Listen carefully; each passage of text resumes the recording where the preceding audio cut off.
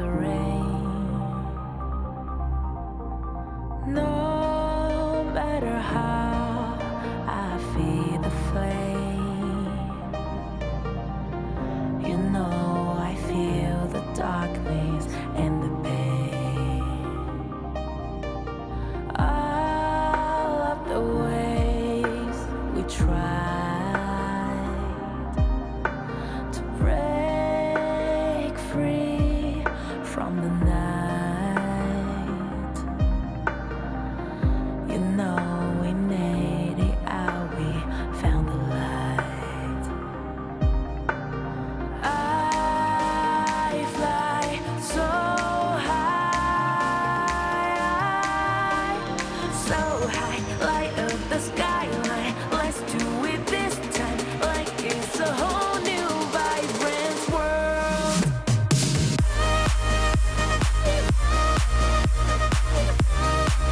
Like we're the only ones in this world. Like we're the only ones in this world. Now I see that I got everything I need. It's alright, I'm on fire, I'm alive, 'cause now I fly so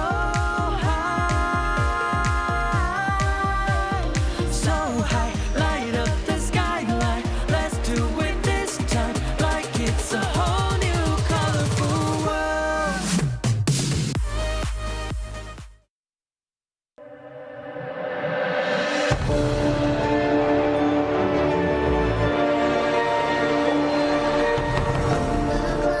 Cloud on my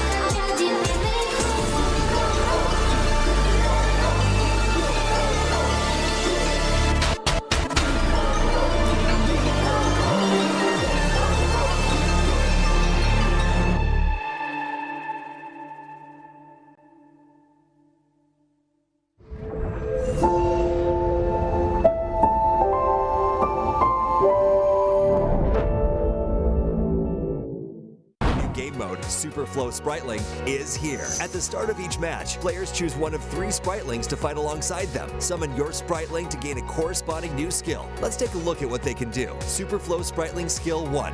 Bigly. The hero drinks a growth potion to increase their size and max health, but movement speed is slowed while enlarged. Super Flow Spriteling Skill 2.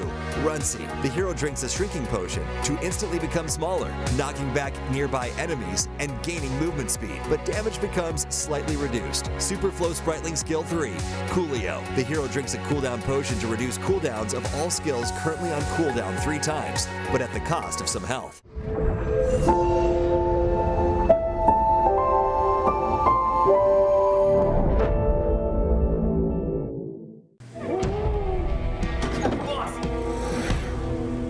The wrong guy.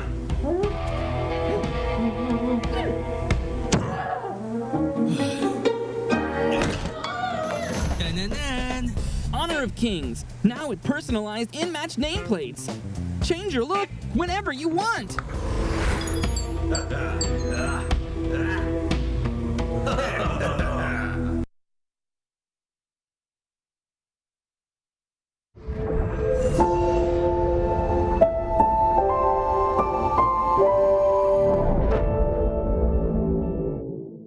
The flow. The origin of all energy in honor of kings. It shapes all life within the gorge and gives rise to countless skills and abilities. Some have learned how to harness the flow, transforming it into abilities uniquely their own. Yet, the flow has no fixed form. It moves freely like the wind and shifts fluidly like water. Time, space, life, and emotion all alter the course of the flow. Thus, different heroes awaken different powers through it. Some temper their bodies into peerless martial masters. Others delve into arcane arts, wielding overwhelming power that can rewrite the course of a battle. But the potential of the flow goes far beyond that. Step onto the battlefield, and amid the clash of combat, you'll learn to command the ever-changing nature of the flow, forging a combat style that is truly your own. Remember, the flow has never had predetermined rules. Rather, you are the one who creates them.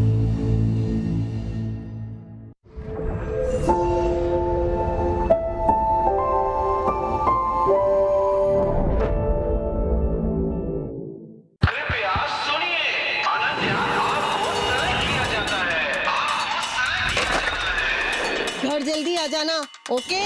Okay, it's okay.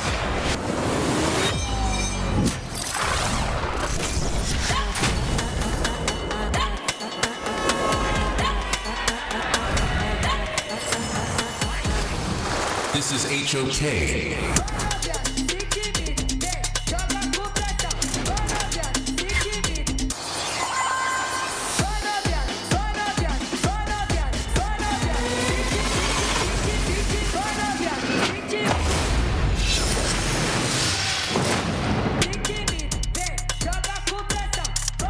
Okay. It's okay.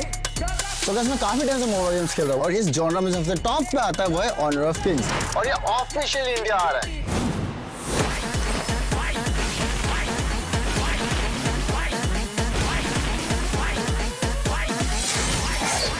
You okay? You okay? You okay?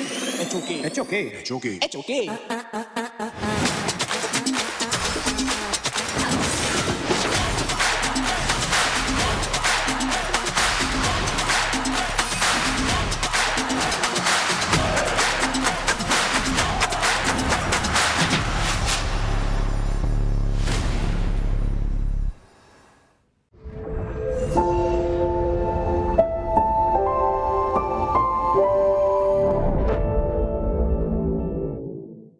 Honor of Kings version launches on March 11th. Multiple heroes have received upgrades and improvements, along with a new mode, Super Flow Spriteling, and battle improvements waiting for you to explore. Let's take a look together. In this update, Ninja receives a gameplay upgrade. His skill 3, Universe Ring Skyfall, is now upgraded to allow targeting enemies on screen to initiate a charge. During the charge, Ninja gains crowd control immunity, deals physical damage, and knocks the target back, while also gaining damage reduction and resistance. After using the skill, its cooldown is based on flight distance. Charge speed starts at maximum, then diminishes over time. A new skill 4, Universe Ring, has been added. Ninja hurls the Universe Ring to attack all enemies, enhancing his skill 3 to have global range. It also grants global vision of enemies and disables enemy recalls while it is in effect. Global control potential fully unleashed. This update also brings balance improvements to Luara and Fatih. Now, Luara's mana costs are reduced. Her wall traversing has been improved,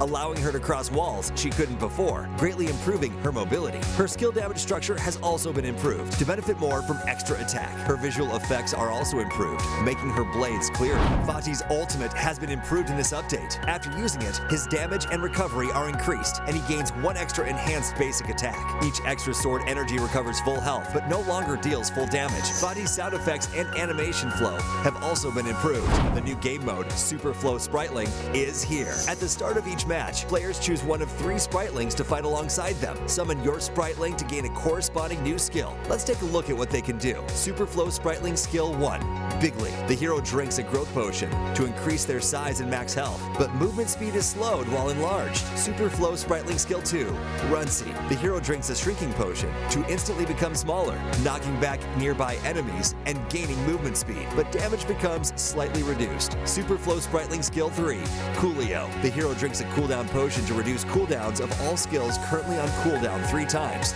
but at the cost of some health.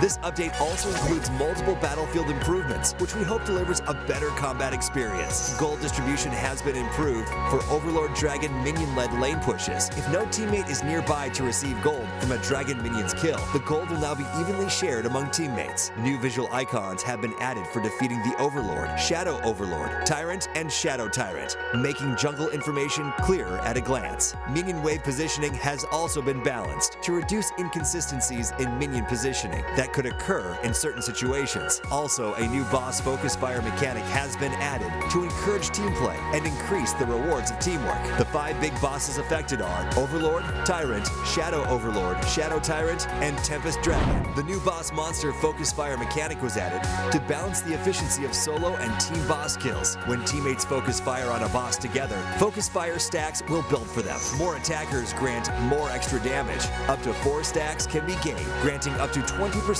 extra damage. During focus fire, wound effects will appear on the boss to indicate the current stat count. Boss monster base stats have also been adjusted. Overlord and Tyrant base health is increased by 5%. Shadow Overlord, Shadow Tyrant, and Tempest Dragon base health is increased by 10%. All the new content are waiting for you to experience. See you in the Gorge.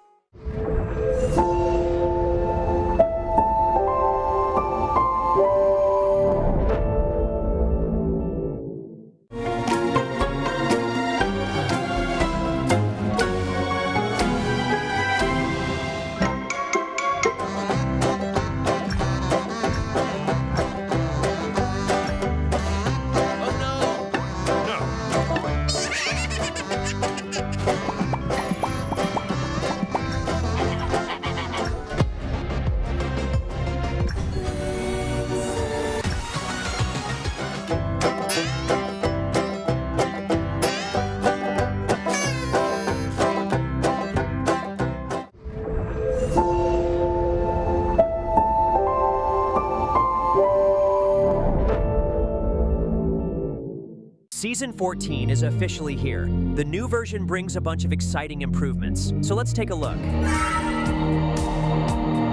A new hero, Yango, is coming soon. Attack enemies and collect hero shards.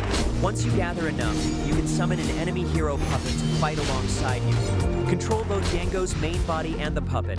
Chain your skills together and outplay everyone in style. With puppets that are nearly indistinguishable from the real thing, can you spot who is real? Nezha has been upgraded, gaining a new skill that provides global vision.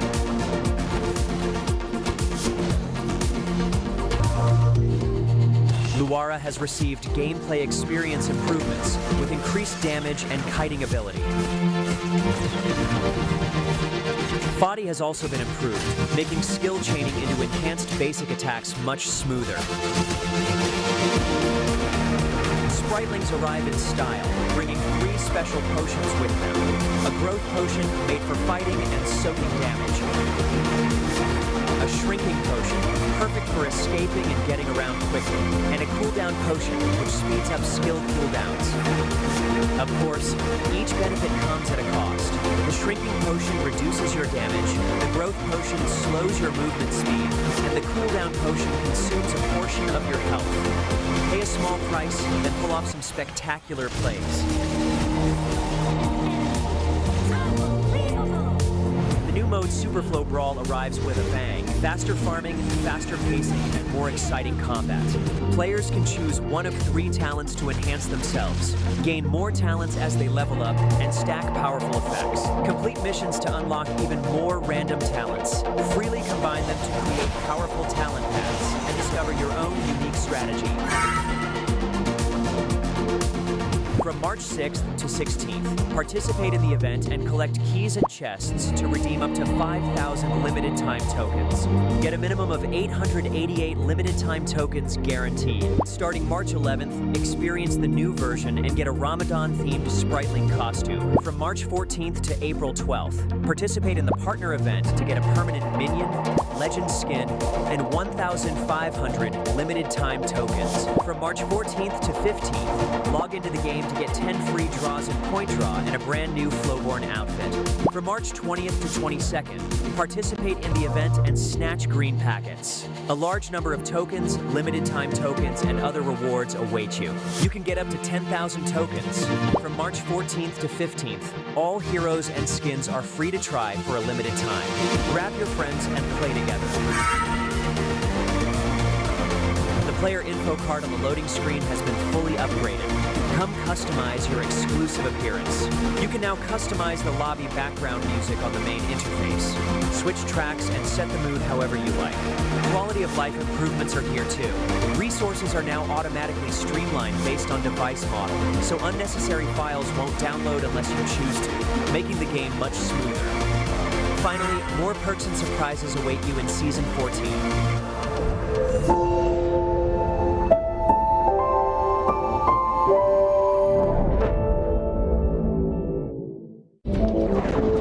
Hunting is all about patience, lying in wait to strike at the right time.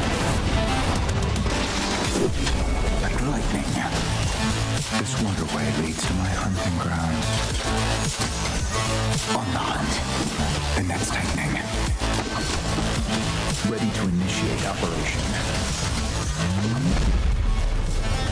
Hush now, this won't hurt for long. The weak get devoured, and the strong collect their bounties.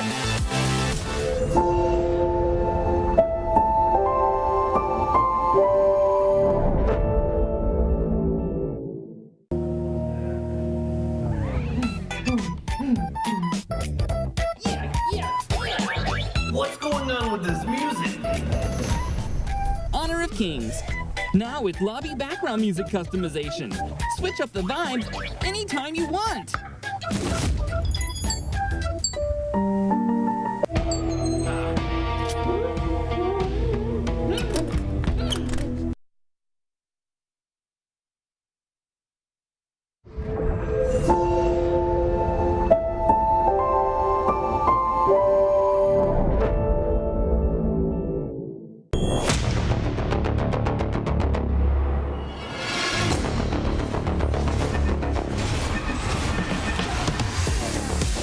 HOK's new mode, Superflow Brawl, arrives with a bang. Break fixed builds and experience true combat evolution.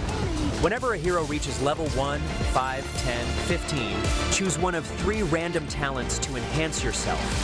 The higher your hero level, the stronger the talents you can obtain. 10 major talent paths, freely combined to create endless strategies. Preview talent effects in advance to fully prepare for battle.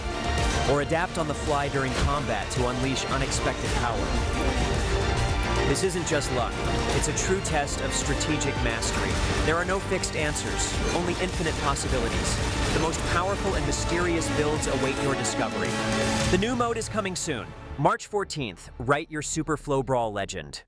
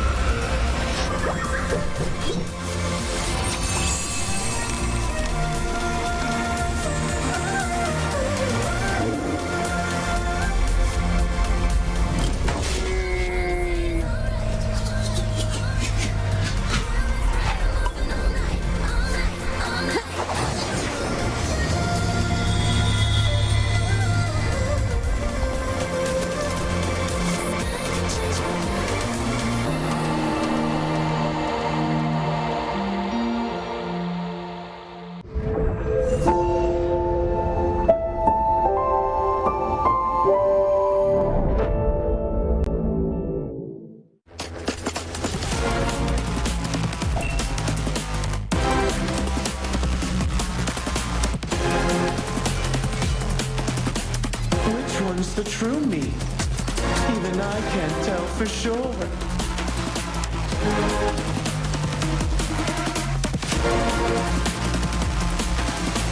At least your death was quite the spectacle.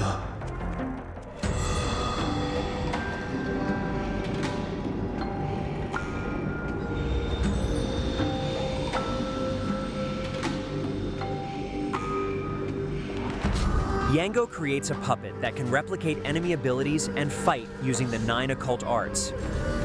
This is his core mechanic. Attacks from either Yango or the puppet grant hero shards and recovers health. When 50 shards are accumulated, Yango can summon a puppet of the corresponding enemy hero to fight alongside him.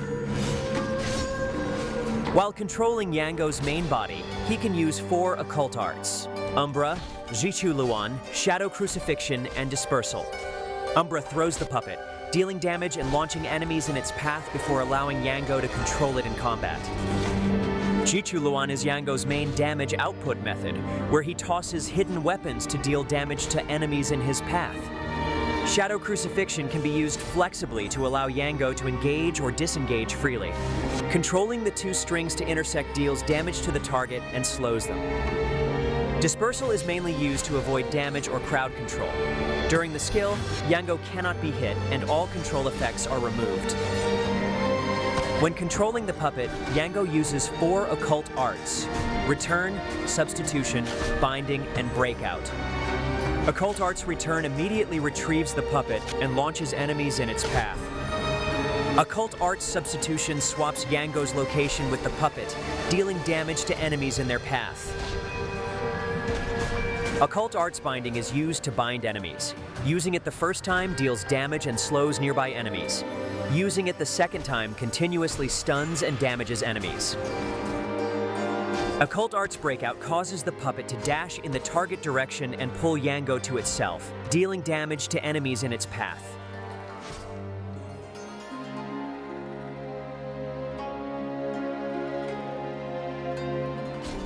By mastering all 9 occult arts, Yango develops a unique combat style. After ensuring his own safety, he first summons the puppet with Skill 1, and uses hero shards to transform into a key enemy hero to assist teammates. Tapping the hero shards again reverts the puppet. And then he can follow up by chaining skill 3 twice to crowd control enemies. While enemies are bound, he uses skill 2 to summon his main body, then follows up with skill 2 and skill 3 to deal maximum damage.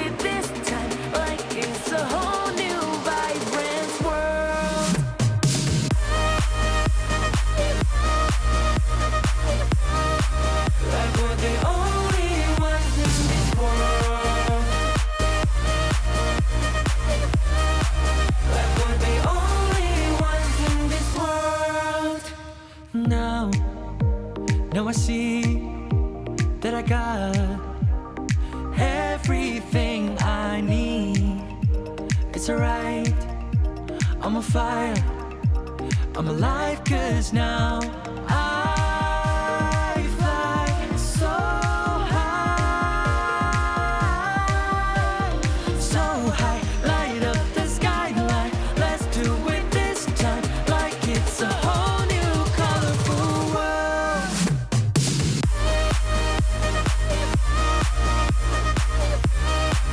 Like we're the only ones in this world.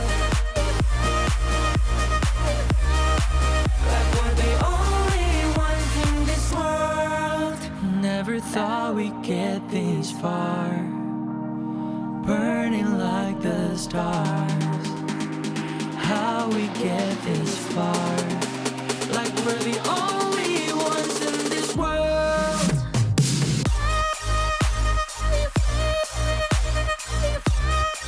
Like we're the only ones in this world.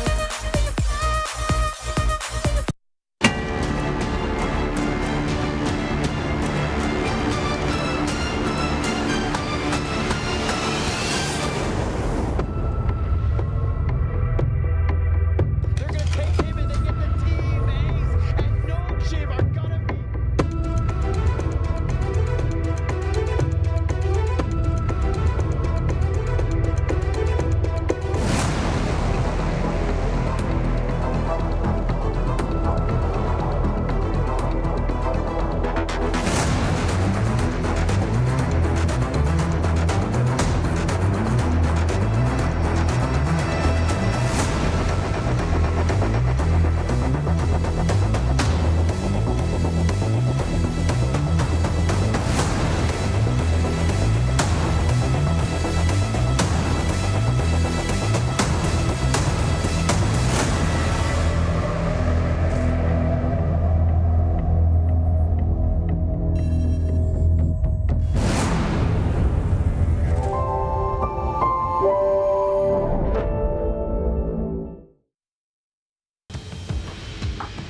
Welcome back. It's another day of Honor of Kings.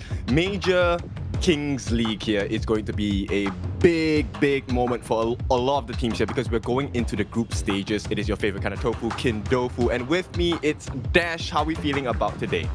Yeah, man. Yesterday was great. I'm feeling good today. We're going to be seeing another game from Nongshim, Redforce, and Virtus Pro for today. So I'm pretty excited on what else they are going to be bringing here against the other teams. I think right now, Kin, it's Stamina Esports' turn now. Yesterday it was Vicious, who was not having the best day, but now it's Stamina Esports' time. But let's take a look at the prize pool. All right, so total 26,000 USD, and we will have our champions getting 5,000 USD of this prize pool. Second place will be 4,005, followed by 4,000 for the third.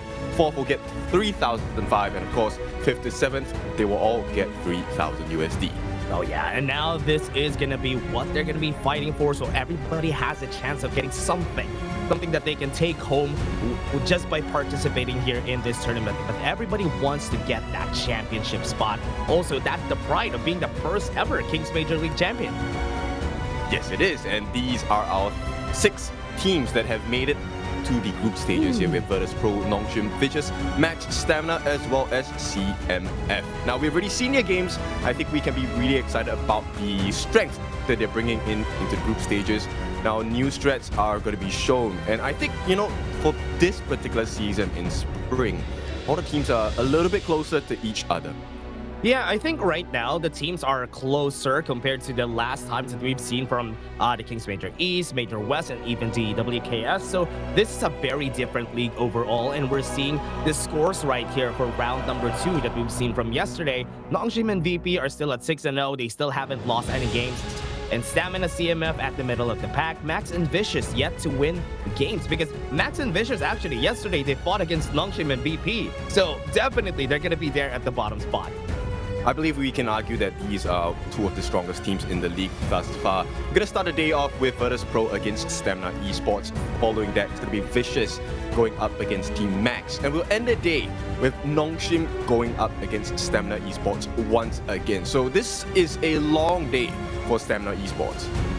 Yeah, it's going to be a long day. Stamina Esports, after fighting against VP, they're going to weather the storm for a bit, and then they're going to fight against Nongshim after. Oh man, this is going to be a tough day. But I have seen their games, right? They have fought against Nongshim, and they had a close game from round 1. Which is kind of scary, right? Because if you take a look at Stamina Esports, the history of the team, this is their first debut season in any professional league. And to be able to put up a strong fight against Nongshim in the early parts of this tournament shows that there is a kind of hope that maybe today they can beat out. Maybe just edge it out. I don't think they will be beating them flat. But Nongshim needs to watch their backs for this one. Yeah, it's scary because Stamina Esports also has a player that is very experienced on their side. PHY from yesterday has shown us how they are going to do this. But again, everybody, let's take a look at the first team. Virtus Pro is going to come your way.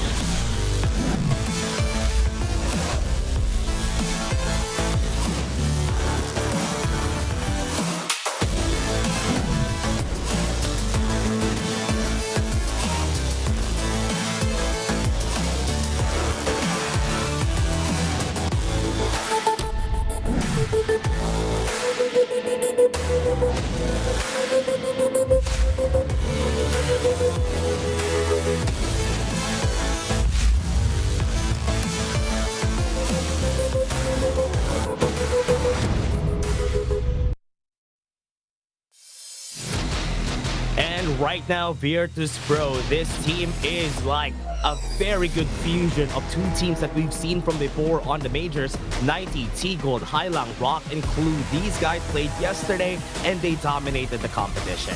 Yeah, I would definitely call them like the heavy hitters of the league, right? Because they have definitely gotten the best out of every team they've acquired together to form the new Virtus Pro. I think they've been really impressive with their play styles, their communication as well. And I think the synergy has definitely been hitting it. And this is really curious to me because we're like you said, we're taking a look at a team that is comprised of many different members coming from different organizations. But of course, the challenge is going to be Stamina Esports. Let's take a look at them as well.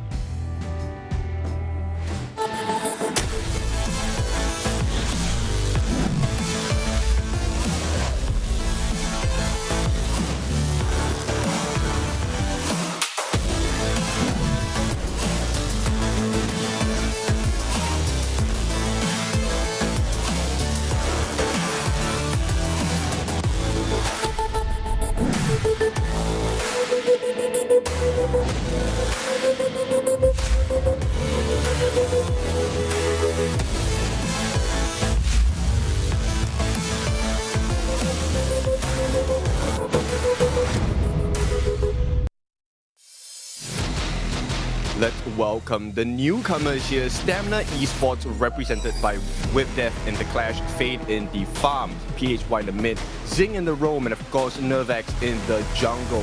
So the debut performance so far for Stamina Esports in their first ever season in KML seems to be impressive. Can they do it against Virtus Pro? Yeah, that is the question that we're gonna have here. Because from one of their games during round 1 against Nongshim Redforce, they really left the mark. But the last time that they met against Virtus Pro, it was a 3-0. So it's still gonna be a very tough call here of what Stamina is gonna do, because Virtus Pro currently is just swimming smoothly currently in the KML. Yep, there's like a list of questions that we're looking at, right? When we take a look at Stamina Esports, the biggest question was, once they entered this league, what was their performance going to be like? Are they going to be a prey? Are they going to be a predator? And for now, it seems they are still finding out that synergy. And we'll take a look at the stats here, the head-to-head in this mid lane, PHY and Hailang, both of which have had extensive history in HOK and decent performances as well. But based on the stats itself, Hailang seems to have a better performance in the KDA. Kills may not matter as much, but they still do. Yeah, 72% and 76, but it's all because of Virtus Pro winning all their games. That's the reason why you can see the inflation on the KDA on the side of Virtus Pro, but that is because they were definitely excellent here for the side of Virtus Pro. But Stamina Esports, they're no slackers, everybody. They are a strong team, so they might be able to get a game or two, or maybe even actually turn things around against Virtus Pro. Yes, and you know, every strong building starts with a strong foundation, right? So that first brick needs to be in the correct position. So Stamina Esports are going to start this with the blue side, so they get prio pick. Now, is this going to be something that they can build success off of in game number 1? We have to see, because now that you get prio pick, what lane do you want to prioritize? Ooh, that's a good question though. So far, I think both of our junglers on both of our teams have been very good, but the priority is almost always gonna be, recently, people have been prioritizing Haya Evernight Aspiration, always gonna be banned, because she's pretty strong into most compositions. Yes, very good synergy. She also has insane wave clear. The first wave, in fact, is almost guaranteed unless you have like a tri-lane or a dual lane in the mid to try and contest this wave clear speed of the Haya. Now, with that being said, Stamina Esports, they're going to start off with the few first bans. The Luna and the Arlie, we know why they're banned. But yeah, VP, they actually take out the Guan Yu.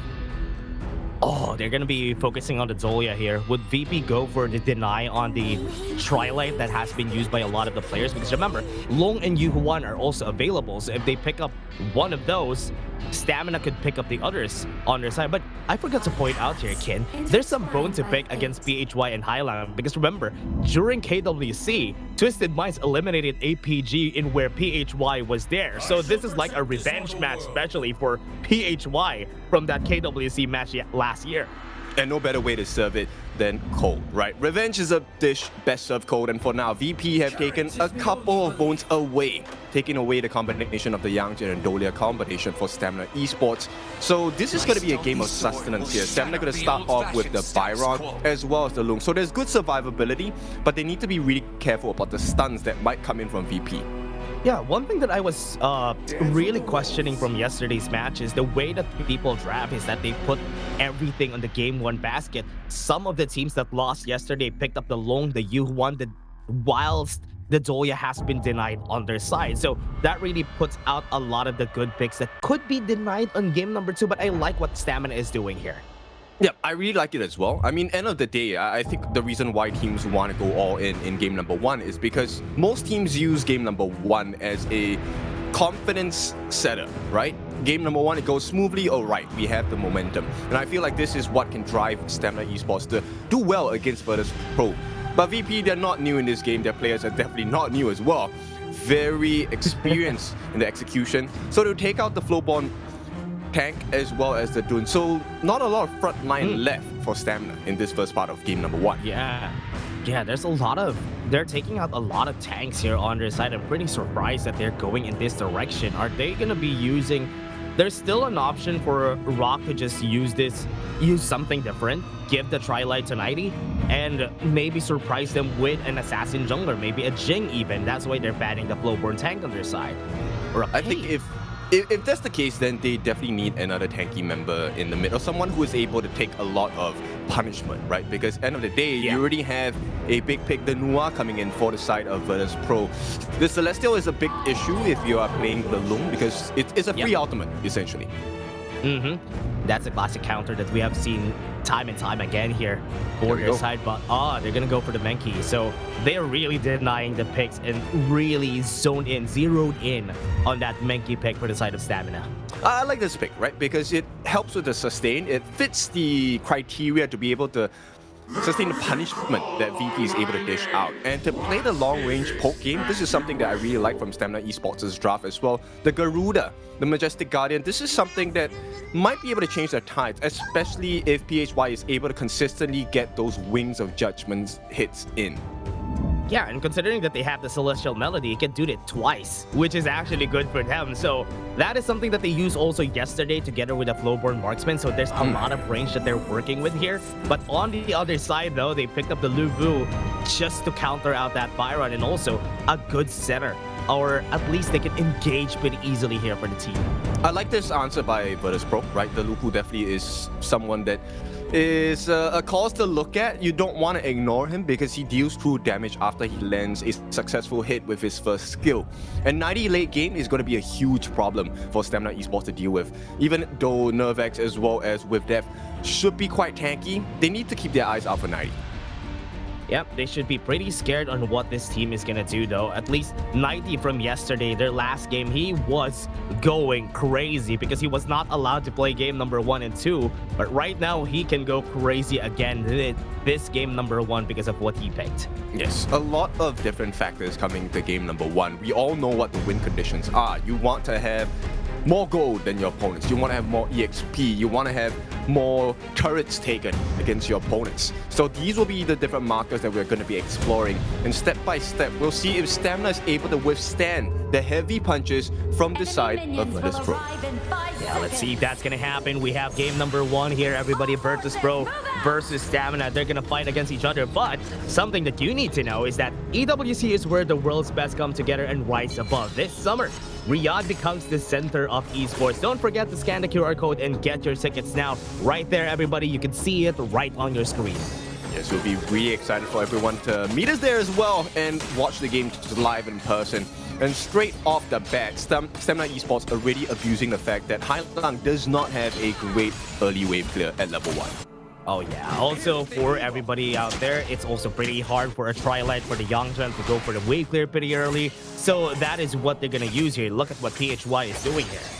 Yep, PHY has a very strong early game, right? The pokes, and with its first skill as well, it's something that almost guarantees a great start to the game. But in the farm lane, this one is looking a little bit more difficult because there's too many targets for Fate to be able to deal with. I'm pretty impressed by T-Gold so far, right? When it came down to it, the question mark on their team was T-Gold because we don't really have a lot of information on T-Gold, but he is fitting pretty well here in the team, even though that there is a lot of experience from the side of Virtus Pro here that they played from the recent years.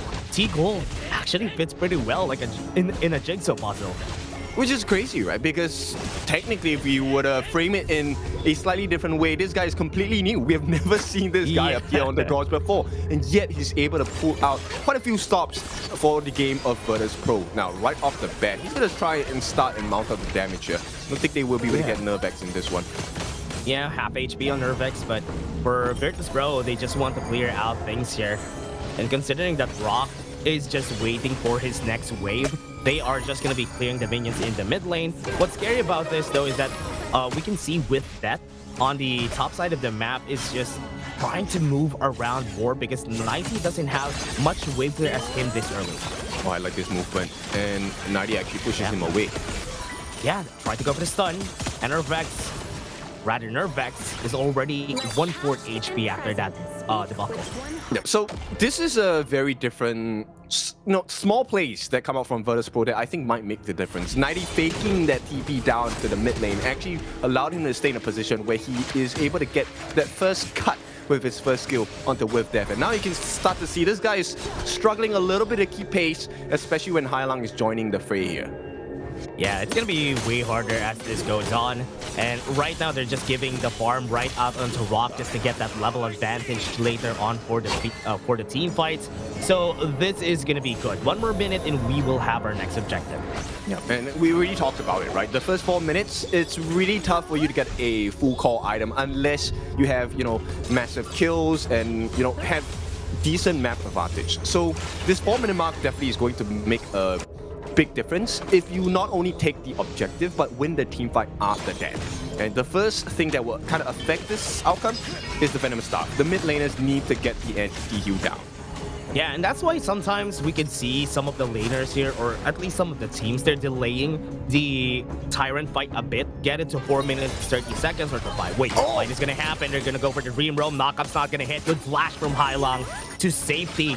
And now some of the ults here are already down. They get another knockup, but with that, he's left alone here. No teammates gonna help him out, but the Dream Realm not hitting again. And VP still quite healthy right now, but he goes in with a Heaven and Earth form. The sun comes in, but he is just regenerating a lot of HP here. 1 more in that hole, getting the first blood for T-Gold. That's a great start for the side of Virtus Pro, and to give it into T-Gold, that's a huge mark of success. Virtus Pro should have this first Tyrant of the game uncontested. Yeah, especially right here, uncanny from the side of Virtus Pro. They didn't leave each other out of the way, but you can see Stamina also were just disassembling while all that chaos is happening. And this is the main difference, right? To be able to have great sustain. This is why the Yang Jet is one of the meta picks in this current patch, in this current season as well. Virtus Pro showing you exactly what to do with it. They can keep going in and out, and they can pick their fights. Here we go, 2v1. Yeah, damage is here. Leader stands his pop with that. Very low, half HP already. Gonna regenerate some of that HP. No more shields. It's gonna be dead. Another kill for T-Gold. Yep, and this snowball effect is only gonna get even tougher because Virtus Pro, now that they have another kill going into the hands of T-Gold, this guy could be a monster right at the 7-minute mark. Right now, this is gonna be scary though because they have been giving a lot to T-Gold. And remember, you don't want T-Gold gaining those items, half HP, a rock. Gonna be using the emergence just to push everyone away, gain that space. And Virtus Pro, look top side, that's gonna be a push. And the biggest thing is nobody has an answer for the side of T-Gold. This guy is free farming all the way. Yeah. So Stamina Esports, they need to figure something out, but they can't really do it because they don't have the gold and equipment to really fight. Yeah, what's also really scary though, once he gets his second item on T-Gold, the fights are gonna be scarier. Look at VP, they are just in their namesake, gonna go in again. The stun comes in, the Bears are just mauling Stamina out of the way. Yeah, and Fade's having a very difficult time. They could try go in again here. Yeah, emergence, not gonna hit anyone. Lighty just positioning at the back so that nobody could move forward for the side of Stamina. And now they're gonna use the Wings of Judgment, gonna try to get that. The push happened and almost getting killed by the Annihilation. Not enough damage though, but at least a nice try for Hailang. Well, it's starting to hurt, right? It's a 2,000 gold advantage going into the favor of Virtus Pro. And at this point, Fate does not have the ultimate. That's one of the reasons why Rock was so aggressive, right? It's not to get the kill, it's to force them to use their resources. And with the map being so dark for the side of Stamina Esports, VP can definitely go for more here. Yeah, the lights being turned off. Right now, they're not even pumping the brakes, stepping on the gas here for the side of VP. They're still pressuring. Not a lot of levels here. 1 level advantage on their side, though. They didn't get it. But at least PHY was able to get it himself right there onto the backline. Treble Mortals. Is he going to hit anybody, though? The damage is there. And there you go. The kill comes in for 90. Emergence in front. They tried to go for the kill, but T-Gold snipes one from the backline. And that's 2 kills again for VP. There's a big moment for the side of Virtus Pro because Nervex is taken down. If Menki can't tank, you don't have a front line. And when you have no defenses, Virtus Pro will tear you apart. Now, they did get a small trade in the form of a T1 at the bottom. But bear in mind, this is a 1-for-1 in terms of turrets. Yeah, still, they got the turrets, but until now, it's looking like the lead is just ballooning here for the side of Virtus Pro. This is the difference between them and Nongshim Redforce. They are a very aggressive team. They're gonna take the fights every time. And I think this is a behavior all teams must learn, right? It's not just about getting the lead, it's also about how do you maintain it. Now, quite a bit of damage onto T-Gold here. I don't think they want to over-aggress at this point. Just the sheer aura. They still got it in the end, though, Rock. They have been denying all the buffs out of stamina. This is a painful one for stamina fans here, as it looks like this is going to be a clean reset.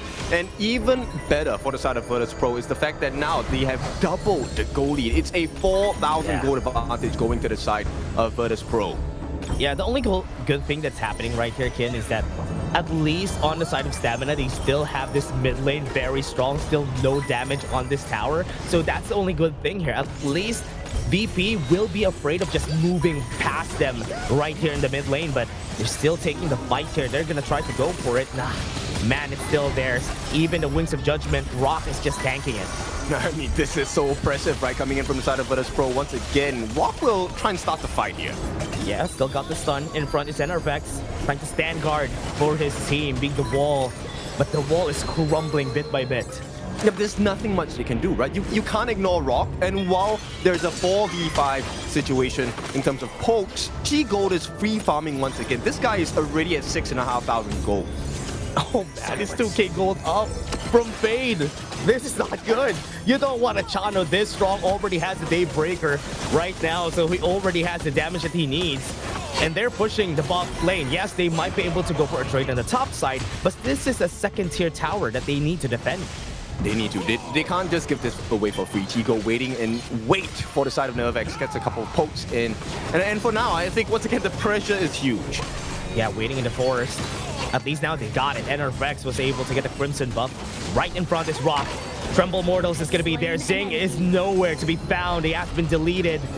And that is another kill to this side.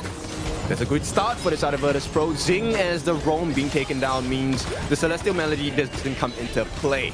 With that, PHY already has used his ultimate, so the defense is not gonna be too strong from the side of Stamina. And to make matters worse, we are less than 20 seconds away before the shadow variants of the objectives are gonna start spawning. And they're gonna be up. Rock again, denying this for Enervex. Gonna try to take it, but it's not gonna be that easy to do. 90. Tanking up a lot of damage from PHY. They are not giving up this mid lane tower. I mean, you can't really deal with 90, right? He does have the Pure Sky. It's on cooldown right now, but that 30% damage reduction is making a big difference in the fight. Yeah, pretty big damage reduction. And right now they're already starting with this objective. There's no answer from Stamina. Most of them are not even in the area. Just gonna give it. And the Overlord is free for the taking too, so Rock is just gonna take it. They're gonna try and start the fight here right on the mid lane. They got the stun on Enervex. He still has the Dream Realm, so he's still pretty safe. But never mind, Tremble Mortals onto the backline. They go in, and they start to deny him with the Dream Realm on Enervex, but he's still gonna die on his name for his troubles. They got the kill, but 90 is shut down. And that is too aggressive, but you know what? That's worth it. Yep, I definitely think that was a great trade. Now, Tigo gonna start working on their own Azure. And look at what Rock is doing. He is just taking everything from the side of Stamina. This is why you need a early game. This is why you need to have the ability to fight. Oh man, it's so hard. Just for everyone to know also, a Trilite also deals some true damage on his kit. So it's also hard to deal with it, considering they also have 90 with his own true damage. He got the stun. Hailang aggressively goes in. Infinite Bastos is forced, and that's a 40-second timer right out of Fate. Yeah, and the constant pokes coming up from Hailang, right? We want to see more response. Rock is low though. Yeah, gets the stun though. Rock is gonna be dead. A bit too aggressive. Nobody's there, but T-Gold right on the answer. There's only 3 people here. 90 is not in the area. They got the knockup right on T-Gold. Lunches him up in the air, but what a save right there from Hailang. Great use of the creation just to deny with that the space. Pushes him back away. They can't even go for this. They can turn around. Everybody's very healthy on the side of VP. I mean, okay, the silver lining that they got Rock down, right? That's a great start. How do you build upon this lead? That's the biggest thing. To be able to take down Rock once, it shows that you can constantly do it again and again. But that formula needs to be consistent. Yeah. We've seen Rock out of position there. Tremble Mortals was available, 90. Holding on to it. Just want to keep it in his pocket, waiting for Stamina to overstep. But for now, they are just gonna back up. There's still another Wings of Judgment ready with that. Got the hold right there from the Bitter Farewell. But VP is gonna back up and take the Overlord themselves. Right, so this is a decent position to be in for the side of Virtus Pro. They have gotten I mean, they've maintained this 4,000 goal lead, which is great for them, right? But PHY is starting to hurt a little bit more. Emergent Scouts 2 out, so Stamina Esports, they might want to reposition themselves. Siege Breaker over to build by 90. Whoever gets landed on by the Tremble Mortals is gonna get stomped to death flat on the ground. And like you said, that's a huge issue because it means NRVX is not going to have a good time. With Dev, these are the main two tanks. They can't afford to fall. What was that? That damage to PHY from T-Gold. That's 1/4 of his HP, just one soaring signal. I mean, he's 2 levels ahead. I think this is a huge amount of damage. PHY though, very low. Oh! Emergence close. PHY almost got killed there. Good thing he had the flash right on his pocket. And now they're going to be able to push the mid lane. Space created by 90. Tremble Mortals is available though. He's still not using it, holding onto it for now. And he can sacrifice himself for this push that is going to happen in the bot lane. Yep, the walls of Virtus Pro are closing down. The T3 is under pressure. They should be able to get some damage here. The worlds are going to slowly crumble. 90 on the back line, gonna go in. They got the sniper of the Graze and Zing explodes. And 90, yes, he's gonna die, but it's okay. They already got the tower that they need. They can still back off here, but they want to go in. They have the HP to do so. What a good heal coming in from Clue. And now they are gonna be looking at another target here. Mid lane is gonna be the call for BP. No wave clear to finish it off. And even the top side could be in danger here with that, trying to defend it. But this tower is also gonna fall. They're gonna try to fight. No, they've been pushed back. Yeah, it's a completely open base. The life of 90 for 3 T3s, we take that any day. He will come back. Your T3s won't PHY. Ah, he got exploded though. What a great placement again from Rock. He is just gonna block the exit here. For with that, he's also gonna be dead. Emergent's gonna come in. They want to go. Fade has been holding down to infinite bosses. Has been 430 seconds on that timer, and now they're gonna try to just go in and surprise them with the flash. But no, there's no surprise because Fade just faded out of the blue. And this time, BP still will take this win. They're gonna try to take a kill, but that win is guaranteed. Dominant start, right? This is exactly why teams go all in game number 1. Now, if you're in the place of Stamina, the biggest question is, okay, I think we had a decent draft, but the execution wasn't up to par. And VP shows you why they have picked these 5 members as the core members on the side of Virtus Pro, because this game was pretty much dominant. They doubled their lead, more than that, 9,000 in advantage at the end of the game.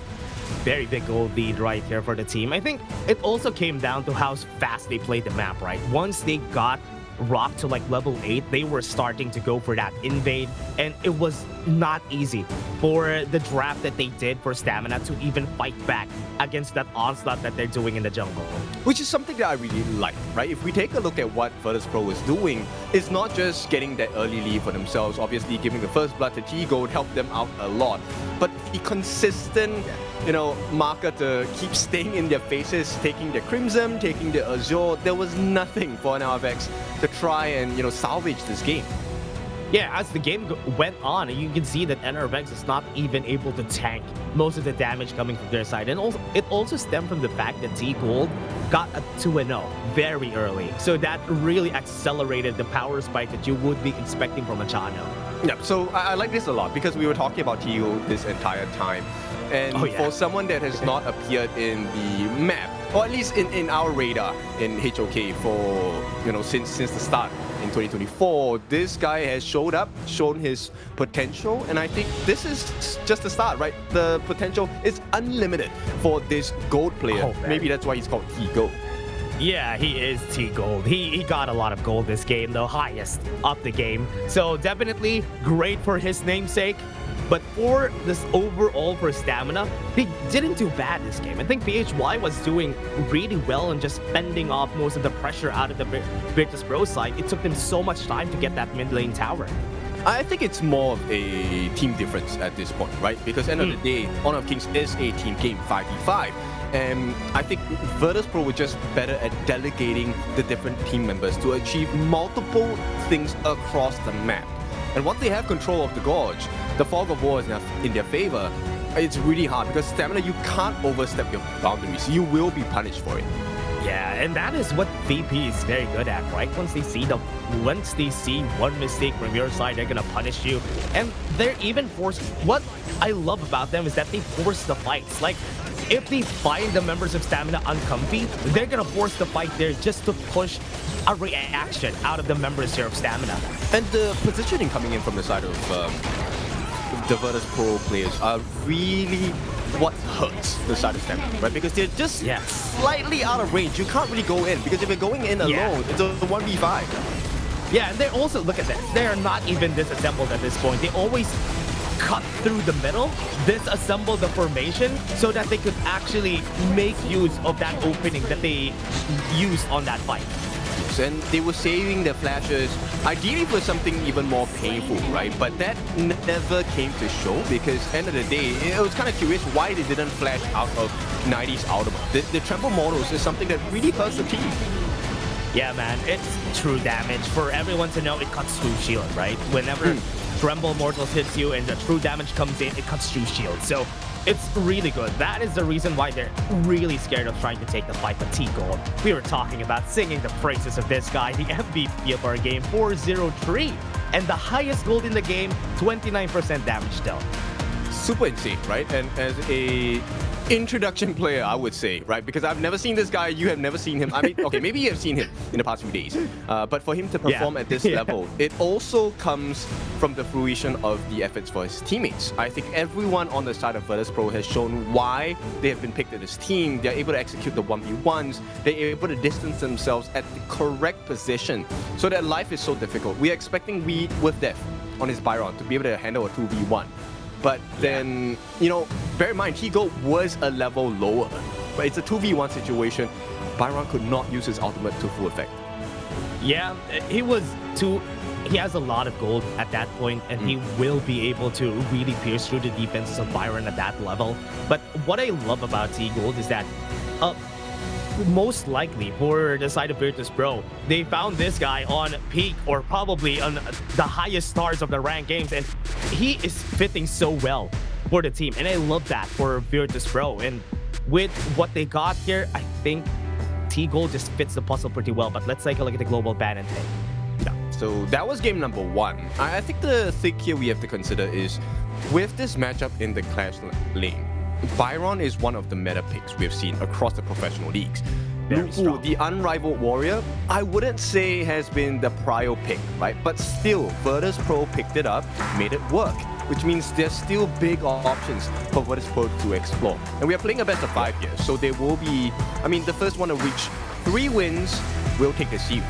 So yeah, it's going to be hard work for the side of Stamina Esports. Yeah, the longer the series goes, the harder it's going to be for Stamina. Because as you always say, like,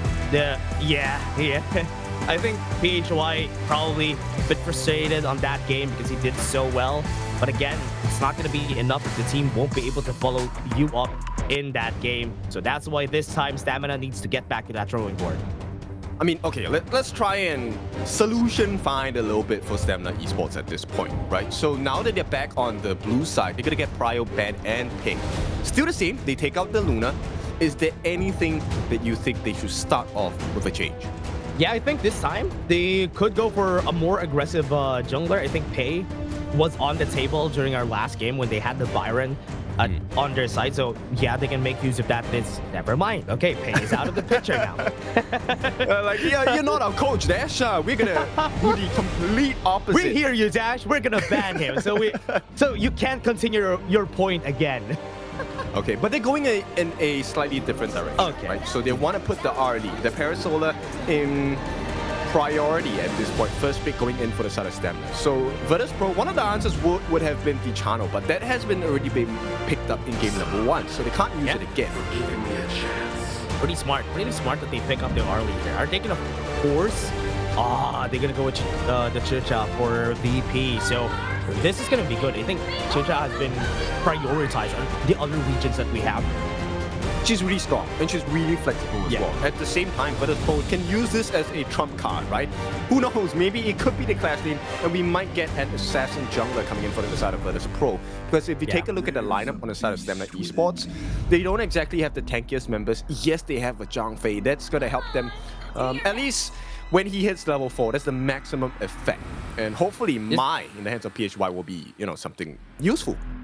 Yeah, this is what I call the greatest red matchup because we call Nongshim Redforce the ultimate red now. So this is the greatest red composition because they're all red.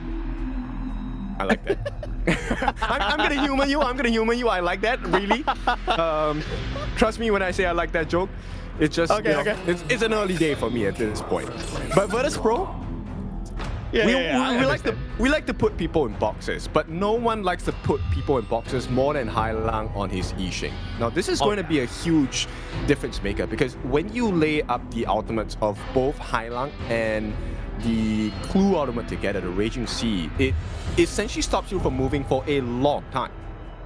Yeah, and it's pretty hard too, especially if you have like people with a lot of dashes here and you keep them in a box. They're not going to be able to use those dashes effectively in this game. I was expecting a bit of that awkward for the side of Virtus Pro, but they banned it themselves. I was expecting that Rock will pick that up. I think for Stamina Esports right now, the game plan is we need someone who's able to be a nuisance, right? As the jungler. So fast moving, either high damage or super tank. So I would very much prefer damage for the side of Stamina Esports. Give some room for Faye to play with. Same formula that they gave to T-Gold in game number 1 and see if that works out. Yeah, one thing that they have here is they already have I think a War Saint Guanyin would fit pretty well in this team comp for the side of Stamina because they already have a lot of engages. A Guanyin would be able to flank pretty well because they have a Zhang Fei in front. So at least have that for their side because they have a target already. That Yixing is a good target for that Guanyin. Oh, never mind. I agree with that because yes, if you're able to stop them and put them away from the appropriate positions, that will help you a lot. And now Stamina Esports is going to wrap up their draft with the Dun in the jungle, Charlotte in the clash. Good answers. My biggest question here is, do they have enough damage? Which seems like a weird question, right? We have a Mai on board, we have a Artie on board. But VP, they have a lot of sustenance. You have the passive of Hyla, he gets a free destiny. You have the Ambrosia that has a second life. So Stamina can go in, but can they come out unscathed? Yeah, that's a good question though. I think what they are good at least for the 3 picks that they have here, they could sustain from the fight very long, the Charlotte, the Dun. But the problem, as you said, will they be able to stick to their targets? That is going to be the biggest question here because BP can just run away if they want to. I mean, Yixing will be trapped because he doesn't really have a lot of movement. He won't be able to dash away. But the others, they can all dash out of the range of Stamina. That's true. And based on what's happening on the side of Stamina Esports here, there's a lot of big glass cannon picks here. So if PHY is unable to get a kill with the full kit burst, VP wins that fight every single time. Oh yeah, that is true. I think PHY, it's all in his hands for them to make this game work. Yes, he won't be able to get the kill on Hai Lang every time because of that passive, but the other targets, at least on the backline, will be good. It's also pretty hard, right, Ken? Whenever you're fighting against Ambrosia, you always kind of underestimate the Ambrosia, but remember, he has 2 lives. Final Frenzy makes her very annoying. It is. I think annoying is an understatement. I've met so many good Ambrosias in rank and peak. It's a nightmare to deal with. And bear in mind, VP have a trump card in the form of Rock on this Broken Mirage. The Jing is able to get those initial dashes down. Your backline, there's no safety guarantee. Yeah, and for most of the regions that we have here in HOK Global, I've been loving performances from a Lapu Lapu and also from a Zhang Fei. The Beast has been doing great for most teams. Usually a game winner whenever they have a Zhang Fei on their team. Usually. I like that you put the word usually because they have the straight up counter here. Clue taking the Lapu Lapu is something that it's hard to deal with because it is an equal trade of ultimates. And right off the bat, you can see 90 already asserting dominance. He needs to show that he is willing to be aggressive. This is interesting though. They went with the swap that we usually see, but they focus on the top side first so that 90 wouldn't be able to get the levels that he needs and deny as much from him. But Hai Lang is getting the brunt of the rage from Stamina because he's getting damaged and knocked up a bit. I think it's okay at this point, right? End of the day, I think Stamina's game plan is, I think it's much easier to secure a 3 rounds of advantage in terms of camps on the top side of the Clash lane, right? You're able to steal the camps away from 90, secure the space right at the top as well to unlock the teleportation portal, and hopefully that's going to be enough of a growth of EXP against T-Gold. Yeah, what I like about this swap though is the Charlotte versus the Chicha matchup, because at least in the swap, Stamina still has a bit of an advantage, because compared to the Arlie versus Umbrosa matchup, Umbrosa's not going to win that. But the other hand, the Chicha versus the Charlotte, with that could actually survive that matchup. Yep, and I like the fact that they kind of got boots first for with Death, right? Not as greedy. It's a little bit more of making sure that you're safe, but it's a 4v1. He has to back off here. Good thing they actually smelled that from miles away, because if not, he's gonna be dead and dove on, because Rock is already level 5, has the ultimate already. And this is what it is really interesting, right? So Virtus Pro always seems to have a plan way before Stamina Esports is able to respond, right? A 4-man rotation, Stamina did not know that the players were there, but I think with that already had an inkling, hey, everyone is off of the map. I need to make sure that I'm safe. Yeah, right now, look at the 1v1 here on the top side though. He's already level 4, got a tower shot in. I think that's gonna be a punishment here. Highline is in the area, I think Fade doesn't know that. Oh, wait. He has the one thing on his hands though, but Clue on the top side, Fade still gets the kill anyway and work things out. How? It's not supposed to be that way. Fade has done well. This is not just a solo queue. This was a 2v1. And 90 having to burst and use that initial ultimate so early. This is going to cost them. But Fade, this is dangerous. Yeah, top side, they already have it. Oh no, that is an easy kill for their side with that. And PHY, please, they got a trade out of that kill a while ago. Yeah, Virtus Pro showing exactly what they should have done in game number 1. We can give you the first blood, but we will take that kill straight away. You know, once you make yourself a little bit open. Yeah, right now, 90 trying to fight against Zing here, but Zing has the Unbridled Outburst. PHY is waiting on the wings, on the bushes. Very quiet, but I think they have been discovered. Rock. Okay, he's not gonna go. I think now is not the time. And speaking about quiet, I feel like PHY has been a little bit quiet this game. As a Mai, you're supposed to come out with your guns blazing, making sure you get the goalie, get the EXP, so they can deal that early game damage, right? We know PHY is a very aggressive player at times, and Mai needs the player to be aggressive. Yeah. Right now, they already have the space here for the side of BP on that Tyrant fight. Stamina still trying to clear out the mid lane. Highline can clear this pretty fast. But look at where Clue is. He is in the pixel brush waiting for any engages from Stamina. Nobody is in the area, actually. I think, are they going to start this? It's difficult because Stamina Esports actually doesn't have much information on the side of Virtus Pro, right? They only just saw Clue, and now they do CT Gold, and this is a different direction, okay? Yeah, I think BP recognizes that they're not going to win this fight. Remember, they have a 90 Umbrosa on their side, so the early game is not really pretty good. So they are just trying to take resources somewhere else on the map. Okay, I don't know if this is going to be the correct decision coming in from Stamina. They might lose them. There's a main Raging Z. The knockup is there, and that is a deletion. But PHY tried to go. Is he going to get a kill? No. T-Gold defeats him in the end. Yep, so they take the Tyrant for the side of Stamina. But look at what Virtus Pro has gotten in response. They get 2 kills, they get the buff, they get a T1 at the top. It's 4 big wins versus the 1 win that Stamina have gotten. Big loss out of there from Stamina. What a great use of that advantage though. Didn't prioritize the Tyrant, but we got something better. Towers, they are not gonna respawn back. And now they have the knockup. Zing still has the Unbridled Outburst, so he's pretty safe. But now on the bot side of Fade, already half HP, had to go away. Oh, this is insane. Oh, okay, they're gonna try PHY. Oh, yeah, PHY tried to go for the knockup, but didn't hit the target that he wants to go for.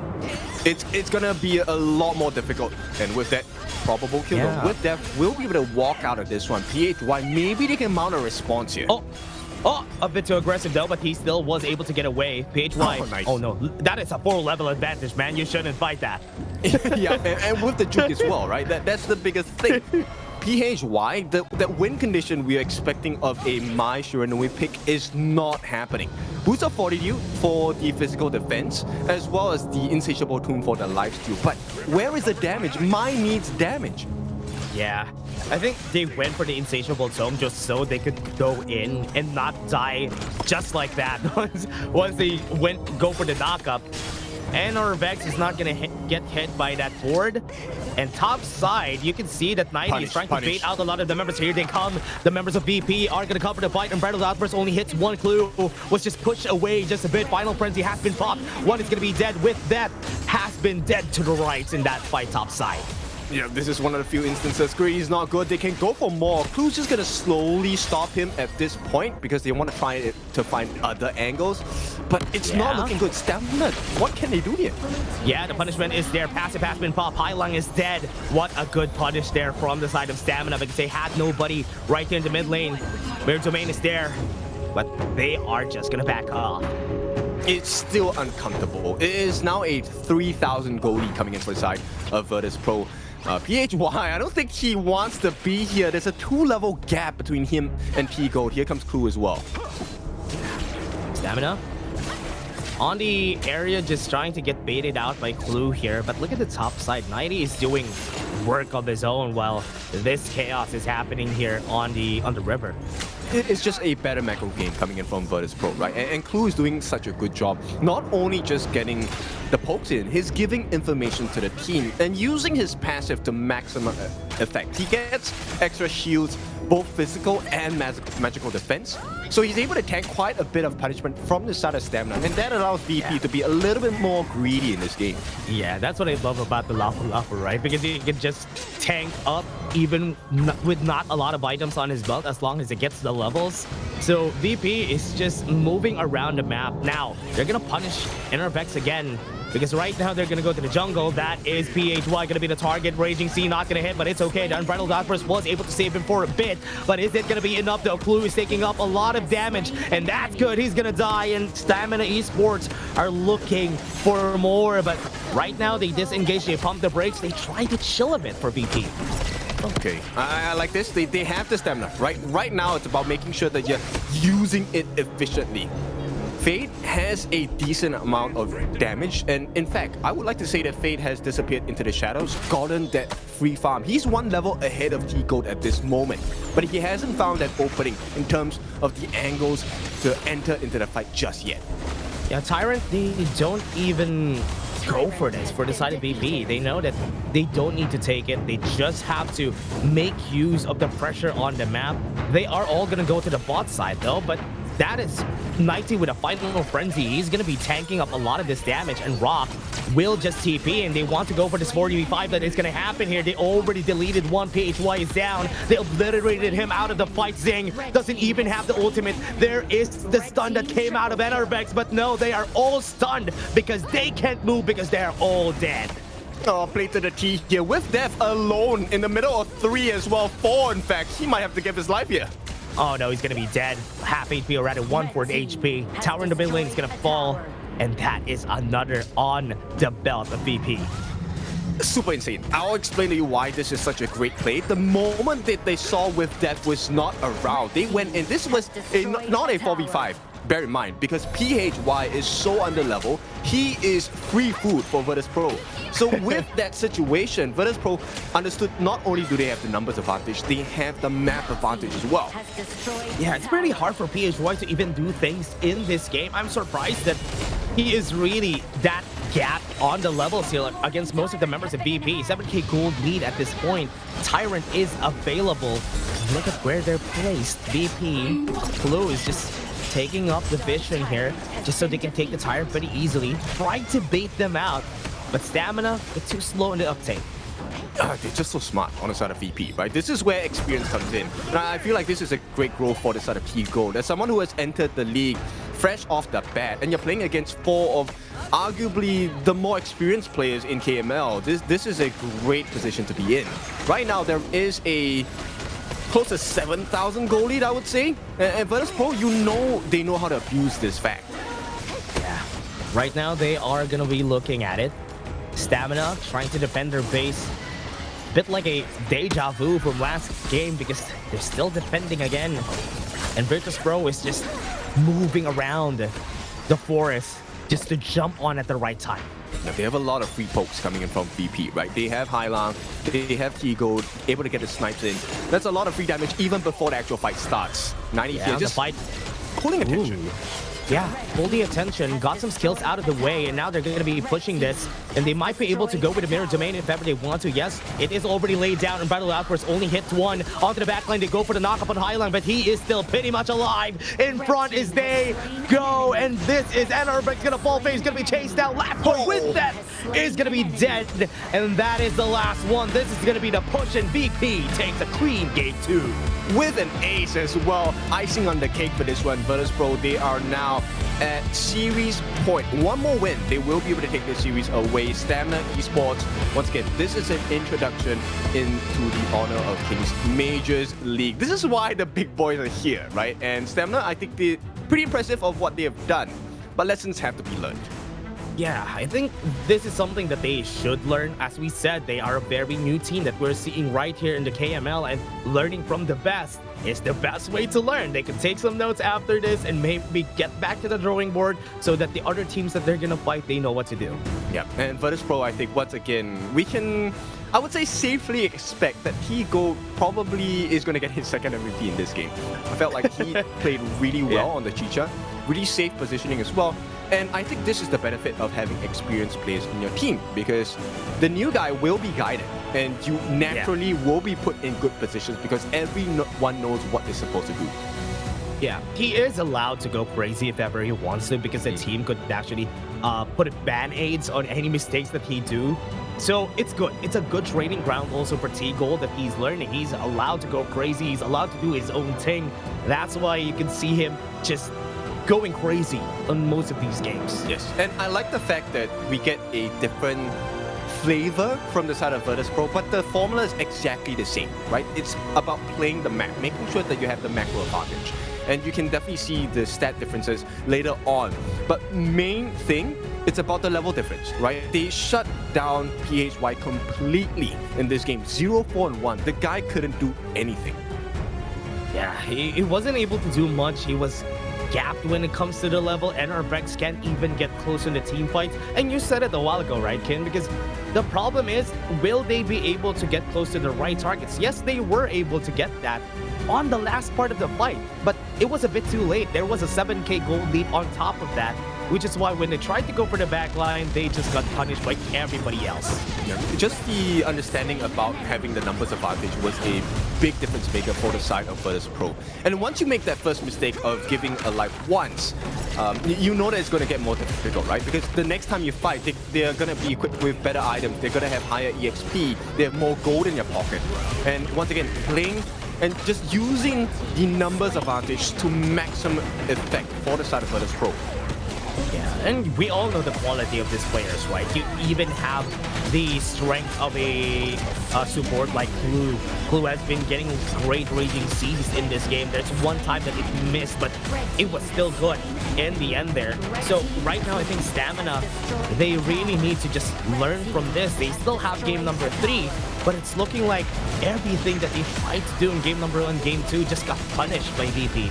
Yeah, because they allow VP to really be in their own pacing, right? So if you take a look at the majority of the fights in the game, there were a couple of times that Zing did not have his ultimate available. And yet, they chose to take the fight, not by choice, but because there was no other way.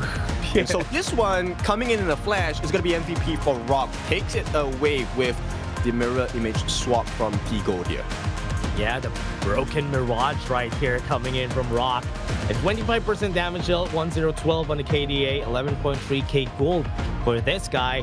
I think there was still a lot of adjustments for Rock, because remember, last season of the majors that we've had, he was playing the farm laner, but this time he adjusted to a true jungler, because before it was flex. He was flexing between jungle and farm lane. Now he's just focused on going to the jungle. Yeah, I remember us talking about it, like, is this guy actually a jungler? And I think this season, yes, we know he is a jungler, because that's the answer. It's a yes now. Yeah, it's a very clean gameplay, and he was pretty much silent in the entire game. I think this was the biggest fear factor for the side of Stamina, because although we didn't really show it, but if you take a look at the POV from the Stamina Esports players, you don't really get to see a lot of the VP members on the map. The only members that you consistently see are probably players like 90, who is willing to keep the Ivan. And Clue. That's it. Yeah, they're the only ones you see every time on the map, and you can see Rock just far away from the top side of the map, just doing his own thing and trying to push as much as they can. And that's one thing that players need to understand, right? In this level of play, they are not letting any minions out of their way. Every time that they see a minion wave pushing on their side, they're gonna push that first before they start taking fights. Yes, the initial wave and the faster map rotation is always something that aids you in getting a better fight for yourself, right? Because even if you lose that fight, or let's say we walk out even, we don't lose any members, the minions will be working on your towers. And that's exactly what VP did. Every single fight that they took in this game, there were minions pushing in. Yeah, and that's the reason why it was easier for them to just do what they want here for VP. That's why they were able to force a lot of these team fights. And again, they did that the same way as in game 1 because they already have things pushed. If we lose a member here, it's okay because the lanes are pushed anyway. So that has been the logic here, and VP has been doing it very cleanly but more aggressively compared to Nongshim. It is. So it really sets up the fight where I'm so curious to see when VP finally goes up against Nongshim what the scoreline is going to be. But we'll take it one step at a time here. We're going to go in potentially the last game in this best of 5 series. We are at series point for the side of Virtus Pro. Stamina Esports, what is supposed to happen here? They have tried double tank jungles in game 1, game 2. Is it finally time to pull out that assassin jungler? Yeah, they had the opportunity to do so, but they had to pick up the early, which is also okay. For their side, they pick up the early Mai Zhang Fei. Those are very good picks. Honestly, it's not even about the draft here for their side. They had really good 3 first picks. It was just hard to pull off for them because they're fighting against VP. It is. I mean, VP has really shown you in both games that they understand how they take that advantage. Even in game number 2, where they gave up first blood, right? And to give it up with Death. Oh no, it was Fade actually who got the first blood. With your farm laner getting the first blood, they still managed to wrestle it back from Stamina. Oh yeah, they were able to get a kill after that though. They were able to get a trade after, but still, VP still on top of their game in this game. Bandit Chicha so that Stamina can't pick them up for this game number 3. Yeah, I feel like that would have been a great answer, right? And VP now, it feels like they're offended by the side of Stamina Esports, right? You do the crime, you do the time. So now they're going to put them in draft jail at this point. There is very little options left for the side of Stamina Esports. Oh yeah. See what they're gonna be doing here for their side. We have some we already had to pay ban here from the side of Stamina. I was kind of expecting Rock to pick that up for this next game, but they have to pick the Yuhu one. I think there's a possibility that they could pick the Zoya in this game because they haven't picked that up yet on VP. Yeah, they can also, pair it up with the Lung, and that's a very scary notion. We've seen these combinations come up from so many teams across the board. Now, Stamina, they're going to try once again. This is still a flex pick. The Arthur can go into the clash lane, but most teams have put him in the jungle. Oh yeah, true. And I think the last time that we've seen Stamina actually used this in their last game, and yeah, I think they put this in their jungle yesterday. Yeah, they put this in their jungle yesterday. So I think it's going to be interesting at this point. So once again, the same issue stands, right? Stamina, yes, it looks like they can tank, but where is the damage? Now, there is a lot of sustain. Sun Bin is a great pick, but VP now, this is a very explosive first half of the BP. They have the Arlie, they have the Fatih. These two will cut you down in an instant. Yeah, one thing that is a problem whenever teams, yesterday, some team, CMF, I think it was CMF who picked the Sunbin yesterday, they had problems when it comes to just sticking together. They stuck together the whole game. The other team weren't even taking fights. The other team were just running around the map because they don't want to take the fights against a Sunbin. Yeah, I like that idea a lot because it gives you a couple of options, right? It shows you that not every fight needs to be taken. If a team groups up, it means they don't have enough resources to cover the entire gorge. And that's when the split push works the best. So I'm curious to see how Stamina Esports wants to play this because they have to figure out what this pattern and this movement from VP will be. Is it going to be a 5-man gank onto one person? Can we get a split push if that happens? You need to find proper trades. Oh, there you go. They even went with the Xiao Chao underside just to counter out the Arlie. But what I like about the Virtus Pro lineup is that they can do what we said a while ago. Like the Arlie, the Fati, they could just split push while everybody from Stamina is looking for team fights here. And they even put out a Kuan Yin underside and a Mai Nui. So they could also take fights themselves and even go to that backliner. The Xiao Chao could be in danger here. Yes, it is. I think this initial laning phase, the biggest decision that will affect the game here is how do they choose the lane.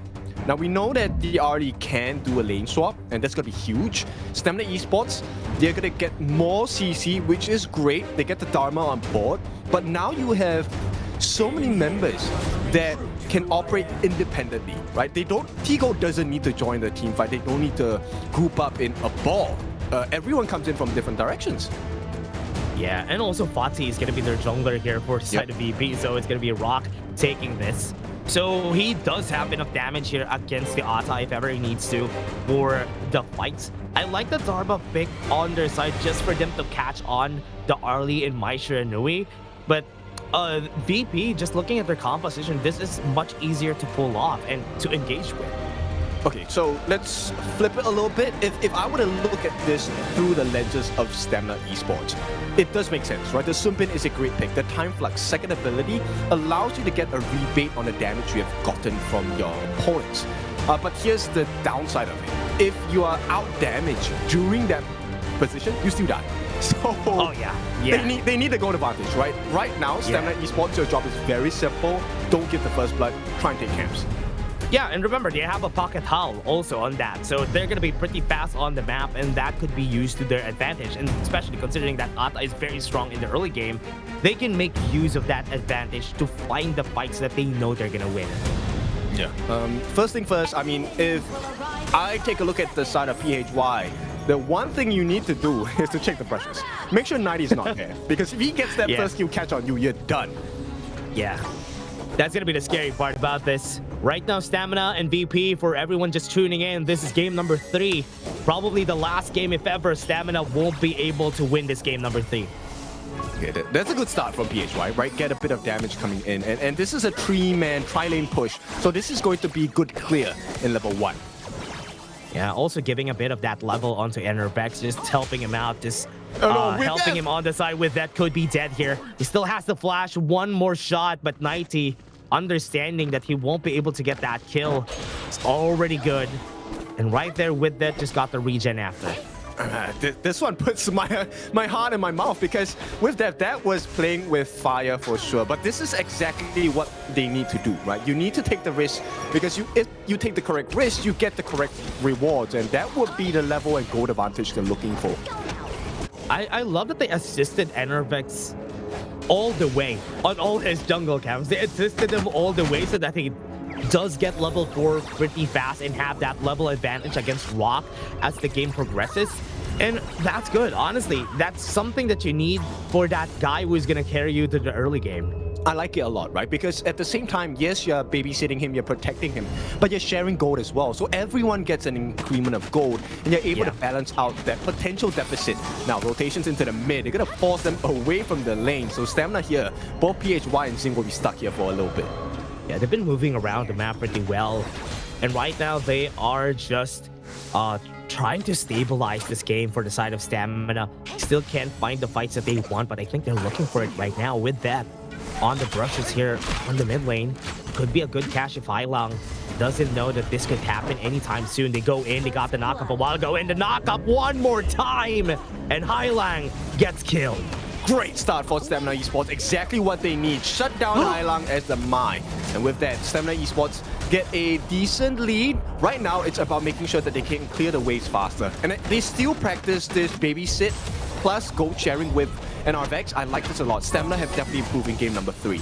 Yeah, I think this is some good adaptation from Stamina. They know what they needed to do. They also help out the jungler. They got their first kill, and that came as a surprise for Virtus Pro.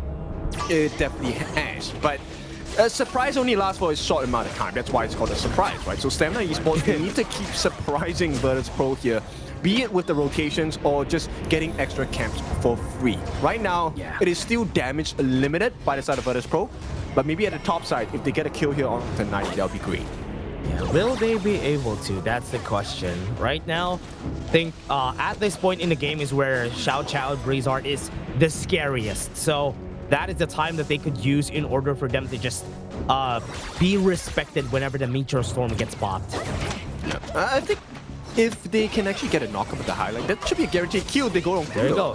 Knockup comes in. They all have a knockup on their own on PHY, but the ghost ship is already there. 90 on the area was able to push one back, push them together, and PHY is down. And that's the scary part about fighting a Guanyu. But with that, at least answers that with a 1-for-1.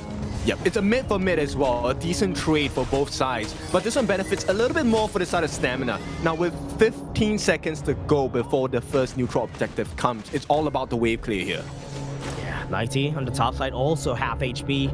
Will they be able to contest this take on the Tyrant? Because with that is already running towards that Tyrant, but it's looking like VP doesn't even mind not taking this Tyrant on the bot lane. Yeah, I don't think they're too concerned. Fade is a little low in health. And right now you can start to see this information sourcing from 90 is already being put to use here.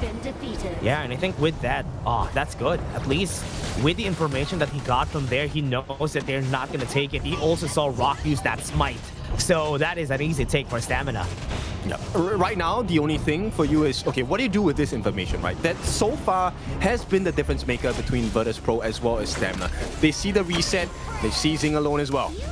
Oh, they see the problem. Meteor Storm pretty early on that pop on that ultimate, but the punishment is here. Because they saw that information, they make use of it. They push the tower to bot lane, they shoved everybody away. You know, they know they have the option, right? Clue does have his ultimate, so they don't mind if they get caught by Whiff Death. And at this point, once again, they're moving around the map. Zing. Yeah, gets information very fast after. Had to use the Purify because he could get jumped on by everybody.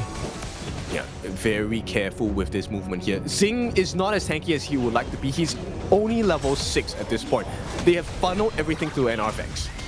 Yeah, Rock. Oh, he has... Does he have Blazing Cape? That is a Blazing Cape, right? That's why he's shining. Yeah. Okay. So he is not going to be dealing a lot of damage, but I like that he could stay in the fight. Yeah, there you go. There's the Blazing Cape I'm looking for. Yeah, I like this. I mean, he's building space, right? You want the damage to come in from T-Gold as well as Hailang. And 90 has already shown us that he is able to get the relevant angles, push Stamina into very difficult positions, which allows Hailang to get more damage in, along with T-Gold as well. Yeah, trying to take a look at it. They got the knockup on the Sweet Breeze has been used together with the fan and the Meteor Storm even. They used a lot of resources right down there, but they didn't get them the kill. Okay, but they did force out the out from Clue, right? That's a good start for the side of Stamina Esports, using a time flux to make sure that they aren't punished too hard as well. But the trade comes in. They lose a T1 at the bottom. Once again, it's a macro gameplay from Virtus.pro. Yeah, just like that. Even if they have the kill advantage, it's still VP playing the macro game here, playing the map to the T. And right now, Stamina isn't even aware that some of their jungle camps are being eaten, stolen by the side of VP. Yep, it's just making sure that they get the maximum efficiency from the difference in numbers, right? Right now, they're putting 4 members down in the mid, trying to clear this wave. And you can see 90 waiting. Yeah, on the back though, Razor Cavalry just got used, just got the pull in one, and they got the perfect target. Zing used the Purify a while ago, they knew, and they actually took it into their hearts. And they get the kill, they get out. Once again, Stamina Esports unable to find a response. And that begs the question, where is the CC gonna come in? This was the point we were talking about, right? They can enter from so many different angles. How does Whiff Death get a perfect truth mantra here? Yeah, honestly, they really need to get that map advantage here, because most of the time they need to be on the brushes so that with that could find those good holes in the defense and make use of that. But so far, 90 has just been walking compared to him. Yeah, and the strongest power is not control, it's actually influence. And Stamina needs to influence Virtus.pro to rotate in the way that they want. But Virtus.pro knows exactly what Stamina Esports is trying to do, so they're not going to allow that. The angles that Virtus.pro are coming in from essentially come from almost every single position. So with that, it's a hard game. They always aren't expecting the direction that they're going to come from, right? And that's the reason why, especially if you have a Guanyu on the team, it makes it easier because he can move from one place to another pretty fast. And his engage point is also very far. So he can engage from nowhere land and you're gonna get surprised. Exactly. And you're caught in no man's land. 90 gets the frigid charge.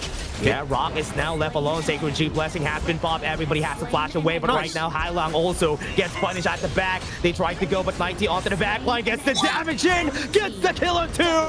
And this guy was able to turn things around. Made it beautiful for VP on a 3 for 2 actually. A kill also on the top side. That was not supposed to happen. Virtus Pro, that is not how 90 is supposed to survive. T-Go gets a T1 at the top as well, and Stamina, yes, they have the tank, but they don't have the damage here.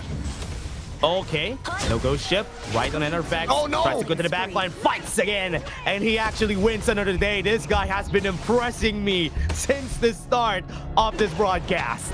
Yeah, they can't do it. There is no damage. And Arvexi doesn't even have the level advantage against T-Gold, and that's a huge concern. 90 already shows us that potent combination with the Razor Cavalry, with the Frigid Charge. Here we go. This is just VP playing the map to the T. Yeah, Fade should be scared. He should back away because 90 is in the area. Shadow Parents are going to be coming in 45 seconds. But at least one thing that's good, again, for me, it's so good that Stamina is keeping this mid lane tower up top. Yeah, but that's the only thing they're keeping because I mean the key ones at the top and the bottom have been taken away. And the biggest difference here is once again with Dev hasn't found the biggest marker. Okay. Hailong went in for the knockup. Splendor has been popped by PHY, already down. And they're even using the time flux just to gain space on this brush. It's their brush and nobody's gonna get close to it. Yeah, but where's the value? You get the kills, there is no split push. Yeah, that's gonna be hard. Right now on the bot lane, the waves is also pushing, so VP still has advantage in that part of the map. One more hit in that T2, and that is gonna be down. Oh, look, immediate trade. VP knows exactly what to do. They're gonna waste time here. Stamina, you don't get that Overlord. Yeah. The Shadow Time goes That's for fast. free. Yeah, that's gonna be fast. It's the Golden Rock that is in this area. No, they already took it. They're trying to take the Overlord a bit too late. Half HP already. They tried to force it out. They have the ultimate. Yes, Rock is gonna die here in this fight though, but never mind. He actually survives onto the back though. We can see 90 actually fighting on his own. With that goes in with a Truth Mantra, but to what team is he gonna push them to? There's nobody there, and there's no damage follow-up from the team. And Rex, oh no, he went back. T-Ghoul is gonna be dead. So 3 for 2 in favor still of BP. Okay, so that was a slight mistake, right? T-Go should have gone in because there was still Fade as well. The damage is apparent and available for the side of Stamina Esports. A slight mistake, a slight delay, but this one is still a big win for the side of Virtus Pro. Still a big win, still a big advantage. Stamina, oh no, this is not looking good for them. They're gonna try to take this, but there's information. Clue knows that he's taking it. Rock is also topped up, ready to go against Enerpex. He's already half HP. They're just cutting him down. I mean, they're shaving him off. The life bars are getting melted, and the biggest thing, 90, look at his positioning, right? Once again, he's giving information to the team. Why is VP playing so aggressively? Because they know that no one's there to punish them. Yeah, and even this, on the top side, you can see 90.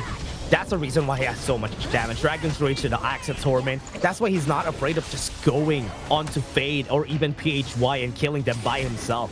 Yep, high defense and good lifesteal as well, right? And here we go, Hailong. Yeah, gonna fight.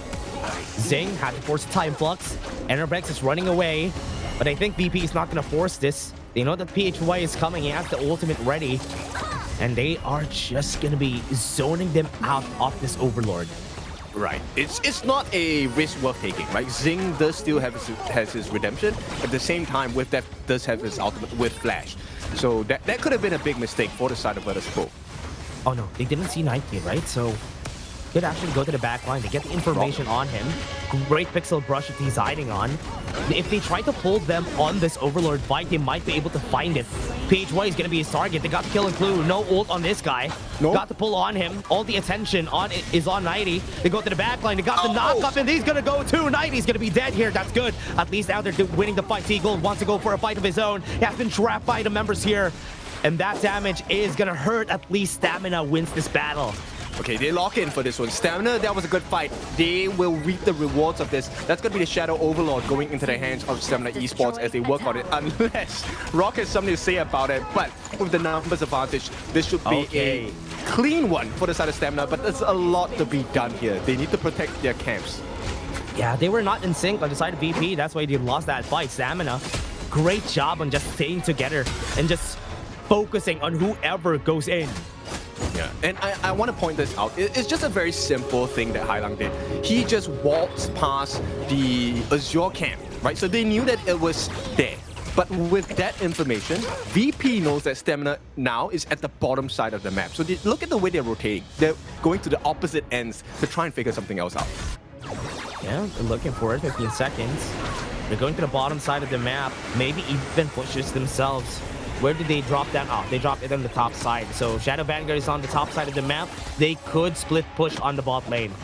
Yeah, but the trade is not going to be worth it at all. Stamina, this is just a T1, right? I think VP can give this up for free.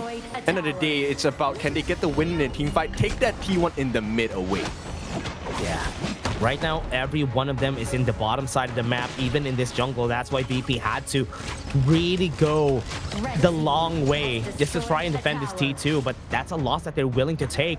Now Stamina has that lead. Not really that big, but at least they have this lead in this game.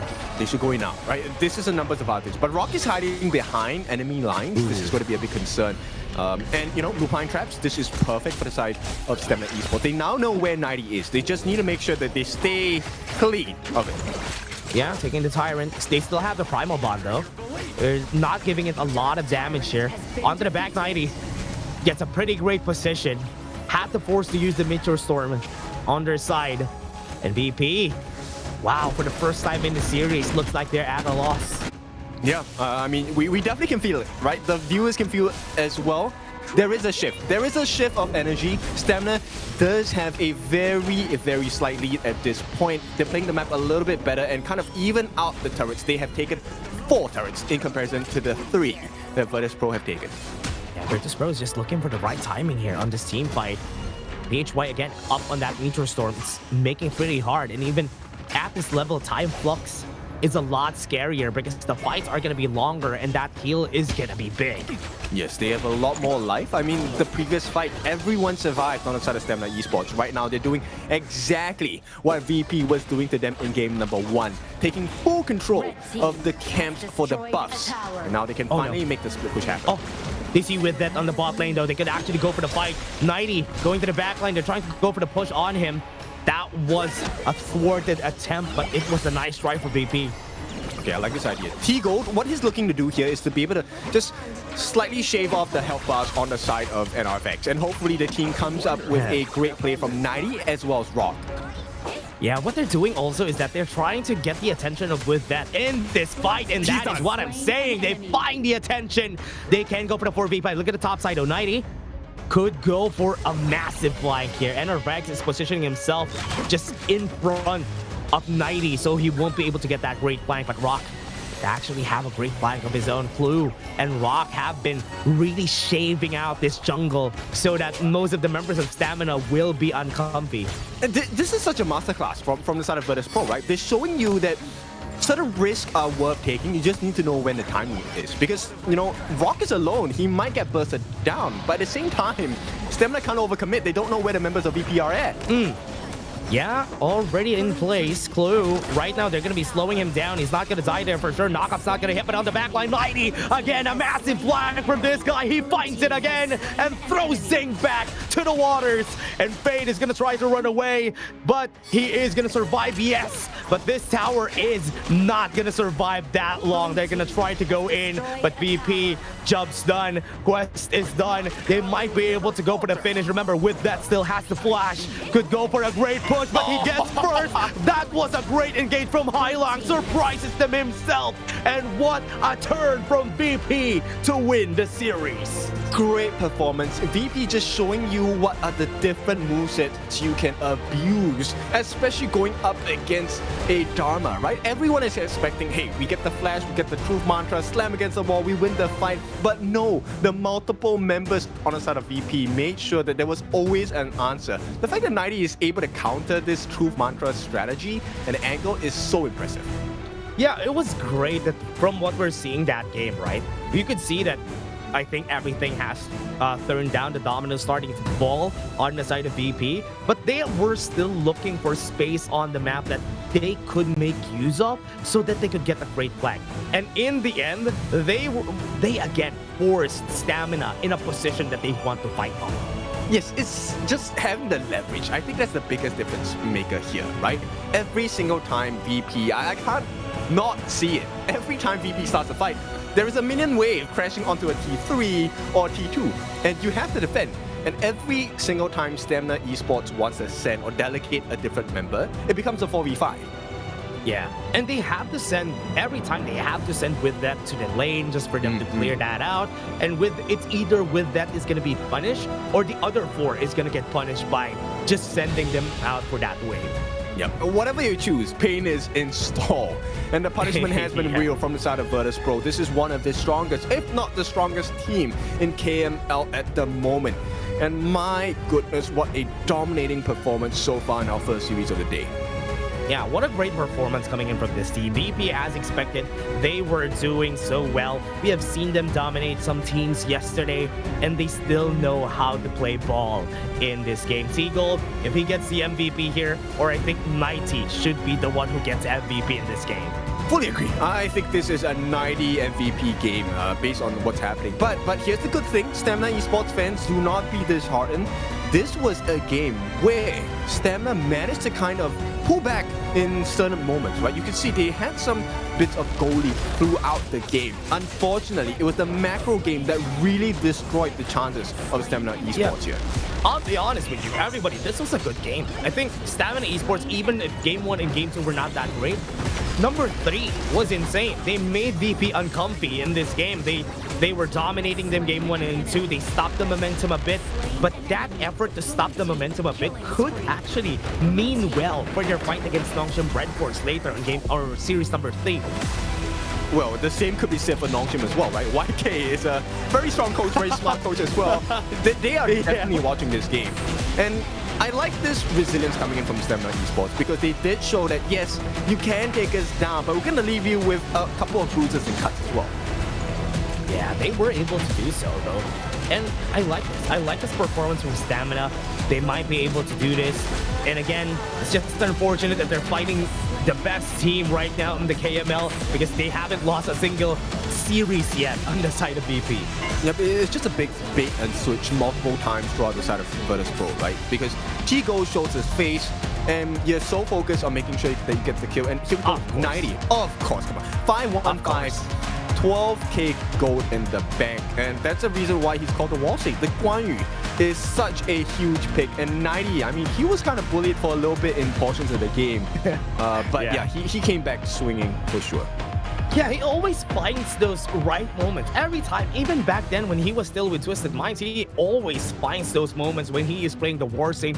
He always surprises us, and again, surprised us again with a great flank to end the game. This guy is just so good.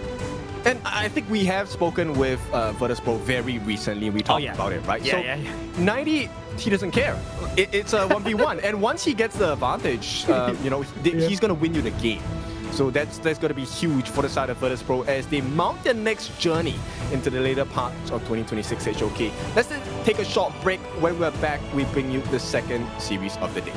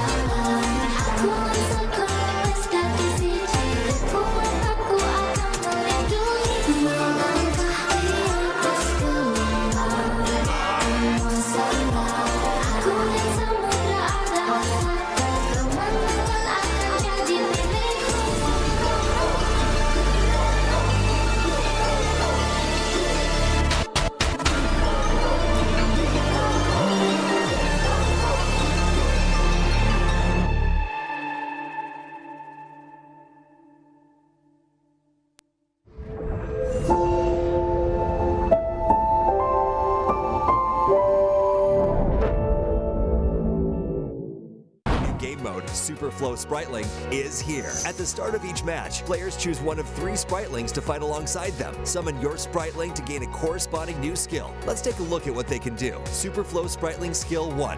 Bigly. The hero drinks a growth potion to increase their size and max health, but movement speed is slowed while enlarged. Superflow Spriteling Skill 2.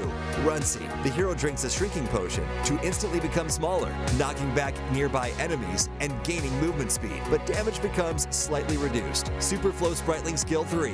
Coolio. The hero drinks a cooldown potion to reduce cooldowns of all skills currently on cooldown 3 times, but at the cost of some health.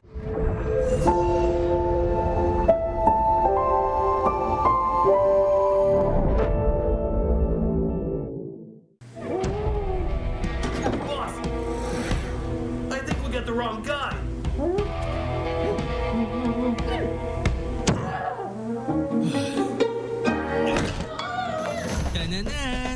Honor of Kings, now with personalized in-match nameplates.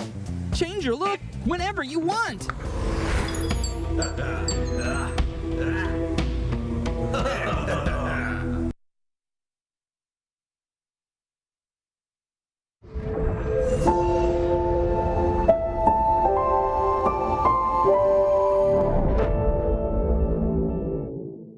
The flow.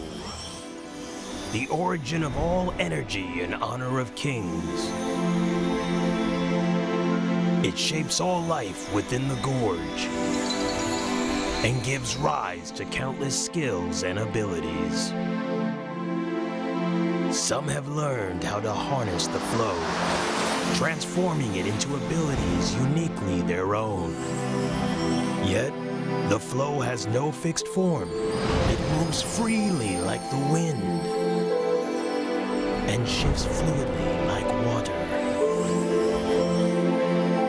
Time, space, life, and emotion all alter the course of the flow. Thus, different heroes awaken different powers through it. Some temper their bodies into peerless martial masters. Others delve into arcane arts, wielding overwhelming power that can rewrite the course of a battle. But the potential of the flow goes far beyond that. Step onto the battlefield, and amid the clash of combat, you'll learn to command the ever-changing nature of the flow, forging a combat style that is truly your own. Remember, the flow has never had predetermined rules. Rather, you are the one who creates them.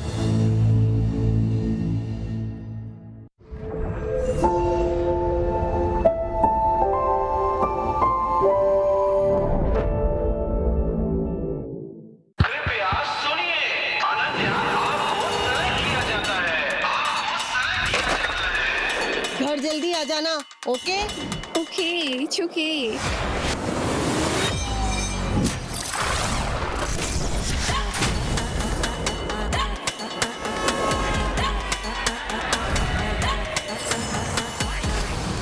This is HOK.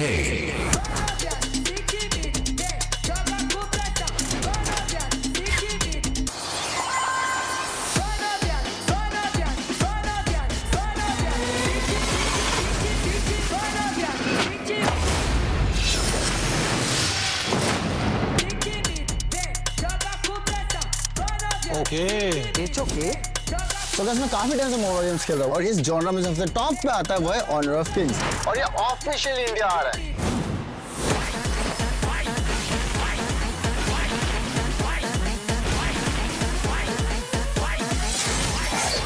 You okay? You okay? You okay? It's okay. It's okay. It's okay. It's okay.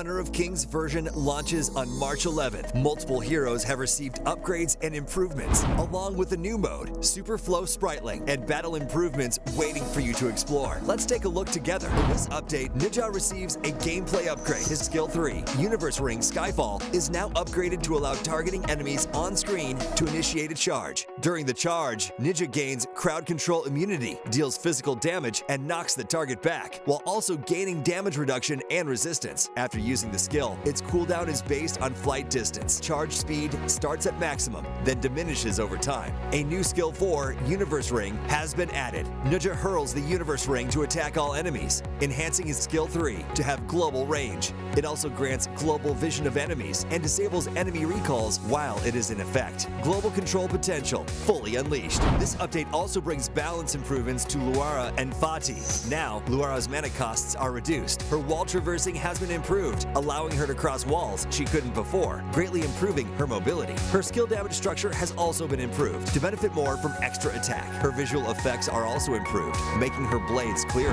Fati's ultimate has been improved in this update. After using it, his damage and recovery are increased, and he gains 1 extra enhanced basic attack. Each extra sword energy recovers full health, but no longer deals full damage. Fati's sound effects and animation flow have also been improved. The new game mode, Super Flow Spritling, is here. At the start of each match, players choose one of 3 Spritlings to fight alongside them. Summon your Spritling to gain a corresponding new skill. Let's take a look at what they can do. Super Flow Spritling Skill 1, Bigly. The hero drinks a growth potion to increase their size and max health, but movement speed is slowed while enlarged. Super Flow Spritling Skill 2, Runcy. The hero drinks a shrinking potion to instantly become smaller, knocking back nearby enemies and gaining movement speed, but damage becomes slightly reduced. Super Flow Spritling Skill 3, Coolio. The hero drinks a cooldown potion to reduce cooldowns of all skills currently on cooldown 3 times, but at the cost of some health.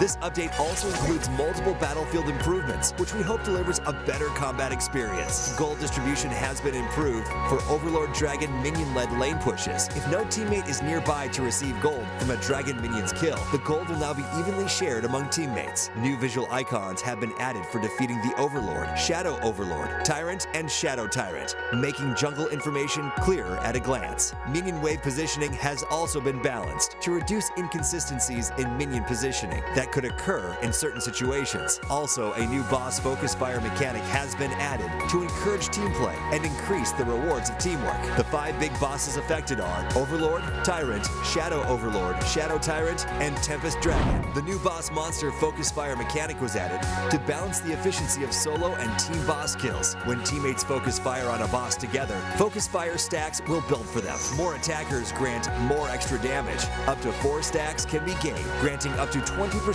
extra damage. During focus fire, wound effects will appear on the boss to indicate the current stat count. Boss monster base stats have also been adjusted. Overlord and Tyrant base health is increased by 5%. Shadow Overlord, Shadow Tyrant, and Tempest Dragon base health is increased by 10%. All the new content are waiting for you to experience. See you in the Gorge.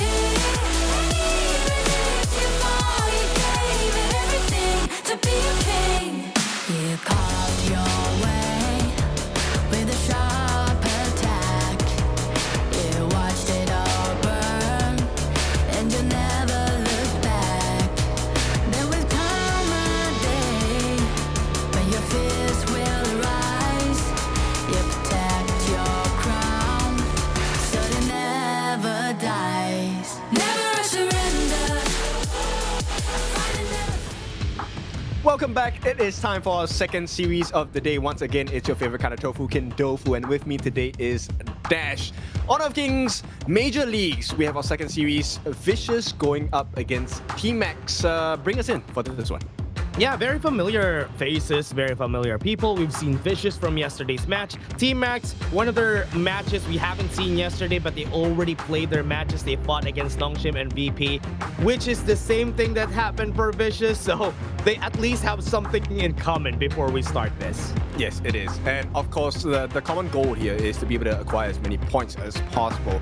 Right now, I think we are looking at the top of the table once again, preoccupied by Virtus Pro as well as Nongshim. But let's take a look at Vicious as they take the stage.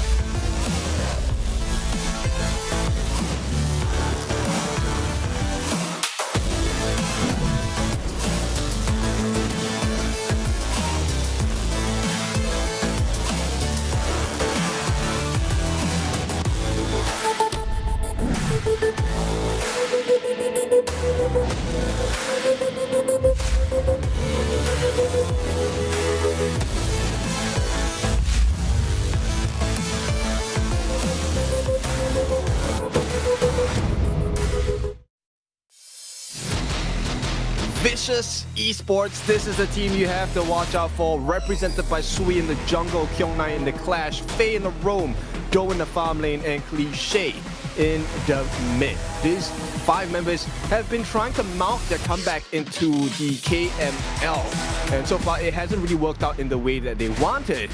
But we'll see how today goes. Yeah, and one thing that's pretty hard about this, though, for the side of Vicious Esports, yesterday's match wasn't even bad. They did so well in their matches against VP, against Nongshim Redforce, but let's take a look at the other team first. Let's take a look at Team Max.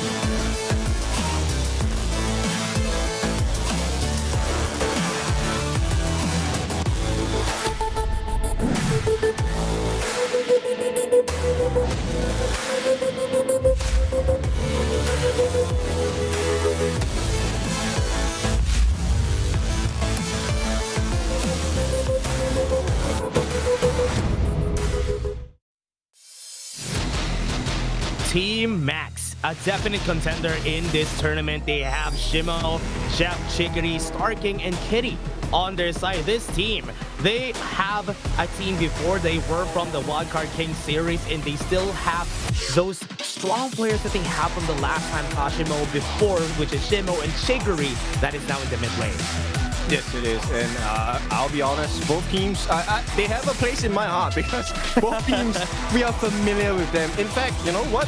Shigiri, Starking, and Shimo have all carried me in rank before. So I root So for that's both why you're teams. close to them. Yeah, okay. I mean, we've seen them play, right? And the thing is, now with the merging of the different leagues coming in, right? East, West, and WKS, now forming our KML Kings Major League, this is where you really get to see, is there a difference in the power rankings for the teams? And right now, they're tied, right? Like, I think Vicious as well as Max, they are contending for the same position. They want to get into the number 2 spot here. Yeah, this is one of the dreams that we've had back in the day, right? But head to head, let's take a look at Faye and Starking. Right on the roamers right here from both of our teams, you can see that there is a bit more advantage on leaning on the Faye side. Because as I said before, as I said a while ago, I think Vicious has been playing pretty well against their enemies, even if they are the strongest teams. Yes, and yes, a loss is still a loss, but it is how did you lose that particular series? And it was nail-biting for the side of Vicious, right? They did show up a couple of times, putting a little bit of fear in their opponents. While they did lose that series, I think Vicious and Max, this is where the true battle begins because they're almost at the same power level, just granted that the stats are slightly different because of the initial matches they were given. Yeah, and I think these teams are at the middle of the pack at least. They're probably on the same power level, almost the same as Stamina Esports.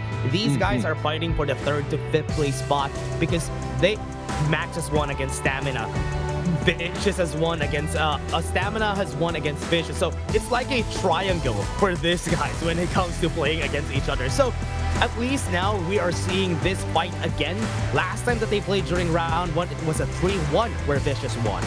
Yes, and we know how quickly things can change, especially when you have given teams the time to really reset, rework, and review the games. So let's take a look at our first pick here. Vicious, they're going to start off with the prio pick and ban. They will be on the blue side. Do we ban out the Tiger first? Can we get rid of the early game? Yeah, is that the question here for them, or are they still gonna prioritize? I think Cliché plays an actual good Haya Evernight aspiration, but the Dolia still gonna be prioritized for this game because we all know how hard it is to play against the Dolia. Okay, we'll get to see if this is going to be an early pace game. Vicious actually banned out the Futsu. This is a very selected ban. This is for sure a targeted ban onto the Max players. Yeah, I think they know what Max is gonna be doing here. I think they use the Futsu on Jeff even. That's why it's kind of scary because they probably don't know how to play against it, which is why they respect that Futsu button. Yeah, but then, you know, right off the bat, the Max actually gives the Haya over to the side of Vicious. Sadly. Yeah. It's a dangerous thing, right? Yeah, this is very dangerous. Last series, we haven't even seen the Haya because they don't like making the Haya free because she really takes down some of the composition that you want to do just by taking out one piece of the puzzle on your composition. Yes, it all starts from the very beginning, right? That initial level 1 wave clear, it influences your rotation speed, influences the type of difficulty you'll be giving over to the opponent. So Team Max, they definitely have a plan, right? You don't just give up the Haya for free. Yeah, I think going with their favorite DOS favorite Eren here is also a smart move because they won't be expending the early on this game in where there's not really a long to actually counter. So it's still pretty safe for the side of Vicious when it comes to the pickings, and they just really got lucky that they have some good counters on their side on the Haya and even the Lapu Lapu against the Zhangfei. Yeah, I like it a lot. Now, Team Max, they're gonna go for something interesting here. They're gonna go for the Musashi pick in their jungle. I like this. It's a good answer, right? End of the day, you kind of slow down the potential of Cliché of the Haya. You can also put focus on the Do on that Eren and just completely ignore everyone once you use your duel to the death. So let's see if that's going to be the game plan. And I think that's one of the biggest targets here that they can go for. I think Eren is a very vulnerable marksman compared to something like a D1J or the other options that we have. So having that easy access to the backline together with the Ata is a good way to just bully the Eren out of that fight. This is a 3-tank composition coming out from Max. We all know Musashi doesn't look like he's going to be tanky, but somehow this guy is a monster to deal with. And this is only going to get more difficult, especially if Max gets that early game lead. Yeah, especially when they have the Illuminating Slash, very hard to deal with. And what I like about what Vicious is thinking here, so if you're going to be picking up the Ata, I have really good leeway to just farm out the lane and just duel you to the death, if you may, for the Charlotte that they picked up here on the side of Vicious. Okay, this mid lane pick is going to be really important for Max, right? This will determine the fight because we know for sure Cliché is going to lock someone up. And right now, this last pick actually for the side of Team Max is going to be the Nuwa. The Celestial coming in, big damage. But is it going to be good enough against the Eren? Because she is very mobile. Yeah, and also she has that option to be flexible on her item builds, which is why it is still going to be pretty scary here because remember, you already have a brunt of damage, physical damage onto the Charlotte, so you can actually build magic here so that you don't get focus fired by the 2 tanks that is going to go to the back line. The chase down, I think, is going to be the difference maker here for the side of Vicious and Max, right? So if Vicious position themselves where Max have to overdive, you potentially find yourselves in 1v5 situations, or essentially you have gotten VC Vicious into a uncomfortable position where they are caught in the middle of 5 different Max members. I'm curious how we're going to see this push and pull effect coming into play. Yeah, I want to see that. I want to see how these players are going to be playing at Team Max and Vicious. There is a bone to pick from Team Max's side because they lost 1-3 the last time that they met, so this might be the time. Do they have their number now? And did they write it in their notes? Yeah, because like the defenses coming in from side of Vicious, if you're away from Faye, you don't get the passive, and that might be a difference maker, right? And we'll take a look at this, right? At the end of the day, this is the biggest competition, the highest stakes. Riyadh is calling. EWC is where the champions rise above, and all these teams are here to make sure they get that. So make sure you get there as well. Scan the QR code and get your ticket now. Yeah, get your ticket, everybody. You just scan that QR code. Once it's there, now it's out. So again, let's go back to the game. We have seen Vicious here, as what you said a while ago, Kindofu. This is what they're gonna do. Clear the wave in the mid lane. Try to go to some lanes just for them to set the pace in the early, because we all know that Nuwa doesn't really have a lot of wave play in the early game. Yeah, and this is going to cost Shimo a little bit as well. I believe Shimo did secure that for himself, which is great, right? You don't want to give freebies like that. But at the same time, this exposes the position of Vicious. Yeah, they all know that they're there already. But you can see here for the side of Team Max, they're still just assisting Kitty on the take on that Crimson buff. So they're going to be taking that Crimson buff, just helping him out and help him just take the lane in the mid lane after this. Can they actually steal this? It will be huge if they get this, and Vicious do get that Firehawk at the bottom. So Vicious now have an option. They can actually secure more if they take the space right at the top hand side. Will they be able to do so, though? So from what we're seeing here from the side of the top side, yeah, there you go. They get the space right. Shimo is not going to have a good day here. A problem is going to happen. Celestial Emergence right there onto the back line. Got the creation on him and got the first blood for Team Max. Yeah, Kitty with the claws as well. This is going to be first blood. And going to the jungle, that's a huge advantage to start with. So this is a dream start for the side of Max. Even though they lost the Firehawk as well as the Space Sprite, it's okay for them. Yeah, that was a good start there for them. And this team, they are going to be looking at what's next here. They were able to make it work, and they just have to change things around here. Just move things around for the side of Vicious. They lost a bit of that advantage, and that's also because of the fact that Sway needs a bit more time in order for him to make his magic. His wave clear in terms of the jungle camps is not going to be as quick as Kitty, especially now that Kitty got a little bit more gold in his pocket in comparison. So right now the big thing is, can they actually add to the advantage? Can they snowball the growth of Kitty? Oh yeah. Take a look at what they're gonna do here. Right now, I think from what we're seeing here, they are just trying to push them away. And I like that Shigiri is also just holding onto the wave so that it is given fully to Kitty here, gaining that advantage. And this is what I love about the Musashi, right? It is a love or hate relationship for me when it comes to Musashi. I like the early game that Musashi gives, but the later the game goes, the worse he becomes. That's true. And I mean, in order to circumvent that at this point, this is where teamwork is so important, right? So Kitty sharing the wave, do they get the steal? Yeah, actually got the steal. And that is a big win for them, but they're going to be losing their lives. They go to the back line. They got the damage, though, and they're going to be pushing him to the Moonscape Mirage. They're going to have a 1v1 right there and then. And no damage. I think the damage is there. That's going to be a kill on their side. And Max can't even help their teammate. Yeah, I mean, the restraint was definitely necessary at this point. I was kind of wondering, does Kitty use the duel to the death and try to secure back the Crimson buff?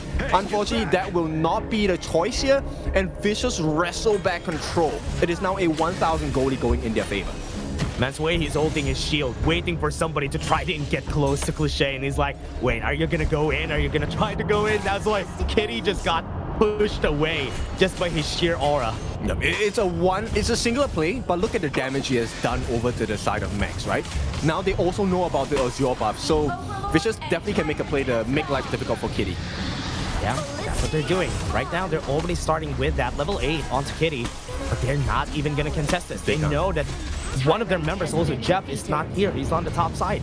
Okay, but they made a very quick decision to go for the Overlord at this point. So they want to match the timings on the side of Vicious Esports. Right now, Kyung9 is able to hold his own, going to be supported by Cliché in the top side as well. Yeah, the player's going to be fast here for Cliché. I think he could clear this up.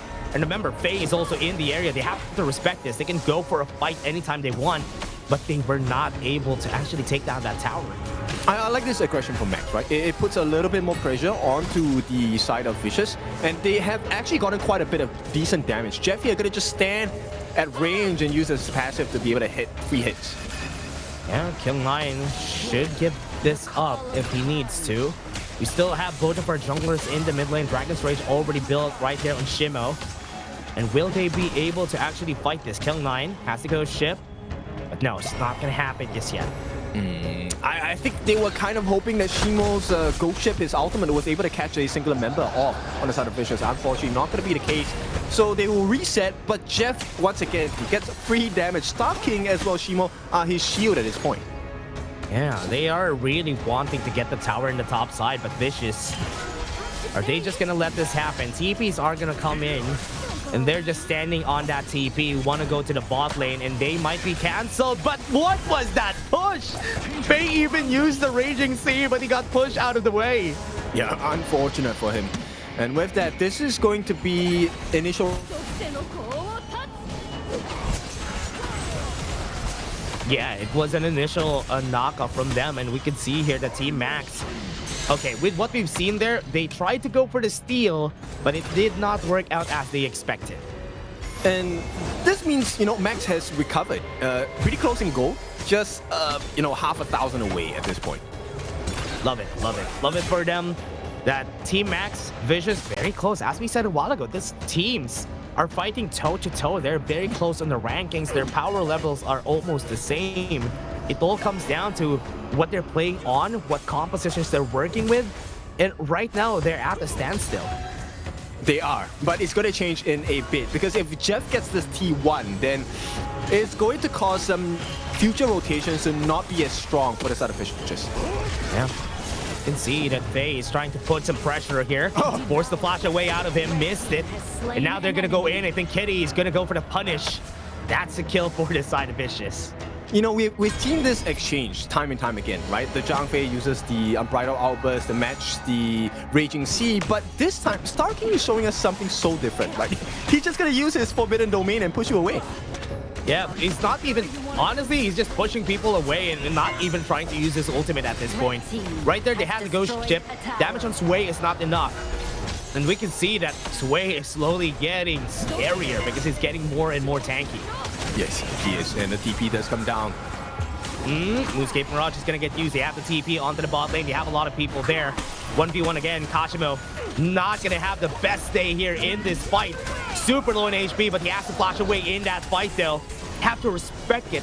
Great use of that flash, or rather, Unbridled Outburst. And Star King, the knock up onto the back line, will be able to put everybody in orbit. And that's 2 kills on the board for Vicious. That's huge for the side of Vicious. They definitely needed that, right? Because they were actually committing quite a lot. There was a minion wave at the top pushing in as well. Now, Max, they have to limit the damage being done. But for now, it's going to be one free camp. The Boros camp being taken away. And Vicious maybe even getting the Crimson buff here.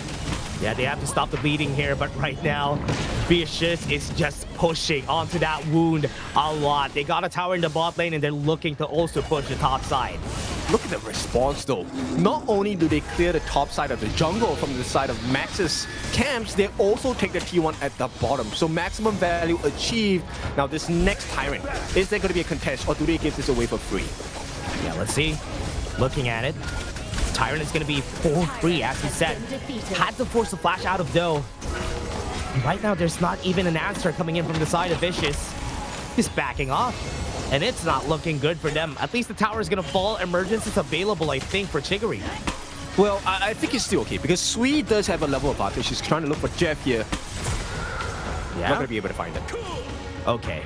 At least now, from what we've seen, we have worked things out here for the team. And right now, from the side of Team Max, they're just going to back off. I think some damage is going to be happening here. Sway is going to get pushed, but he still has a way of getting out of here. It's okay. He's very tanky. Yep, he is, right? And this is a start of a problem here. Jeff is unable to really melt down the defenses of Sui, and that's a huge issue. Oh, yeah. Now let's see what they're going to do. Young Knight. Going to be pushing here onto the mid lane. Yeah, we'll take a look at what's happening at this point, because they're able to really just make sure that they get a lot of value across the map. Vicious have taken another T1 at the top. Take note, T2 at the bottom under pressure from the side of Vicious as well. Oh yeah, and from what we're seeing right now, Team Max will be able to find something here. 13 seconds in the clock. Shadow Barriers are going to come in. Will they be able to do so? Right now, Team Max is just trying to take over the space here on mid so that they would be able to clear it out. But remember, bot side and top side are pushing on the side of Vicious. Yeah, I like this play from Vicious, right? They're not really committing, kind of playing subtly. They're making small moves, but very painful pincer moves at the same time. Now, Max is just going to abandon this contest and go straight for the Shadow Overlord. Yeah, gonna go to the top side. I think they're way faster because Wei and even Do are dealing a minuscule amount of damage here. We're seeing Kyung9 just trying to stop the bleeding here on the top side of the map because they are trying to take their jungle, even the Azure buff on the top side.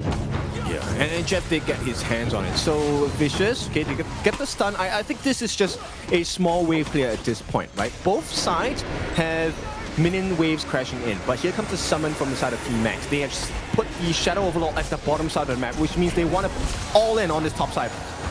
Yeah, they want to go for the split push to get away their Shadow Vanguard on the bot side. They're waiting for it. At least now, they still have the first tier tower on the side of Vicious, so they can still go for it aggressively because Faye is in position to know if there are some players that are going to go here. I think this next fight is all on Sui. If Sui is able to get the attention of the Max members, everyone gets free damage. Though Cliché, Kyung9, they will be able to turn the tides of the fight here. But Team Max is so clear they understand what's going on. They're making sure they don't get caught unawares.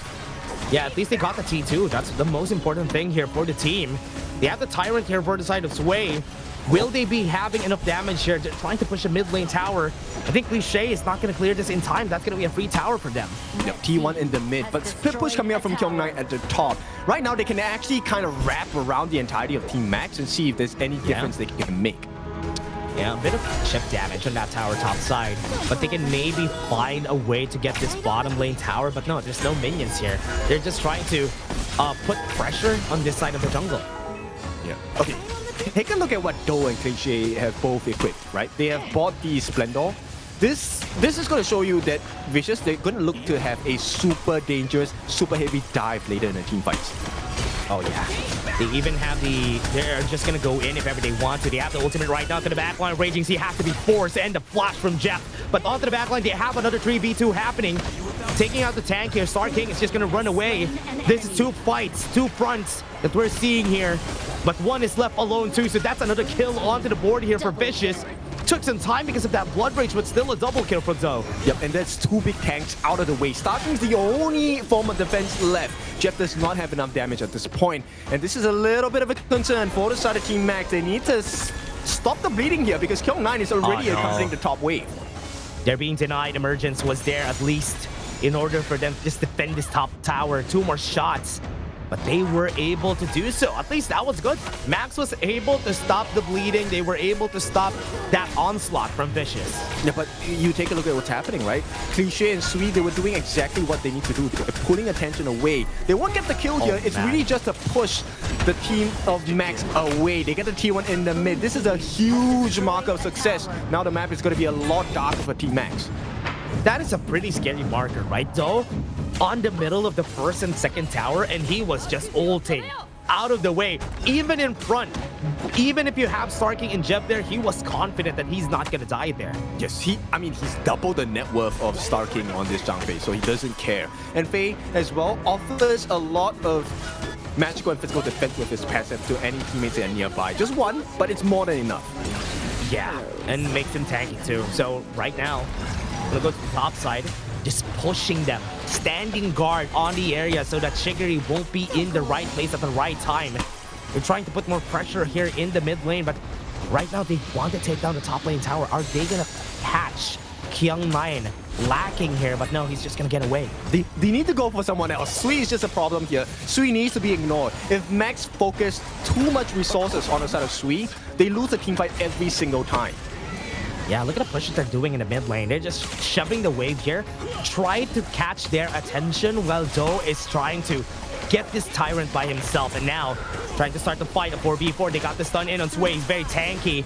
He's not going to be dealing a lot of damage here. Look at the backline. The Raging Sea hits 3 people in the backline. And another knockup comes in. Do dives onto the back. He was a bit too aggressive, fighting 2 people by himself. It's a 1-for-1 for now. Yeah, but the damage dealer is down. Do is out of the fight for the time being. Max, they can do a lot more damage. The Overlord is doing hit knockup of his own. He's doing some work, but Sway's just gonna go in, deal damage onto Kitty, onto the back. They still got it in the end. Chigiri was able to get the Overlord, and Sway is gonna get punished. Team Max is winning this fight. They got one Kitty on the 1v1 right here in the Moonscape Mirage. He's not gonna survive. Cliché is also down. And remember, they have the Overlord on their hands. So this is a win for Team Max. Yep, it is. What a comeback. Now it's even on goal, but the map is going to look a lot more different now. Team Max, if they get access into a T3, it's going to be disaster for the side of Vicious. Gonna be tough. Right now, it's a big win. Yep, Doe. What a big punish here coming in from the side of Doe. Just got the hold onto Shigiri. So that would stop the push from happening here in the bot lane. Okay, for the time being. Kyung-Nai manages to save the day for now, clearing off that Vanguard. But this then opens up the map for Max. They can take a look at trying for the Shadow Tyrant at this point. Yeah, they still have the Primal Bomb though. But are they gonna actually go for this? Because remember, it's a 4v4 if they try to fight this, because they're not gonna be seeing Doe in this fight. They have no information on where the members of Team Max are. So yeah, they're just gonna be respecting it. Vicious is just gonna back off, stand close to their towers. Yeah, because they know that they have a distraction going on, right? The top side is going to be handled by Doe, but this then opens up the map. Right now, anyone that enters unawares into the waiting arms of Team Max should get blown up. Jeff has hit level 15. He should be able to melt the members on the side of Vicious down. Emergence already used. The question is, do they still have the Primal Bond though? Not in a position to go for this, because remember, he needs to clear the wave on the mid lane. Sway in front. They have two people in front. Faye already 1/4 on the damage here. Onto the back line, we have Cliché wrapping around the members right here, but I think this is good for the side of Team Max. They're winning the fight. Everybody's in front. They even used the ultimate right on Doe. Doe is going to be dying. Got pulled back. They got no kills in front. Vicious is going to die, and Cliché is the only member standing here. Team Max, what a great front to back on that team fight. The complete domination, and this is death's door for Cliché. No way he makes it out, right? This is a 4v1. Yeah, and that's gonna be it. That's gonna be the kill here for the side of Team Max. What a great performance. Yes, this is game. 15 seconds on Sway. He is not gonna revive at the right time, and Team Max slowly but surely, they were able to press on that wound against Vicious, and they are gonna be taking game 1. This is revenge in its best form. They lost against Vicious 3-1. Now they lead the next series 1-0 in this best of 5. This is a huge boost of confidence for our team here. Great lead here for Team Max. That team fight, it was very smart of them because they know that they could win. They know that they can take the fights like that, and that's why they were able to do it. What a very smart way to start it off for Team Max. They just went front to back, stuck together, and they won from that. And yeah, and from what we're seeing right now here, they are just really looking to maybe gain more advantage here in this game. It was a great working theory that we've seen there from Team Max. Yep, definitely see the changes at this point, right? You can't see us on screen. We have kind of changed our positions at this point. But yeah, what a comeback from the side of Team Max, right? It was looking a little bit dicey because there were a couple of moments where Vicious actually was doing pretty well in controlling the gorge. They got a couple of camps as well. And for a moment, it looked very dicey because they couldn't take down Sweet. But there came this big difference where Kitty was consistently able to find Doe in the team fights. And that really turned the tides. Yeah, it was pretty hard though. It was pretty tough for Team Vicious to do anything in that game. Because from what we've seen there, from their team composition, yes, the Haya Evernight Aspiration was a good pick. But because they have two fronts, even if you take one out of the picture, there's still the Musashi being the front line and even the Zhangfei for the team. So it doesn't really do much against Team Max. I mean, we talked about it at the start of this game, right? If you allow the Haya, you know they have a formula to defeat it. And this was, it's not just 2, it's 3. I mean, we wouldn't call Kitty a tank, but yeah, he was tanking it up. Yeah, he was at least the Blood Rage. He stayed too long. He has the Ominous Premonition, so he's tanking up a bit. But from what we've seen that game, it was really hard. There was no clear picture on what Vicious wants to do in this fight. Just looking at the composition alone, you you know that they want to go for pickoffs, but they weren't able to do that in this game because they're 3 tanks. And it's so hard to get to the back line. Yeah, and this is just true proof that you don't need to be winning the whole way, right? Just take your chances at this point. Because the entire game was looking pretty good for the side of Vicious. At multiple points in this game. First Blood obviously went into the side of Team Max, but the comeback for the side of Vicious was pretty strong as well. I like how strong Team Max held on the whole game. They know that they are going to be winning team fights like this. Look at how they use the team fights, right? The way they use the ghost ship just for them to go to one direction. They use the ghost ship, stops the other members from the side of Vicious to go in, and just go for that 4v1, 4v2 once the ghost ship is there. Yeah, and the biggest difference is the fact that Jeff and Shigiri, the main damage dealers across the side of Team Max, were always making sure they were staying in a safe position. Though he doesn't have that same kind of comfort because there is chase down from Shigiri, there is chase down from Shimo. Yeah, and we've said that a while ago, right? Once they get their they set their eyes, look at this. Doe was the pure target. He even got pulled back once he flashed away. And that is just unfortunate that he got pulled back. And that is why Team Max was just able to win it. And good timing on that take also. MVP of that game is going to be Jeff. He didn't die a single time this game. Yeah, dealing 34% of the team's total hero damage over to the side of Vicious. And this is a big moment for the side of Team Max because this actually shows that they've improved from the previous exchange with Vicious.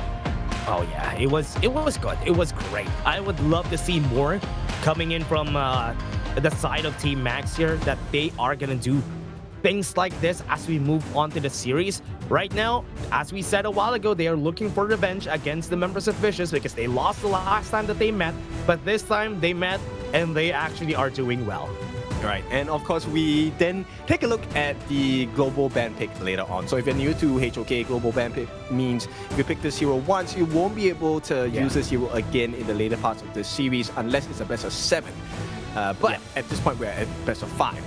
So going in, what is this new strat you think Team Max should go for? Do we continue with the pseudo tank? Honestly, the front to back that they did there was excellent. I think they should just keep that. I think for the side of Vicious, they need to do something else here. At least be a bit more... The composition should have a clear goal because with the pickup composition that they did, they weren't able to do what they want with that comp. I think just keep your win conditions clear, right? Because Doe definitely was a win condition. As long as Doe survived, I think they would have been able to take the fight. That's why they were putting Sui in front. Sui is meant to be a shield, soak up the damage so that nobody else can take the life of Doe. But unfortunately, that's exactly what Team Max was looking for. Yeah, and I think from what we've seen there from Sui, it's hard to really make use of the Flowborn tank. I think they really love using the Flowborn tank here on their side, especially for game number 1. And it hasn't been effective even against the match against Virtus Pro from yesterday. So they have to get back to the drawing board and think about it again. Okay, we haven't seen the pay today at all. Every single team has banned it out. So do we think we should get a switch up? Should the pay come out? Yeah, I think the Pay Byron for this team specifically for Vicious, they're very good at using the Pay Byron. So I believe they should use it. Game number 2 yesterday, if it weren't for the comeback from Nongshim Redforce, they had the Pay Byron that time. They dominated that game.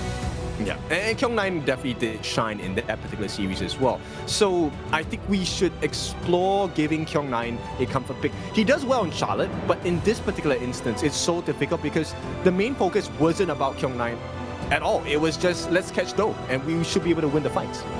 Yeah, and there's not really a damage that he pulled through. There were some moments that I thought it was great that they are doing this fight. He was going to the backline, he gets knockups, but it was not enough to guarantee the win here for the team. All right, so we are planning for Vicious in that sense. We have the Pay Byron combination. They should give that a try. What do we think about Team Max though? Because I think they've been pretty impressive. They've shown us they can recover from a slight deficit. There are a couple of mistakes in terms of spacing wise. I think they were a little bit overzealous to try to get the kill to Sui, which cost them in the middle of the game. Yeah, they have been crazy. One thing that I really want for Team Max is they have been crazy with their drafts. I think there's one game that they played the Futsu on the farm lane. There's also one more game that they played Fade on the farm lane. So, yeah, they played the Luna and Fade in the same comp. So, Okay. I'm actually looking forward to that. Okay, now you have renewed my interest in Team Max. I want to see more interesting drafts, right? I'm a big fan of that. Yeah, I want to see that. I want to see that again. Because I remember back in KME last year, we had Gen G with those crazy compositions, right? At least now we have Team Max that does the same thing. I think it's very important because then you get to surprise your opponents and presumably you spoil their draft, right? As a coach, you're kind of like, wait, this is not the usual formula, right? What do we do? And now there's many more options to explore. So that definitely puts one up over the heads of your opponent team. But at the same time, the same could be said that it's a huge risk and things could fall apart really quickly. Yeah, they usually have cards for everything that is going to be pulled on most games, but sometimes when you pull a rabbit out of the hat, that's something that they didn't expect. That is something that some coaches might get surprised on and won't know what to do. And that is the power of Team Max right now, especially they won game number 1. They have the option to do that for game number 2 to keep surprising the enemy team. So let's take a look at game number 1. This was the drafts that both teams have come up with. Max edging it out with a one-time clean fight, managing to end the first game of this series. So as we head into the next round here, Vicious, the game plan is to keep it clean, keep it simple, keep Doe safe. Yeah, that's exactly what they needed to do here for the team. I hope they will successfully do so. But Vicious, you know what? They were very tough also in this game. Even if they were on a losing game, they still were able to stay for long in that game. Okay, so we will have a slight difference. I think it is Vicious going in for the blue side this time, right?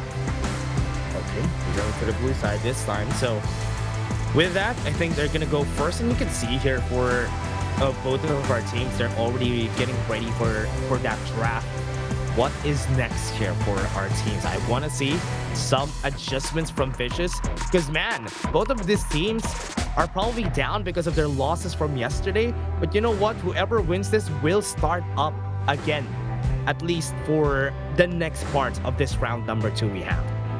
Yep, and I want to bring up this conversation, right? When we first entered into KML, we were kind of questioning, who is Sui, where is he from, right? And you know, having virtually zero experience in KML, is he able to survive? And I think in game number 1, it's looking okay. Sui does have the ability to fill the gaps, but I feel like the team hasn't really gelled well. And Max now on, once again, prio pick, they're taking away the big tanks. Yeah, and we know how these players are, right? For Vicious, we all know how Kel9 plays, how Faye plays. They're pretty aggressive players themselves on their former team.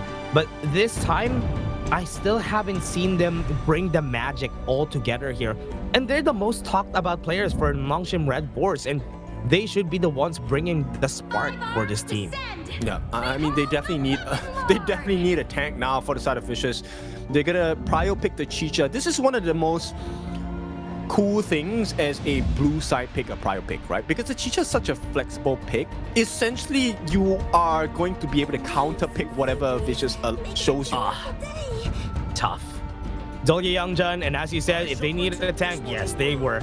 They got one of the best right now in this batch. The Youngjun is already on their side together with the Dolya. Whoa. It's gonna be a headache, but Team Max, this is crazy that they picked up the Luna on this matchup. Okay, I like it though, right? The idea of the draft from the side of Vicious is we're going to be able to out-sustain, right? You get the double, triple raise coming in from the side of the Twilight. You get the sustain, you get the jump. But the same formula is offered to Team Max as well. The Luna can self-sustain in team fights as long as she gets the reset over and over again. Oh yeah, that's true. As long as she gets the reset, as long as she doesn't get stunned, but Vicious are finding answers. A Xiao Xiao Razard is a good answer against somebody who jumps in and out. The Meteor Storm is going to chase you anyway. So in terms of like stunts, obviously the Lapu Lapu offers some sort of stunts as well, similar to what the Xiao Xiao offers. Is it going to be the same? Do you think this favors any single team at this part of the draft so far? Honestly, I don't know what they're going to be doing here for the team. They have been surprising us with a lot of things, but I like the side of Vicious. I like this a lot more. We still have a lot of options for the there you go, the farm laners, I would say, but they already took down the options. Are they gonna force the Chano in this game? I like the idea of a channel, but Team Max, they've given themselves a little bit of breathing space, right? Because the Chicha can be flexed into the farm or the Clash at this point. So right now, knowing that the Byron is in the hands of Vicious, they're going to put this Chicha in the farm lane. And Team Max, they look like they want to secure a little bit more control. I like this a lot. Charlotte and Lady Chen both have CC, which can spoil the game for VC. And probably the best counter to a Youngjun, because he only can go forward, right? Once you drop the Disruptive Deluge in front of him, he won't be able to move forward anymore because he would get stunned a lot of times. Yeah, plus Ocean of Tears, right? The passive of the first skill for Lady Chen could potentially spoil a lot of things for the side of Vicious. But Vicious, they also have the option to play from range, right? With the final pick being the Channel, there is the Soul of the Wolves from the Lupine Traps, the Soaring Shot, able to just get a couple of pokes in for the side of Team Max. And you also have Cliche on this Xiao Xiao that's able to get a couple of flicks in. Yeah, and as I said, I think they really forced their hand on the side of Vicious because they really had no more choice except for the Chano here. Okay, but if we take a look at the combos available, I think Team Max has a pretty scary combo, right? You have the Destructive Deluge, you have the Raging Sea, and then you have all the slices coming in from Shimo and Kitty as well. Yeah, the question is, how are they going to be stopping this Luna? There's not really a great stoppage for the Luna except for the Xiao Xiao, yes, or the stun from Sui. So those are their only options here. Even the Storm Strike, yes, let's call that also. But usually, whenever a Luna gets picked, there's a very definite crowd control counter to the Luna. But let's see how they're gonna do it for Vicious. I pretty much prefer the draft for the sort of Team Max, but once again, the draft is only one part of the solution. The second part is, can you execute well? Will they answer us in that question? Will they be able to actually do this time? Team Max versus Vicious, game number 2, everyone. Team Max has advantage now. Yeah, and definitely this is not going to be a game where you want to risk too much. Both junglers suffer from a deficit. It's very hard to come back when you're behind on gold and EXP. But Sui, he's going to take the chance here, and he's going to start approaching the Azure buff. Yeah, actually gonna go for it, and this is good. At least for the side of Vicious, this is a good plan. Oh, it's nobody's here. Nobody's gonna be able to defend. How are they gonna go to the other side? No answers for them, and that's a free one for the side of Vicious. That's a great start for them, but this might be what they're gonna do. Unleash the Hound will be hitting onto the back here. Was able to use him as an escalator to get out. Oh, Vicious. They are well rewarded for this risk that they took, right? No punishment. Kitty understood that there is a risk coming in for Sui here, even though there is a level disadvantage.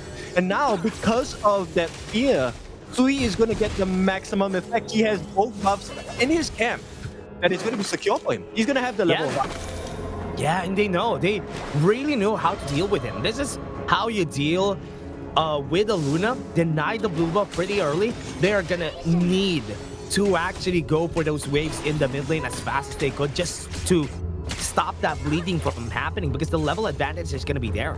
Yep, and this is just a very initial lead coming in terms of the gold for Kitty. Over time, Sui is going to be on top in the gold department, and as well as the EXP, which is a huge difference, because if Sui gets onto Jeff at this part of the game, Jeff is done for. There's nothing for him. Yeah, pretty scary. Right now, I think Sui is just gonna do this again and again. Both of these junglers, for everyone watching, both of these junglers are not really good in the early game, so they need to wait until they get to level 7 or the first objective before they will find their value in the team fights. And now, Knockup, not gonna go for more. It's a mid to late game setup, and they have the timing. They have to go for this now. Yeah, they can go for it. Onto the back line, they have the Ocean of Tears. Sui gonna go with the Disruptive Deluge. They're still gonna take it for themselves. Sui still gets it in the end. And he gets away unscathed. Very, very healthy. Oh, this situation sucks for Kitty. I mean, there is no blue buff. You have a level disadvantage. Gold is definitely going in their favor, Sui, and your camps are being taken one by one with no response. You don't have the timing on your opponents. No timing, no levels, and now top side, they're gonna go for it, and they are gonna try to actually get some pressure in. They go for more, and they unleash the Hound, and the first blood comes in for Sui. Sweet, and that's a big moment, right? And now with the Yangjin having both a level and EX and gold advantage here, Vicious can definitely contest for the 4-minute mark Tyrant. I don't think Team Max can actually afford to take that risk. Yeah, this is why we're kind of scared of this pick, right? The Luna pick, once on the second pick, was really surprising for me because they already know the presence of the Dolya Yangjun should be respected. And now they are getting punished for it. Yeah, it is. And right now, at this point of the game, there is no proper answer unless Vicious makes a horrible mistake at this point, right? Jeff, he's equal levels with Do, and there is nothing much they can do. Yeah, and even Shimo is not even having the best day here on the top side because they are also ganked a while ago, so there's still this level advantage on the side of Kyung9. Try to go in for the damage. They can't even get close just because of the fact that Meteor Storm could be popped anytime soon. They just back off. Overlord Tyrant itself, but the blue buff is more important here for the side of Vicious, and they're gonna try to go for it. Knockup's not gonna hit. They still have the ultimate ready here, so he's very, very healthy. He takes it again, and he's just gonna get away. Yeah, no punishment, and not by choice. They really can't do anything about it. Team Max here just at a loss in terms of choices and options. So Team Vicious, it's time to really, amp up the gear, make sure life gets even more difficult. This is one of the rare times where kills matter a lot.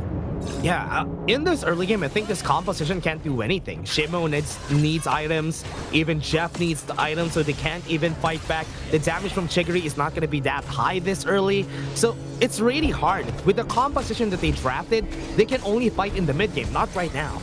Yeah, and Kyung9 already has the Pure Sky, so he's gonna have a 30% damage reduction here. There is no fight to be had. Max just needs to farm. But Vicious, they're not looking to just farm. They want to get the kills. They're gonna farm your heroes. Yeah, they are just gonna take it. And that's what you want with the Dolya Yangjun. Even the happiness that Do gets whenever this happens. Celestial Melody is available. 2 people on the bot lane. Remember, they still have a Kyung9 at the ready. They can't even steal the buff. Meteor Storm has been used. Jeff has to run away. Flashes have been expended. And Team Max runs away with a loss. Yeah, they're just going to be put on the back foot at this point. Vicious is going to start working down on this first time of the game. 5.5 minutes in. Cliche will take that final hit. Does not matter. It's a team effort anyway. And Sui is already at level 9. Kitty just hit level 9. Not ideal. Yeah, they're just going to be tucking their tails at their backs here. No mana for Kitty, so he can't even contest this. He's just going to be giving this for sure. So they can't even do anything about it. And Kitty has not gotten a blue buff since the start of this game. Yeah, it's scary. 6 minutes, yes, you can do that in rank. We have experienced that many a times. But in tournament format, not having a blue buff for 6 minutes in total, that's paid. Feels bad, especially as a Luna, you want to do it yourself. Kyung9 is going to be on the top side, going to try to fight back here, but they are still going to push. At least there's a trade that's happening around the map, and that's good for Team Max. Well, that's a silver lining. That's better for Vicious. Yeah, I mean, it would just make sense to be able to take a trade, but, at this point, Vicious definitely still very much in control in this game. Yeah, they are in control, and they can't even fight back for now. I think they need to find a way to just stop this. I think Jeff needs to run away. He even uses ultimate just to get that extra speed boost to just get away from this fight, though. I think this is a bit too aggressive. Kyung9 still had the force field suppression there. Yep, and look, there's no option. The timing is so tight from the side of Vicious. There is no window of opportunity for Team Max to even try and steal it away from Sui here. Yeah, Sui. One thing that's good about this, one silver lining that I'm also seeing is that Kitty, even though he's not getting any blue buffs, it's just a 600 gold lead on the hands of Sui. Yeah, but that is going to change really quickly. When Vicious actually go for the overdive, I think this changes. This again, we're gonna see it again. They're gonna try for it. They already had the space here. Might be able to go for it, and he got his blue buff for the first time. Jeff on the back line gets the cliche, gets the kill on them, and now onto the back line. Though a bit too aggressive. We're seeing Jeff getting some damage onto their side though, but there it is. Jeff is gonna die on the hands of Suede. Unleashing Hound was able to chase him down. In the end, it's still a win for Vicious. Yeah, we talked about it right off the bat, right? If they overdive on the side of Vicious, it's not a punishment from the side of Max, it's a punishment to Max. And now Kitty did get that Azure Golem first time in the game, but the cost is 3 different members. Yeah, and now he got his red buff. Oh, okay. That is very good. I think Kitty still has the confidence to go for these fights like this. And think that is a good thing. Having this mental stability, mental state that even though if it was me, I'm gonna go crazy if I don't get any blue buff, but he's still maintaining composure here for Team Max. Yeah, and that's a mark of a champion, right? We have to be able to adapt to certain situations. You can't expect that games are gonna be easy. Now Kitty's gonna try and push it a little bit harder here. Yeah, and Kitty is actually pushing the buttons here of Vicious. Surprisingly, they're the ones pushing their buttons on the back line. He's gonna be killed. Kitty is mad and is enraged because he can't get anything, but he gets a kill anyway. And now they are just gonna get pushed back. The Destructive Deluge and even Star King in front stopped them from taking that Overlord. How are they doing this? That is the biggest turnaround that we've seen. What? Team Max 6 minutes without the Azure Golem, but now Kitty is fully recovered. He does have the Crimson buff on hand. Gets the solo queue on the Doe. You start to question yourself, actually, is Doe really safe in this game? Yeah, I think Doe is not safe. He's not safe. Even if he gets 2 leader stances, he's not gonna stay alive for that long on most of the fights, if ever. Nobody stops Kitty from just going away onto the back line if he needs to. Stun comes in.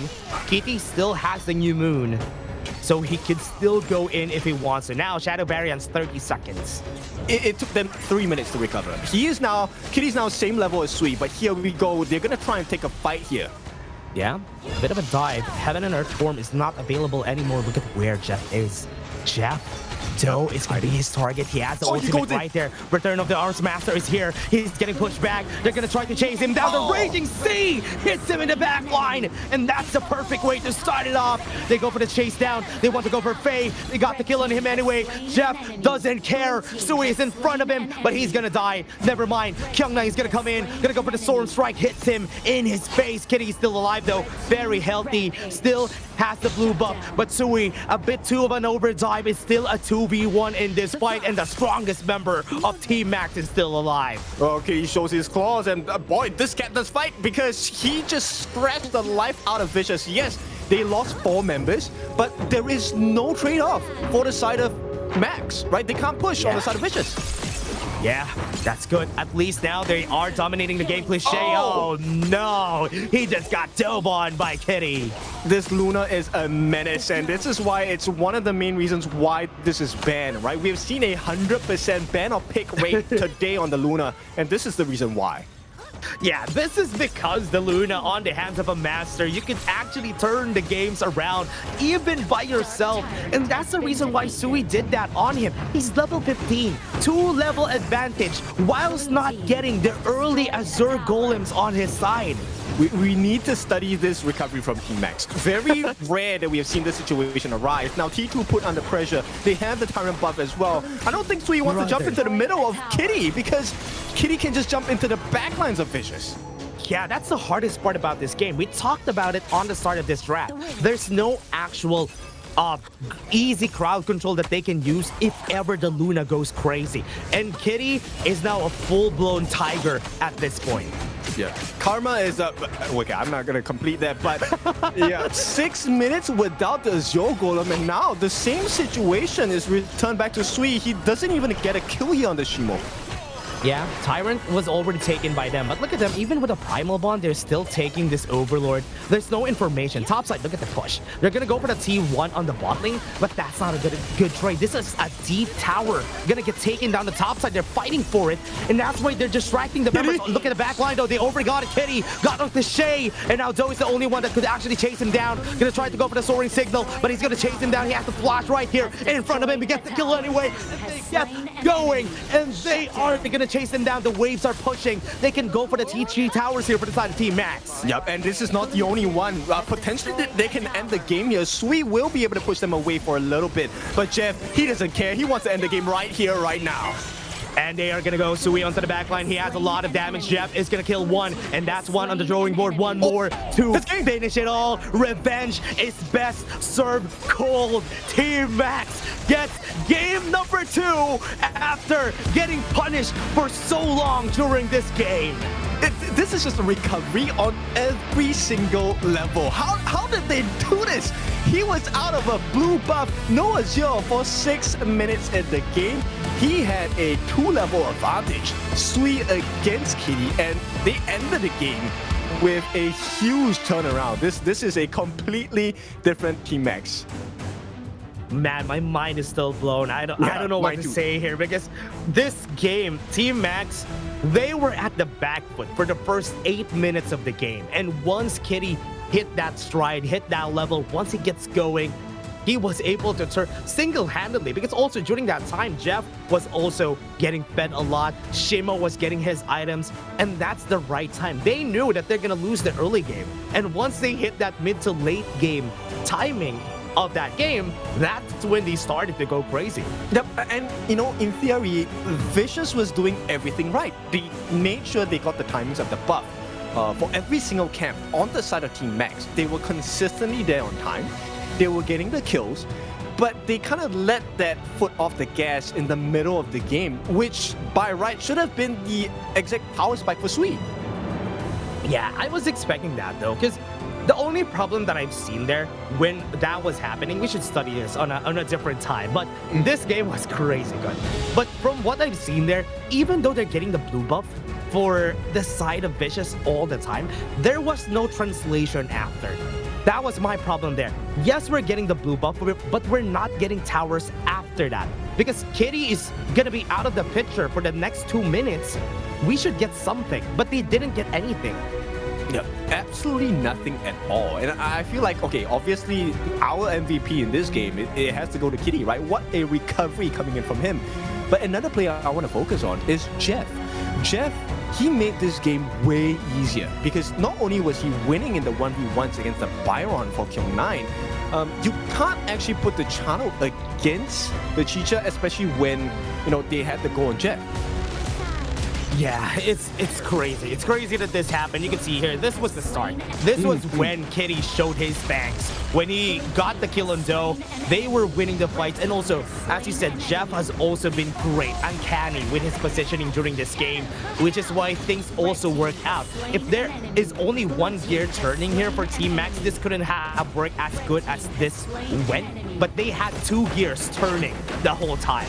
Yeah, because if you take a look at certain situations, Starking was actually doing a very good job of making sure that Jeff was safe. He was tanking the hits. And throughout majority of this fight, you'll notice that actually Doe is not here. He's not doing damage onto the corresponding people. Yeah, and look at what happened here, right? Doe was trying to fight this in a range in where Kitty could actually jump on him. Which is why he knew, okay, you're in my range, I'm gonna dash to you and kill you, even if it kills me in the end. Yeah, and Jeff just making sure to maximize the different states available on this Chicha pick, and it was huge, right? I love this recovery. This is exactly what we need to come out of when you're in the depths, and Max Kitty was the one responsible for this whole turnaround. MVP 4-1 and 2. Impressive, really. Yeah, what a great play coming in from the Moonblade here in this game. It was it's crazy that they were able to work things out. They were able to win this.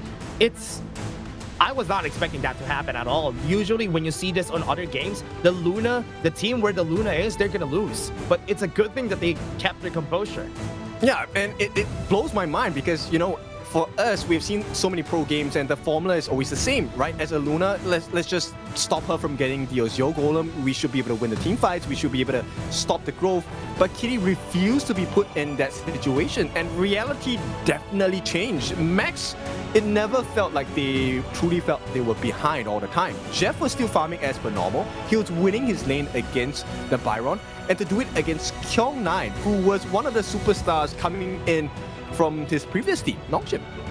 Yeah, unbelievable. Honestly, the games that we've had has been unbelievable because they were able to work things out. They were able to win the games that we were not expecting.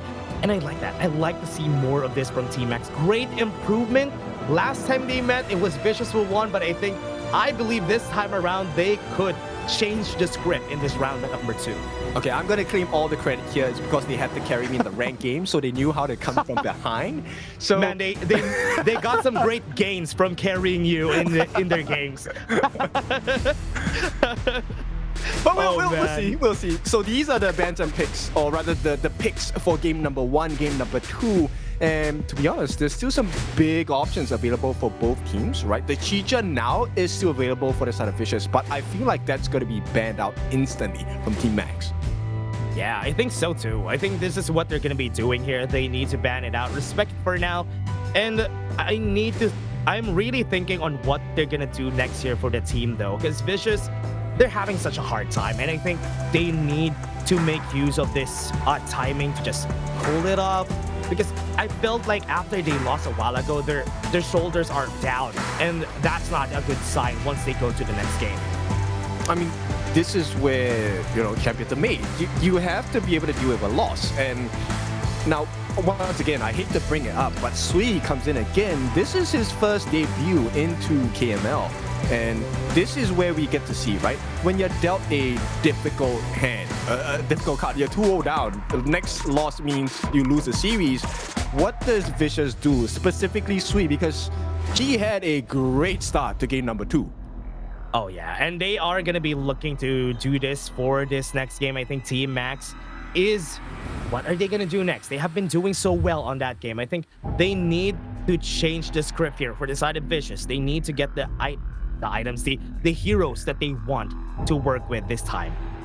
I'm curious because I haven't seen Sui play an exceptional assassin jungle yet. I feel like that could be the composition that Vicious can take advantage of. But right off the bat, you know what? I see it. The pay. They have to ban the pay here, or Max will take it. Yeah. Oh yeah, I think they need to. Oh, they banned the Ukyo. Yeah. Yeah, actually, you're right. They're gonna take the pay in this game for sure. Oh, never mind. They're gonna take the Lung. That's surprising. Okay, so that's why they're winning, because we can't understand them at all. Oh man, what was that? My ankle has been broken. Crazy ankle breaker from Team Max. Okay, but they still go for the same playstyle. It's going to be the Arta here, the tank coming in for the side of Vicious. We are seeing the Arta. Has it found success? Yes, for the side of Team Max, but that's because they had a lot of damage dealers now. So control seems to be the name of the game for Vicious here. They want to pick up the mortar as well. So stuns are the stuns, sustain, and be the sponge, soaking the damage. Who's going to deal the damage though? Yeah, that is the question. And right now, they still got it anyway. They still have the Byron, right? They haven't played it yet. So Team Max could go for the pay Byron for their side. Because or they could use something else against that Ata. Maybe Bati is still available. So never mind. They're gonna go with the pay Byron, the classic. Okay, I like this a lot. Max, when you least expect it, they play the usual card, right? And when you're expecting the normal games, they come up with the crazy strats with the Luna without a buff for 7 minutes and, turn the whole game around. Yeah. Right now, the Byron is there. Who are they going to go for next? No more Ukyuta Chibana to go for that combo. But they're going to go with the classic also. Tried and tested God and Mo and Motsu for Vicious. So they're going to play around their range this time. I believe we saw this in the games yesterday. I believe one of the teams was playing the Motsu God and Mo combination. Found pretty good success with it, right? Stuns, guaranteed couple blades. Now the question is, what does Max want to do?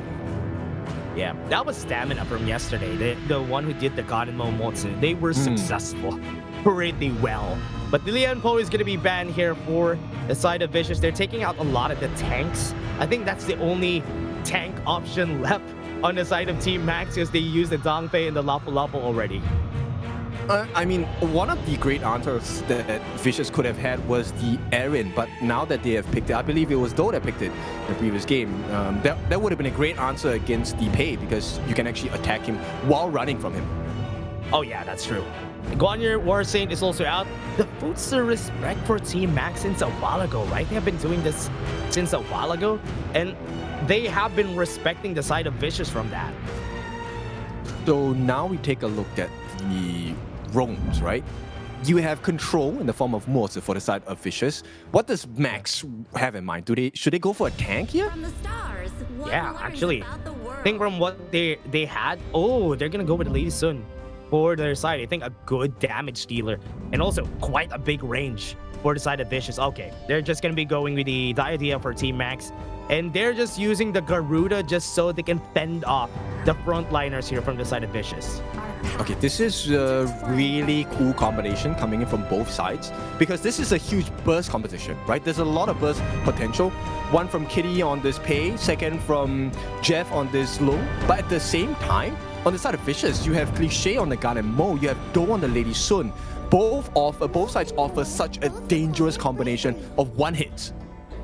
Yeah, pretty scary though, pretty scary. But they actually went with the Xiao Chao, the Breeze Heart on their side though. So they are just gonna be waiting for, or probably expecting something. Okay, there you go. They were probably expecting the Ying from the side of Vicious. That's why they just went in with the Xiao Chao.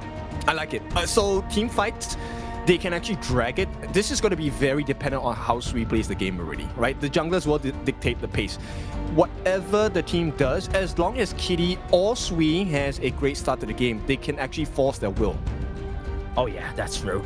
Gonna wait for it. There you go. The Ying is gonna get picked.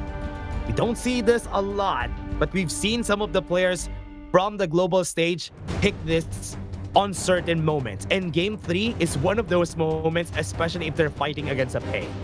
Okay, now, based on the draft itself, I want to just pinpoint the laning phase. I think the laning phase actually goes in favor of Vicious here, right? Very fast wave clear from Cliche, a lot of damage. And with Pei and Do, this combination of the Cannon Blast with the frag grenades, extra damage, guaranteed damage against Team Max. Oh yeah, that's true. I'm kind of looking at what they want to do here. I think I like how straight to the point what they want to do in Vicious is they want to do damage. They can go for the long range. The Lady Sun could actually also hit from very far away, and they have some form of crowd control to help them out. I mean, the ultimate shell is definitely going to be a game changer if they're able to kind of get the members low on the side of Team Max, right? Kitty, Chigiri, Jeff, Starking, they're not the tankiest members. And if you get the continuous stuns, which they do, you have Kyung-nan, you have Sui, you have Faye, they all have ability to stop them in their tracks for a temporary moment, which means free burst damage from Do and Cliche. Oh yeah, that's what they're gonna do for sure. Kinda excited on what they're gonna do here for now. Will they be able to find a success here in this game? At least just turn this to a game for Game 5 so that they can turn things around. Oh, Chikiri is so confident walking down this river. He might get punished here. Oh yeah, I think so. And right now we can see it. Chigiri's gonna come in. What? Had to force the flash just to force the flash also from Do. Okay, that was interesting, right? They're buying time. Kyung-nan actually able to survive this initial onslaught coming in from the side of Team Max. And I believe Shimo actually got the camp. Yeah, I think so. And now, with this, they're trying to put pressure on the top side of the map, which is why I think the reason why Chigiri had to flash in and force the flash out. Oh, great ultimate coming in from their side from the long range, was able to hit one more slice on the head, but still not successful. Yep, they missed actually. Sui missed his ultimate, and that could have turned completely different. Vicious could have had first blood. Unfortunately, this is not going to be the case here, as reality once again takes a turn. Shimo baiting. Yeah, could do the damage. Hui is also here. Doesn't have the star burn, doesn't have the ultimate right here. And I think that's going to be a punish coming into their side. And Starking doesn't have the flash. 2 kills for the side of Vicious. Big start. This is going to be huge for the side of Vicious. They get their TP down as well. Cliche will be able to make it back in time for the EXP. He should hit level 4 now. Yeah, this is good. At least now, for them, they were able to get that advantage, and that's what they want to do. They want to get the advantage as early as they can, and this is something that they want to happen. And we can see Chigiri also putting a lot of presence onto the bot side. Jeff already have HP, doesn't have the ultimate right now. The knockup comes in, but here comes the Shay. One flash from him could actually get the kill on Jeff here, but no, not gonna happen just yet. That is pretty scary. Yeah, this is exactly what we were talking about, right? Every time Faye lands a stun, this is a huge opportunity to get a lot of damage in. You have Cliché and Do, both can insta-kill a target, especially when they have the goal lead. Right now, it's not the biggest goal lead, but Do does have an advantage over Jeff. Yeah, they have the lead. They're trying to do what they can here, but on the top side, they're waiting for the space bright. Trying to put pressure on the bot lane also. Damage coming in from Cliché. Hits the two targets, but from the back line, the frag shot was able to get it. And Cliché is going to be chased down. What a good take inside the buff from Faye, just to stop them from getting any kills on the side of Vicious. Yeah, no window, and Shimo gets taken down as well by Sui. Everything going right in the direction of Vicious for game number 3. That's what you want to happen, right? Vicious, they should start pretty explosively in this game, and they were able to start pretty well right now. Yeah, okay, we did see the comments. We did see that, you know, people commenting Team Max 3-0. Guys, chill first, take a seat, because Vicious are coming back. Yeah, I think this could be a turnaround coming into their side. And we wanted to see Team Max take the early game, because remember, they have the Pay Byron that we usually see should be winning. But let's break Kindofu, please break down this replay. Yep, so the lifesteal and the health regeneration from that ultimate from Sui is one of the biggest game changers here, right? So not only do you cut down the shields of the Shimo ultimate, you also get damage, you get lifesteal back. So in a long extended fight, Sui wins in this 1v1. Plus he has a 2-level advantage. That's true, and that's gonna be a free Tyrant here for him because of that. And now the punishment is happening. I think they should hold on to this lead. Vicious has always been good at holding on to this early game. They just need to find a way to finish games if they need to. Yeah, right now I think they already have the solution, right? So Faye, just land those cannon blasts, you get the free kills, Cliché and Do will finish the job for you. This T1 is a guarantee at this point if nothing changes. Team Max, they have to figure a different formula out. Oh yeah, they have to find a way to find an answer here. Right now, it's still quite a problem for the team here. Will they be able to get anything else? No traits whatsoever for Team Max. Yeah, because they can't. I don't see any openings for them, right? There isn't a buff that they can steal away from the side of Vicious without taking a huge risk. There is always the consistent and constant risk of Faye landing the cannon blast onto the different members, of which Cliché is 7. Do is 8. They have the potential to one-shot you already. Yeah, it's pretty hard, right? It's pretty hard for them to do anything at this point in the game. And I honestly want to see how Vicious will be able to just hammer down on what they got here. Yeah, I like this decision by Do as well. Oh, he's talking. Yeah, Starking. Oh, what a great timing again for Faye with a tank inside the box there. Yeah, look, I love the greed. This is one of the rare times I love greed coming in from the side of Vicious, right? So already has the Eternity Blade for the side of Do. He wants to go straight for the Daybreaker Virtue. Yeah, gets the knock up again. Right now, Jeff still doesn't have any damage at this point in the game. Trying to hit on Kitty here. They have the information. So that's an easy blue buff take again. It's like a deja vu of last game. Yeah, okay, so maybe the deja vu that Team Max wants, right? Because if it goes to script, Vicious will lose in the later part of this game, but for now it's looking okay. It's looking a lot more dominating compared to that. I think Shimo's dead here. He can't do anything here. That's just going to be a free kill coming into the side of Do. Yep, keep doing that, right? That's the win condition. Vicious, keep the same formula going. But Kitty looking for the punish. Trying to go for the punish. Gonna go for the stun. Just gotta wait for a bit. And Kitty can't even do any damage. He got the steal though, but at what cost? He might fall down here. That is a good stomp coming in from Kyung9 just to punish Kitty. And even Star King is gonna be dead to the right here. Yep, exactly. I love this. The control coming in. Faye is such a monumental pick in this game with the mortar as well. Cannon blast after cannon blast, making sure that everyone stays in position so that Cliché gets the easiest snipe of his life. And Do just needs to keep rolling in. Yeah, against the sun again, with the Meteor Storm is going to be there. They have the shot from the passive, and Rampage comes in for Sui. Yep, easy one. And this is the exact game plan we wanted Vicious to execute in game number 2. They have found their footing. It's a 10-0 KDA in terms of both teams' scores. Nothing looks possible for Team Max at this point. Oh yeah, it's looking pretty bad. It's looking pretty bleak for the team. Man, it's pretty tough because they can't even do anything here for the side of Team Max. Can't even fight back. It's a 0-10 game with a 5k gold lead at 7 minutes. Yeah, there's a level advantage coming in from Sui. The biggest level difference is Sui is 3 levels ahead of Jeff. If he gets his hand on Long, it's game over.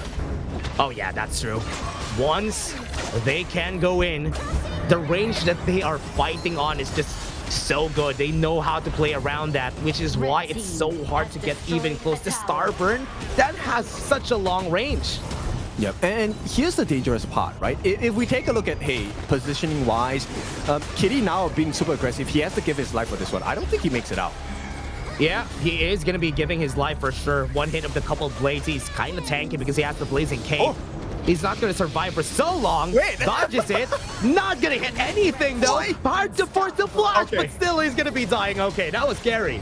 Yeah, I mean, at that point, the theme song was coming out, right? The Eye of the Tiger, and he's running.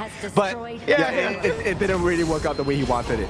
Oh, yeah. It's working out for Vicious, though. At least this is going good for them. And Team Max, at a loss, still hasn't found their footing. And it's a very different game they're playing here because they're just losing most parts of the map. Yep, and bear in mind, this is like pre-9 minutes, right? The timers for Team Max are not going to come anytime soon. It's probably a 12-minute mark, a 13-minute mark before they can actually fight against Vicious. So Vicious, they need to end the game soon. Yeah, they need to find it. Right now, the tower is down. And they can't even get close here. Even just to defend their base, it's very hard. It is. And the biggest thing is, if we take a look at potential win conditions for the side of Team Max, ideally you want Shimo flashes, get a big stun, but they don't have the damage. Oh yeah. Right now they do. Ah, nothing. And they are just going to be taking the Tyrant here. At least, oh, never mind. No more time.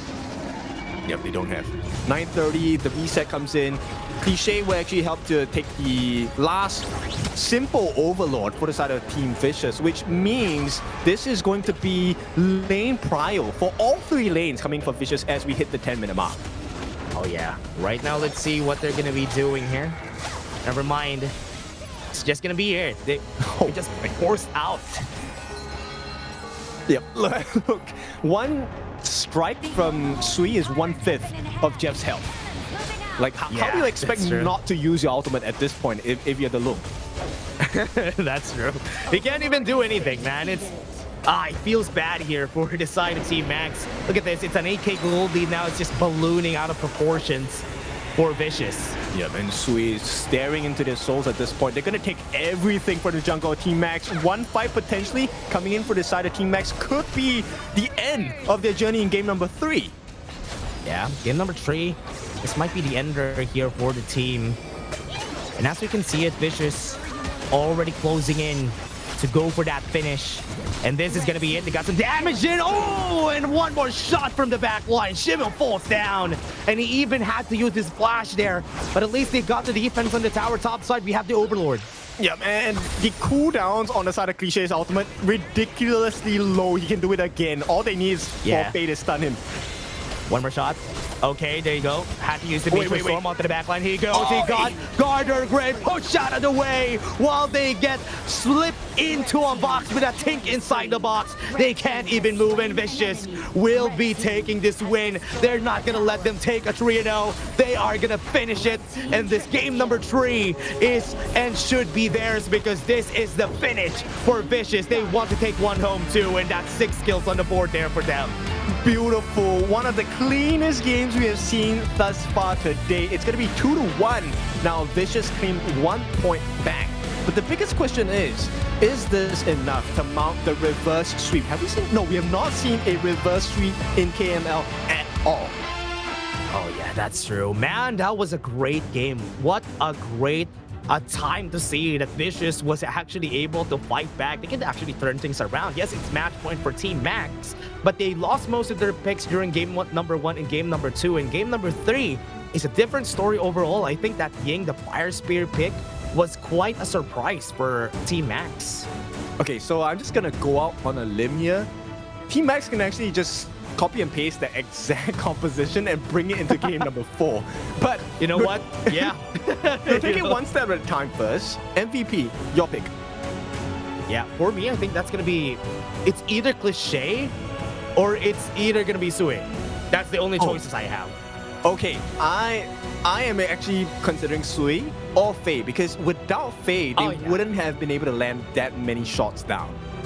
That's true. That's true. Actually, those three are the best options that we have there for the MVP. But let's take a look at the scores first. 603, Cliché is 307. I'm not sure, man. Who's gonna take the MVP here?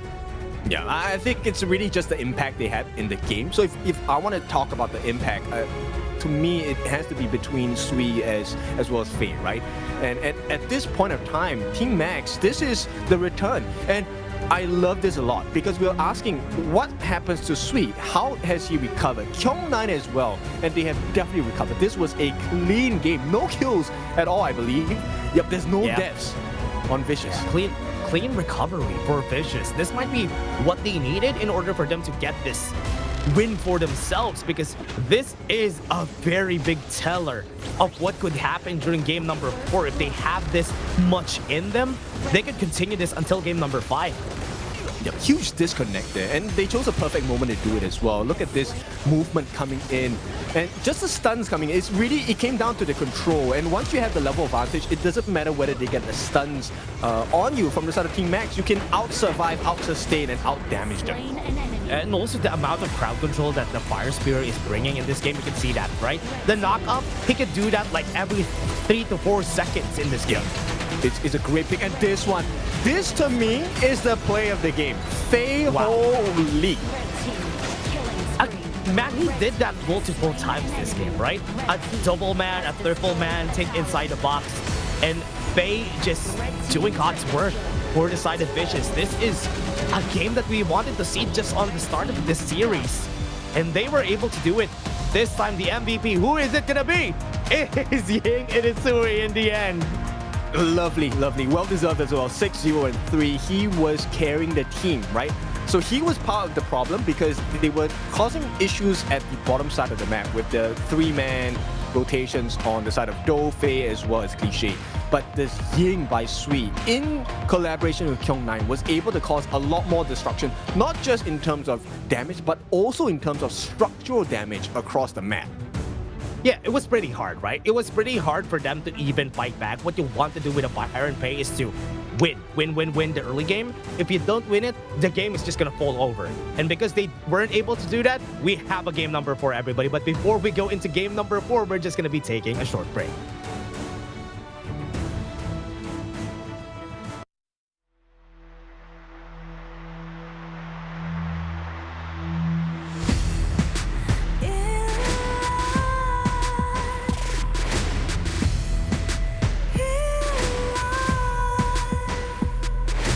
What's a life without its worth? Compromising with what hurts inside.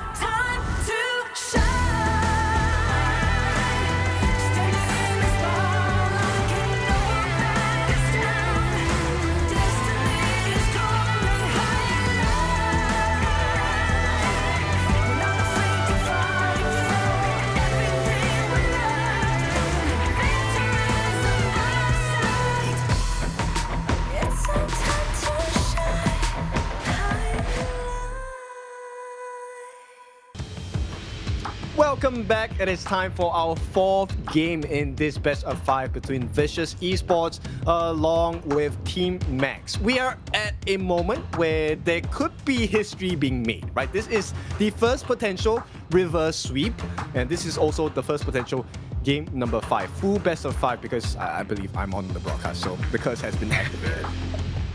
Oh man, unfortunately I'm here with Ken, so I'm gonna also be here. If ever this goes to game number 5, it's his fault, okay? So with what we've seen for this game, I think this is gonna be the turning point for the side of Vicious. Great performance here in game number 3. This is what they needed all along. They should just find a way to just get that early game going and use that to win the whole game. Yep, I believe that is really the case, right? For Team Max, if you cannot end the series here, I think it is up for Vicious to take already, because momentum will definitely go into the sides. The hero pool is going to get a lot smaller. So there's a couple of things they need to really run through. What went wrong in game number 3? Because they just completely lost their plot. They gave first blood, they gave everything. No kills coming in from Team Max. Yeah, it was pretty hard though. They didn't know what to do at that point in the game. I was really expecting a lot more for how the composition is going to work. But Ying is a very good answer, right? Against the Pei, against the Ukyo, just because of how much crowd control the Ying has. If you're gonna compare to the crowd control that the Ukyo Tachibana has, Ying has a lot more. And it shows you what you can do against the Pei, right? So Pei, a lot of the team's answers has been, okay, you know what, let's go for the tank and be able to sustain against the damage. But there are a couple of heroes that can tank and deal damage. Ying, Ogren, these are great answers against the Pei pick. Yeah, and they were able to answer it effectively, right? They were able to work things out effectively, and that's what you want to see for a team like this. This is something that they expected, this is something that they wanted to do, and right now, Vicious, they just have to keep at it if they want to go to game 5. I think the biggest shift that we saw was that there was consistent stuns coming out from Faye especially. So maybe you try for that again in game number 4? That's true. Maybe that is going to be what they want to do. Give him an aggressive roamer again and let him do his magic. He has been, even back then, even when he was with Nongshim Redforce, he has been great whenever you give him those aggressive roamers. I fully agree. I think the stats definitely do back that up. Now, Vicious, they're gonna go for the prio pick here on the blue side. And let's see, what do they want to offer? They have access into the Chicha, I believe. Yeah, they do. Are they gonna be going for... Okay, they're buying the Haya Evernight version of the Mai, so we're still not gonna see it this game. So they are really just not giving Max any of that. You know what?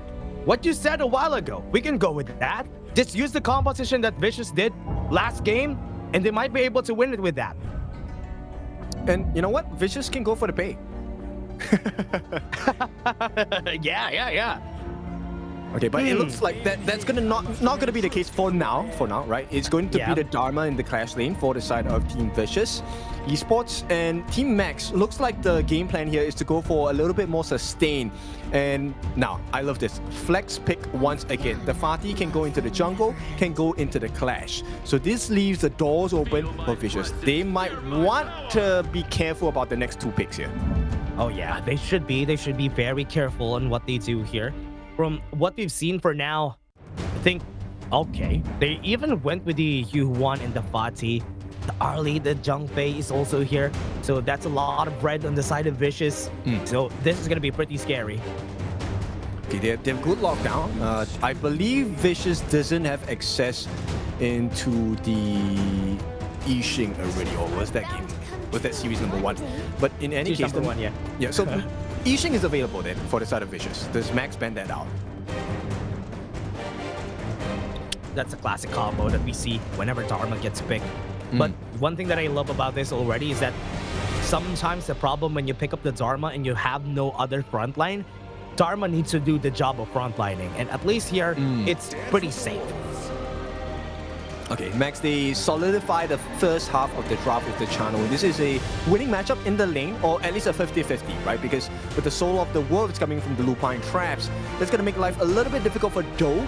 And for Team Max, this means the Fatih is still a flex pick as well as the Yuan.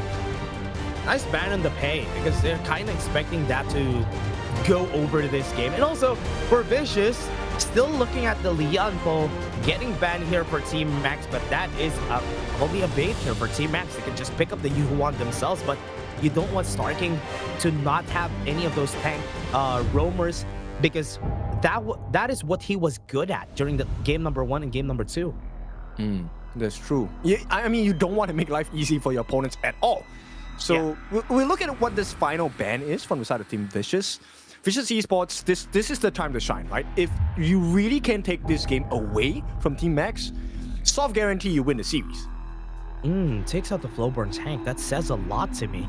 It's either a Luna or Jing pick if they take out the Flowborn tank out of the picture. Wow, okay. I like the Princess Frost pick, right? It potentially can create some very nasty situations for the side of Vicious Esports. If you time your Parasol switches wrongly, you know, Chigiri can definitely get the Frigid Prison onto you. It's also a counter against Kyung9. What are we gonna see here? It's also gonna be pretty hard, confusing for Kyung9 to even get close. But this gives him the opportunity to... Wait, what? They go for the Fate Turner and the Jing. Yeah, that is what I was expecting. That's why they banned the Flowborn tank. Okay, so Do is definitely going for the tank, right? And you're talking about the frontliner. So not Do, sorry. Cliché will play that pseudo role of the frontliner along with the backline defense coming in from the side of Fei on the Zhang Fei. Now, Team Max, what's this jungler we're looking at? Menki, is that the best choice here? I'm kind of doubtful here for them. Okay, I think that's better. At least when you have the Fade, you might be having a hard time in the early parts of the game, but what I like about it is they're not going to take the objectives that easily when you have the Fade. And you can also kind of take down Cliché pretty quickly. Even with the Fade Rewind, if you do it before the Fade Rewind, it's the kill. He's going to get stopped. Yeah, he's going to get stopped from going back. So pretty good counter here for the side of Team Max. You have some area control also. And I think one of the goals here for Vicious is to make the game longer because of that Hano pick. Same formula, right?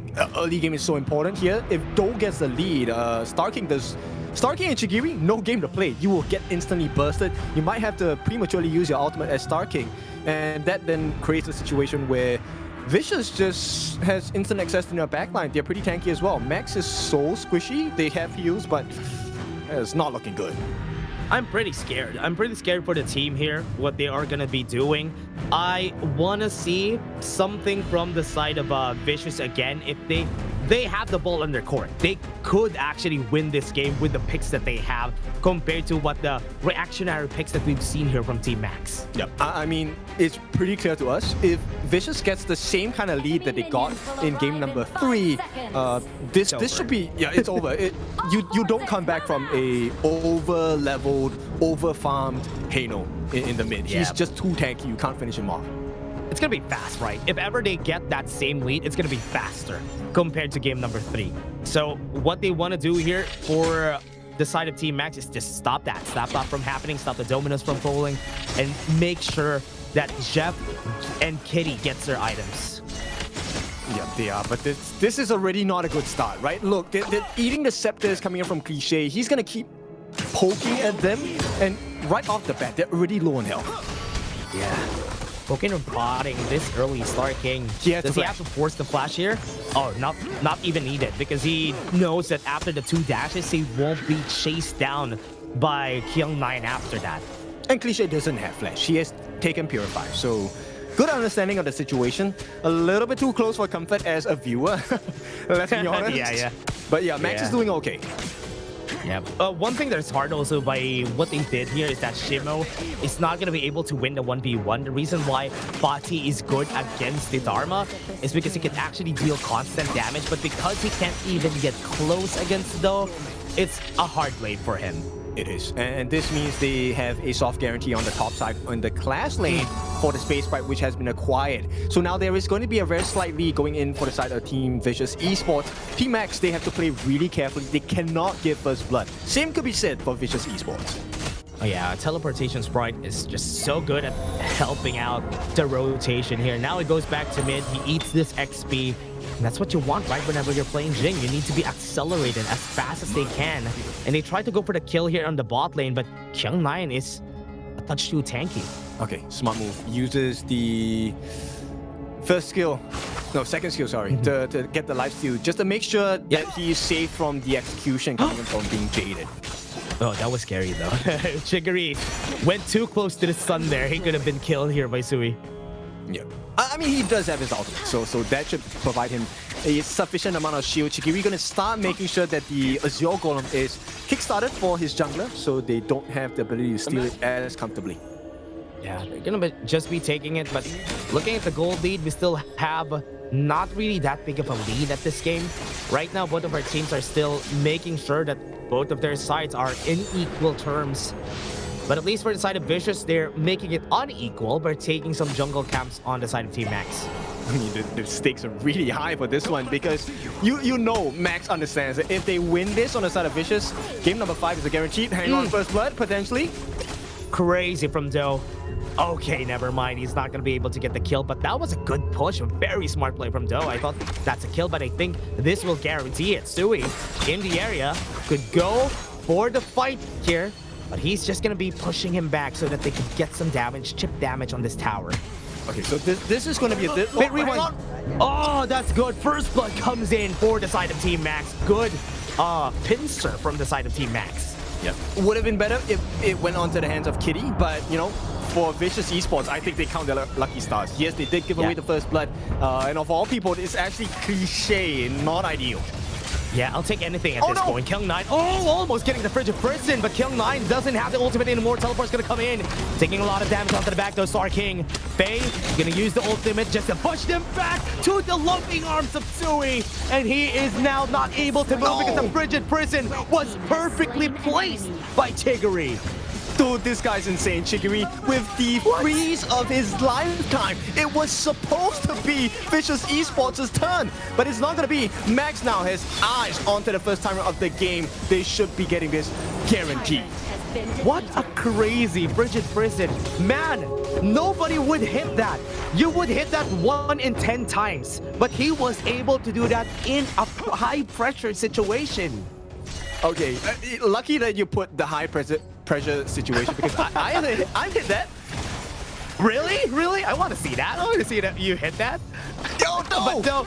Okay, went in for the flash though. He knows that he's gonna win that 1v1. Chigiri, like a madman, he is going one step at a time at slowing them down, making them uncomfy with his Princess prospect. But this is not supposed to happen, right? In the eyes of Vicious Esports, like, you made the lane switch, you're supposed to have a winning lane against Shimo, which is the case. But where is this advantage going to? Nothing, right? Team Max is just dominating the map right now. Yeah, at this point in the game, Shimo is going to be scary because though, even if he dashes in and out of the fight, Shimo has 3 dashes of his own, so he should be scared. Right now, going to the bot lane, trying to get some stun. Fruit Mantra is going to hit Sarking out of the way. And that ultimate, Winter is here onto the backline of Faye. Might be able to get one here. Chigiri now punished. That's a good position from Vicious. Great understanding, right? The moment Chigiri doesn't have his Frigid Prison, it lowers down his potency as a Princess Frost. And with that, they will be able to get some nice situations. Yeah, Kitty at the back, gonna go in. Might be able to get the Hardened Jade mark, but he is gonna get punished himself. Kitty trying to run away. The damage is gonna be there. The Scepters are hitting his back, and Kitty's not gonna survive. Sarking doesn't have the ult anymore, but he will be able to run away. No, but the damage is done. Doe is down. Doe has been caught so many times from game number 1 to now game number 4. And only game number 3 has been looking good for Vicious Esports. Like, Doe needs to play so much safer now. Yeah, right now they're gonna try. The Frigid Prisons have been pretty scary. They have to run away here. They still have the Fate Rewind on Cliché, so they know they are safe. Oh, they actually give it to Star King. I like this sharing of the Azure buff going into Star King. This is going to maximize the healing efficiency on the side of Team Max as well. Was that meant to be, though? That's my question. I'm going to trust them at this point. It's my choice to get the trust. It's their choice to make a break. Yes, that's true. That's true. Let's see how they make this work. Wait. On top side, they're going to be seeing it. Kyung9 has to force a flash. Doesn't have the truth matchup anymore, so they can go for the chase. The slowdown is there. No more dashes from Kyung9. Good thing he was able to dodge that frigid prison. It's just to make them come into this particular sector here. If they get a nice freeze, that could spell the end of the T1 at the top. But for now, it's looking like Team Max. They're going to hold off for a little bit. Yeah, let's see what they're going to do next here. Faye still has Unbridled Outburst on the mid lane, getting ready for that positioning, waiting for somebody to go to his loving arms. Shimo at this point actually has a level advantage over Do. I'm pretty concerned, but Sui's here to try and back him up. This should be a kill, right? Yeah, for sure, right? Okay, never mind. They're just going to be giving it a trade for a trade on the top side because they know that Kyung9 can't defend it also. So that's going to be a trade for the towers. Yep, and the comps have been really clean so far from Team Max, right? Understanding that Shimo doesn't need to overextend. And right now, Kitty is taking advantage of the fact that there's so many different members on the side of Team Vicious that don't have eyes on him. Yeah, Jeff doesn't have any mana though, so he won't be able to pop the leader stance, and he gets punished out of it. And Star King has to force the Unending Sorrow here just to get out, and he was out now. Yeah, you don't count Vicious Esports out at all, at any time. And this time, Jeff makes the mistake, and the rewards are great. It's going to be the Azure Golem going into the hands of Team Vicious Esports. Dova's going to get this one.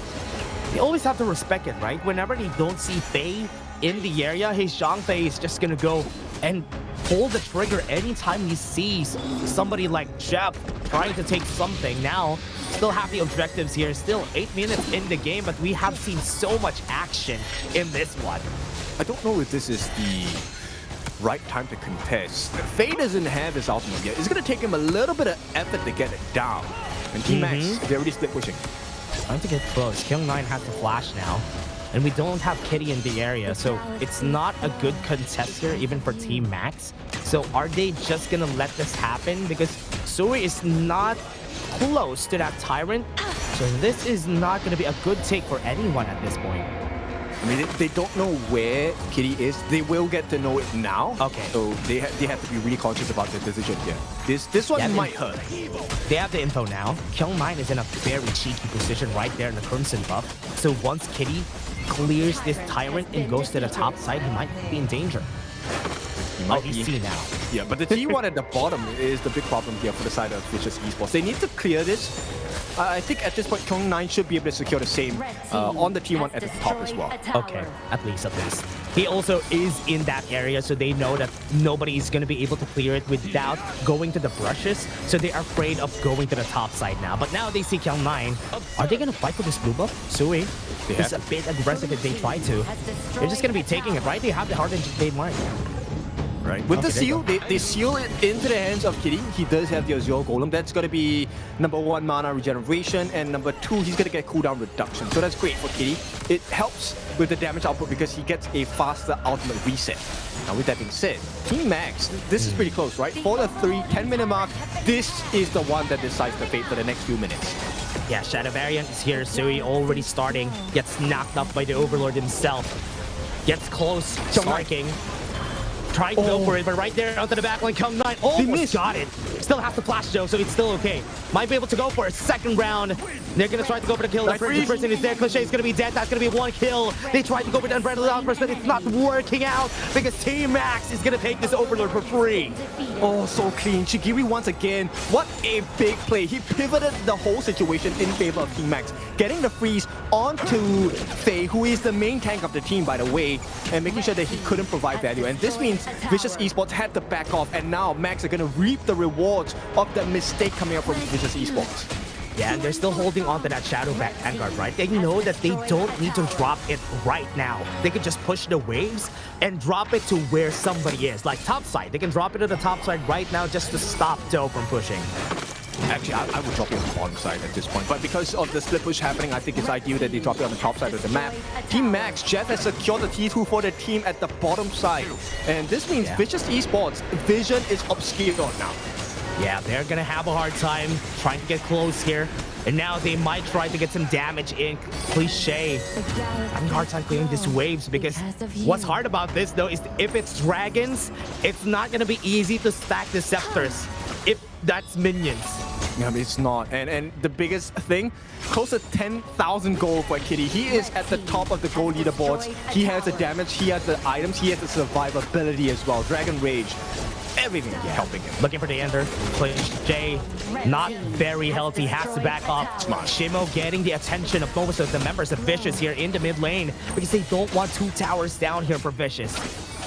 They have to give an answer for this, and Team Max, rightly so, back off. They don't want to over-aggress, right? Don't overstep your boundaries, and it looks like that is the right decision at the moment. They're gonna start working on the Shadow Tyrant. Team Max just playing all their cards right.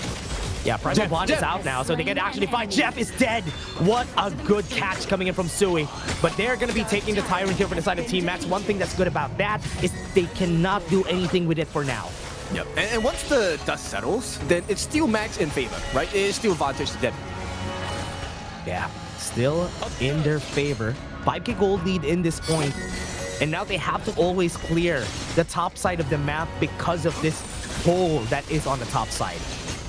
Yeah, this is really interesting because Cliché is at level 13, right? As the time goes by, everyone will hit max level.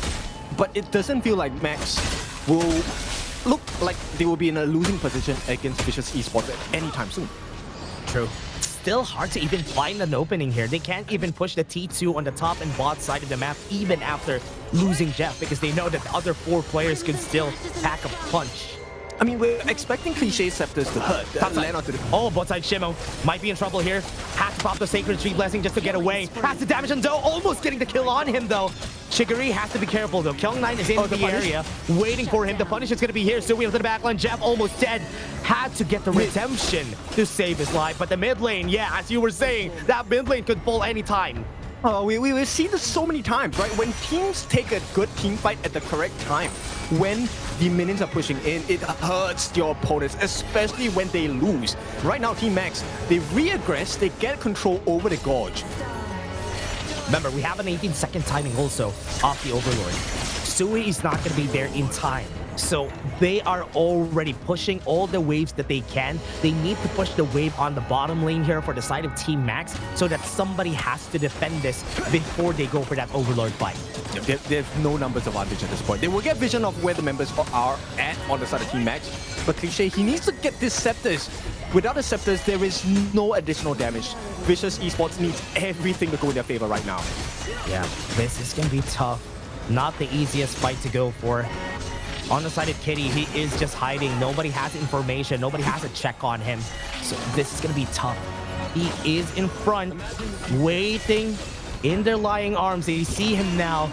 Onto the backline, you can see Shimo finding a good position here in the backline. Might be able to get a great flank, but they tried to go for Sui, and they're not going to kill him for now.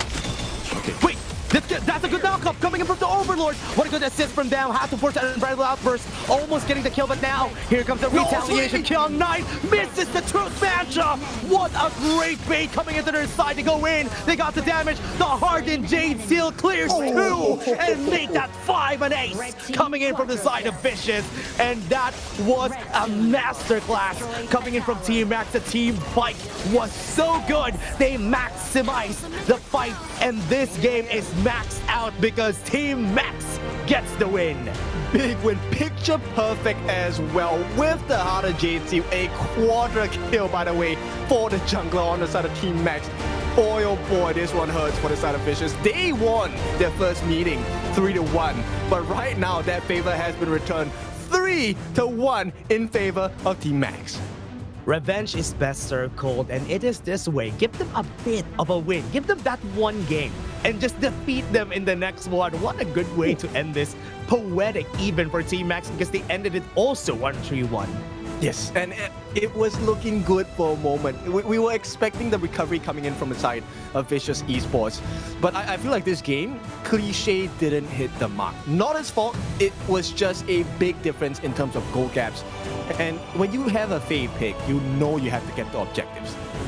Yeah, and they were able to get to that. And what's hard about this, though, is that Sui had to be forced to build the Blazing Cape. So in the early parts of the game, I was expecting once he goes in, boom, explosion, but it's not happening because he had to build tanky because he could explode also anytime just because of that fade pick.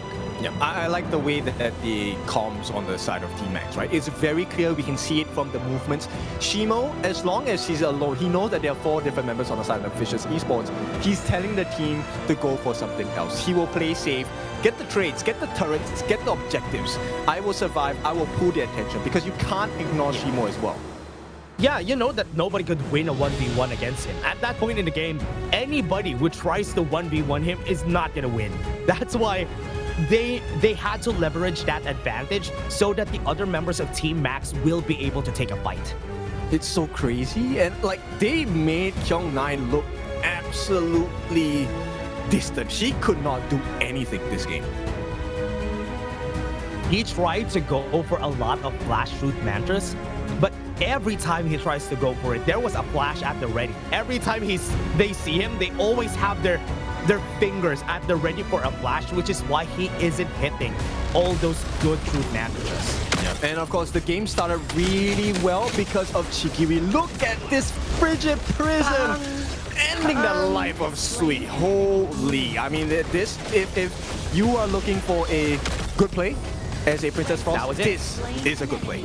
You don't see that every day, right? It was expecting that Sui is gonna go there, gonna try to at least back off for a bit. But the positioning here has been uncanny, right? Also, that assist from the Overlord, crazy knock up on 2. Yeah, I mean, when it's your time to win, it's your time to win. You don't lose. And this was huge. Chigiri actually baiting them and using the Splendor as well. And I think this game really just put into perspective how you can actually come back into the series after having a bad start to the games. Man, the hard Jade Seal finishing so 2 targets. Ooh, that's so good to see every time. And that was a great game for Team Max. They showed their fangs in this game. The MVP for sure gonna be Kitty with this Featherfoot fade on the 7-1-2 in that KDA. Same storyline as Sui as well. This guy, we don't know where he came from. Well, boy, did he show up today. 7-1 and 2, 22% of the hero's damage dealt over to the side of Vicious Esports. And what a time to hit your growth, because we are in the group stages. Every team is looking to fulfill that first or second place. It's a tough climb because we have 2 of the strongest teams from arguably the 3 best regions, East, West, WKS. Yeah, and again, everybody, that was just our series number 2. We still have 1 more series that is incoming. We're just going to be taking a short break, and after we come back, we're going to go to series number 3.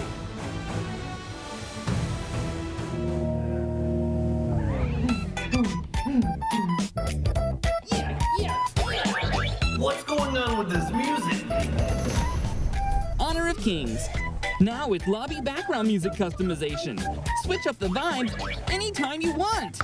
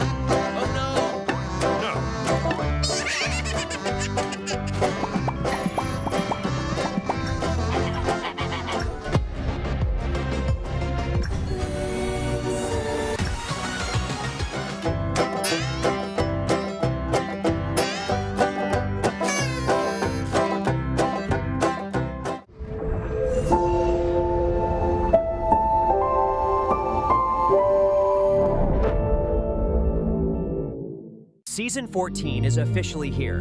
The new version brings a bunch of exciting improvements, so let's take a look. A new hero, Yango, is coming soon. Attack enemies and collect hero shards. Once you gather enough, you can summon an enemy hero puppet to fight alongside you. Control both Yango's main body and the puppet. Chain your skills together and outplay everyone in style. With puppets that are nearly indistinguishable from the real thing, can you spot who is real? Nezha has been upgraded, gaining a new skill that provides global vision.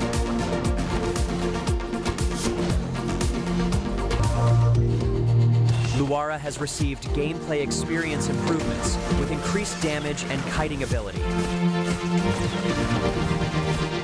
Body has also been improved, making skill chaining into enhanced basic attacks much smoother. Spritlings arrive in style, bringing 3 special potions with them. A growth potion made for fighting and soaking damage. A shrinking potion, perfect for escaping and getting around quickly. And a cooldown potion, which speeds up skill cooldowns. Of course, each benefit comes at a cost. The shrinking potion reduces your damage, the growth potion slows your movement speed, and the cooldown potion consumes a portion of your health. Pay a small price, then pull off some spectacular plays.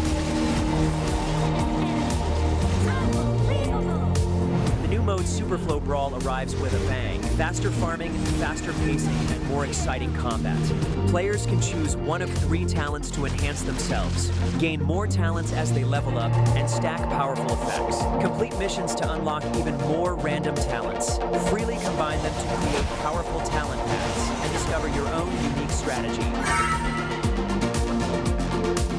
From March 6th to 16th, participate in the event and collect keys and chests to redeem up to 5,000 limited time tokens. Get a minimum of 888 limited time tokens guaranteed. Starting March 11th, experience the new version and get a Ramadan-themed Spritling costume. From March 14th to April 12th, participate in the partner event to get a permanent minion, legend skin, and 1,500 limited time tokens. From March 14th to 15th, log into the game to get 10 free draws in Point Draw and a brand new Flowborn outfit. From March 20th to 22nd, participate in the event and snatch green packets. A large number of tokens, limited time tokens, and other rewards await you. You can get up to 10,000 tokens. From March 14th to 15th, all heroes and skins are free to try for a limited time. Grab your friends and play together. The player info card on the loading screen has been fully upgraded.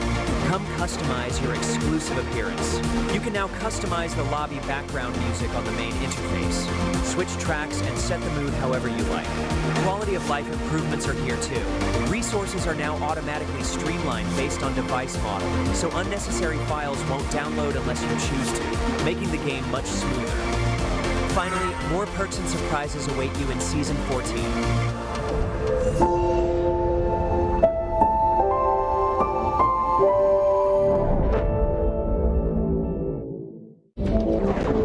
Hunting is all about patience, lying in wait to strike at the right time. Like lightning, this waterway leads to my hunting ground. On the hunt, the net's tightening. Ready to initiate operation. Hush now, this won't hurt for long. The weak get devoured, and the strong collect their bounties.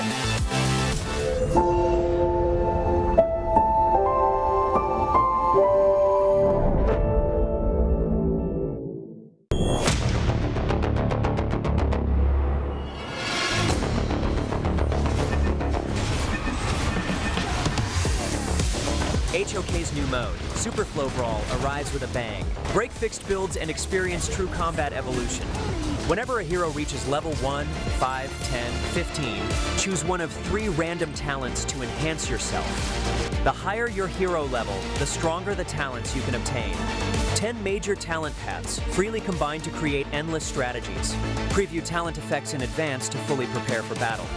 Or adapt on the fly during combat to unleash unexpected power. This isn't just luck. It's a true test of strategic mastery. There are no fixed answers, only infinite possibilities.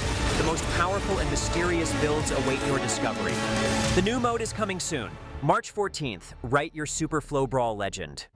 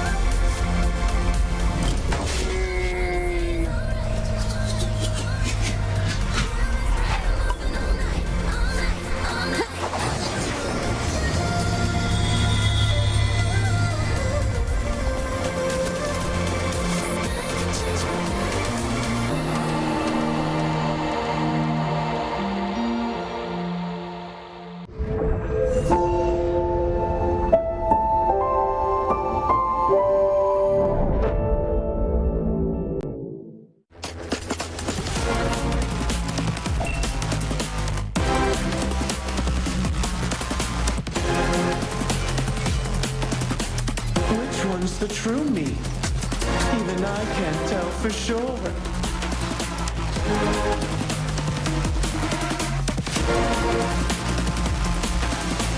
At least your death was quite the spectacle.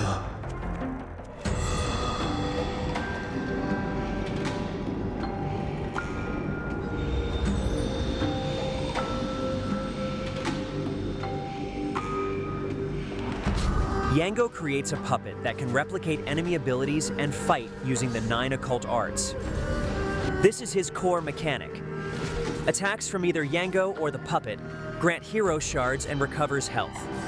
When 50 shards are accumulated, Yango can summon a puppet of the corresponding enemy hero to fight alongside him.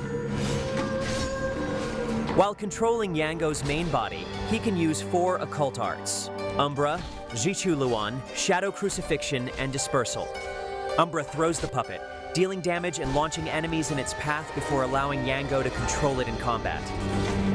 Jichu Luan is Yango's main damage output method, where he tosses hidden weapons to deal damage to enemies in his path.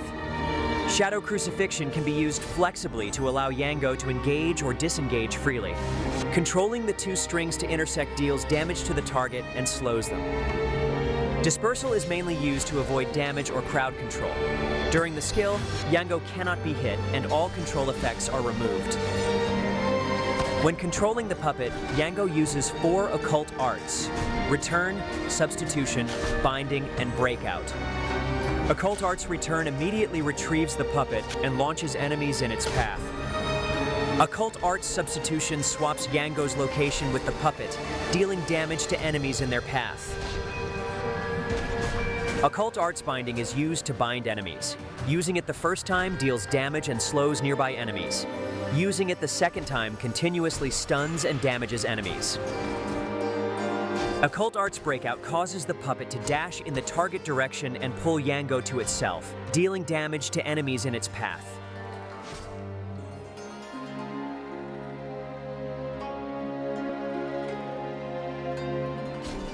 By mastering all 9 occult arts, Yango develops a unique combat style. After ensuring his own safety, he first summons the puppet with Skill 1 and uses hero shards to transform into a key enemy hero to assist teammates. Tapping the hero shards again reverts the puppet. And then he can follow up by chaining Skill 3 twice to crowd control enemies.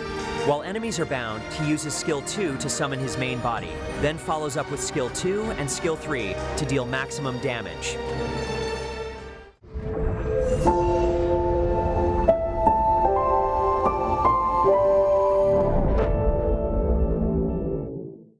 I feel it deep flowing through my blood.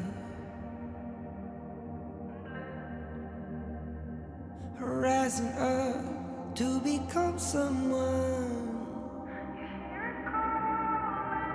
and taking it all on my own.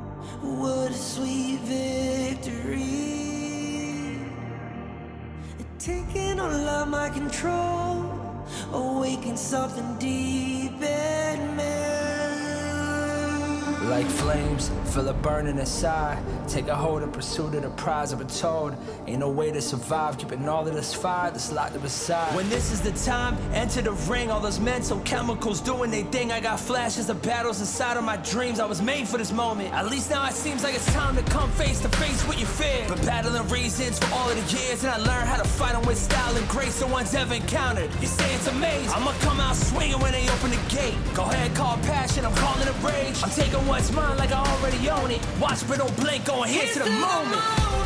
The sky rained down. Here's to the madness that's all around. Go on, tell them who you are, you are, you are. Go on, tell them who you are, you are, you are, you are. Here's to the moment the sky rained down. Here's to the madness that's all around. Go on, tell them who you are, you are, you are. Go on, tell them who you are, you are, you are, you are. My name is Honor, my name is King, my name is Champion, my name is Strength. Tell them who you are. My name is Pentakill, you think it's strange? My name keep ringing inside of your brain.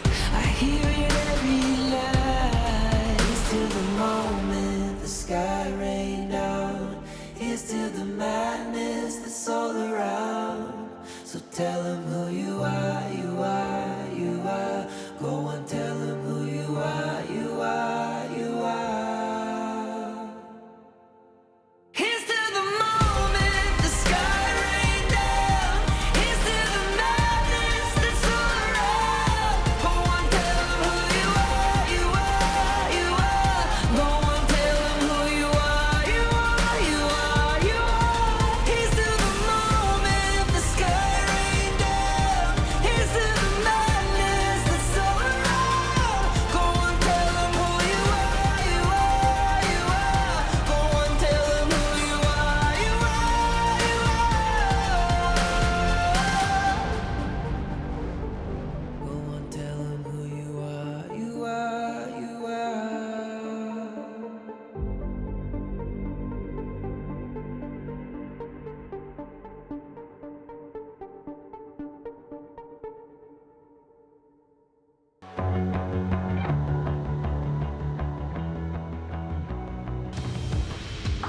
Welcome back into our final series of the day. We're going to be looking at Nongshim Redforce going up against Stamina Esports. This is the second challenge today for Stamina. Once again, it's your favorite kind of tofu, Kindofu, and with me it's Dash. What do we think about this last series?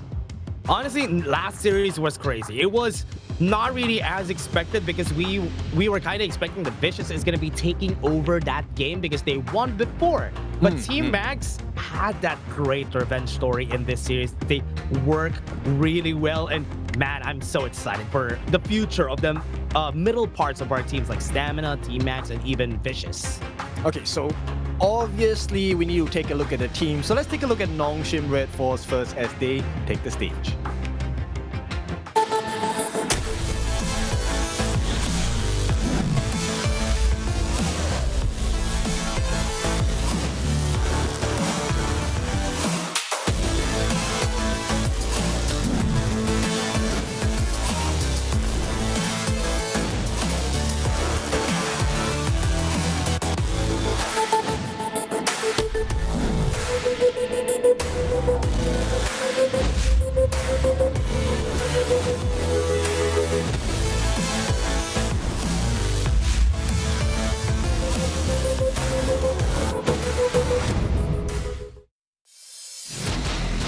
Nongshim Redforce, the ultimate red, represented by Illusion in the mid, Namu in the roam, Haku in the jungle, Ratel in the clash, and Siri in the farm. These five boys have made a lot of waves in KIS 4. Now, coming into KML, they are looking strong as well. Showed us how it works, showed us that they still have it. This team is coming with a second win, with a different story in mind, and they still are as strong as they were even from last year's version of this team. Yes, and this is something that's really cool, but we have to take a look at their opponents. So let's take a look at Stamina Esports once again.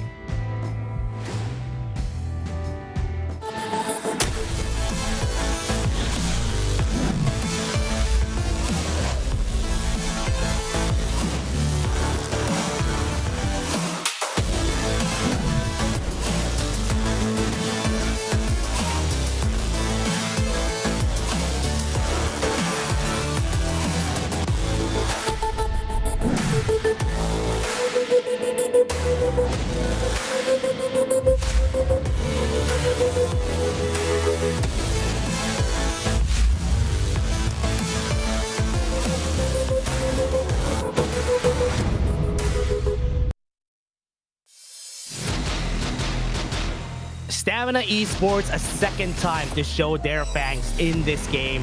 They are still comprised of With That Fade, PHY, Zing, and NR Vex.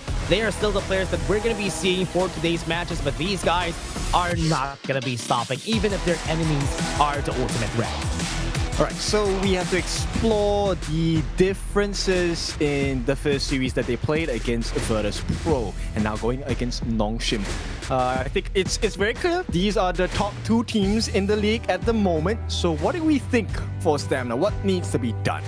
Oh man, it's tough. It's tough to say because from what they've seen a while ago, it was a utter domination in the team fights. But they did this before. They are just gonna do it again. They won 3-2 against, they lost 3-2 against Nongshim Redforce, but they're still not that far away. Look at the kill participation difference here.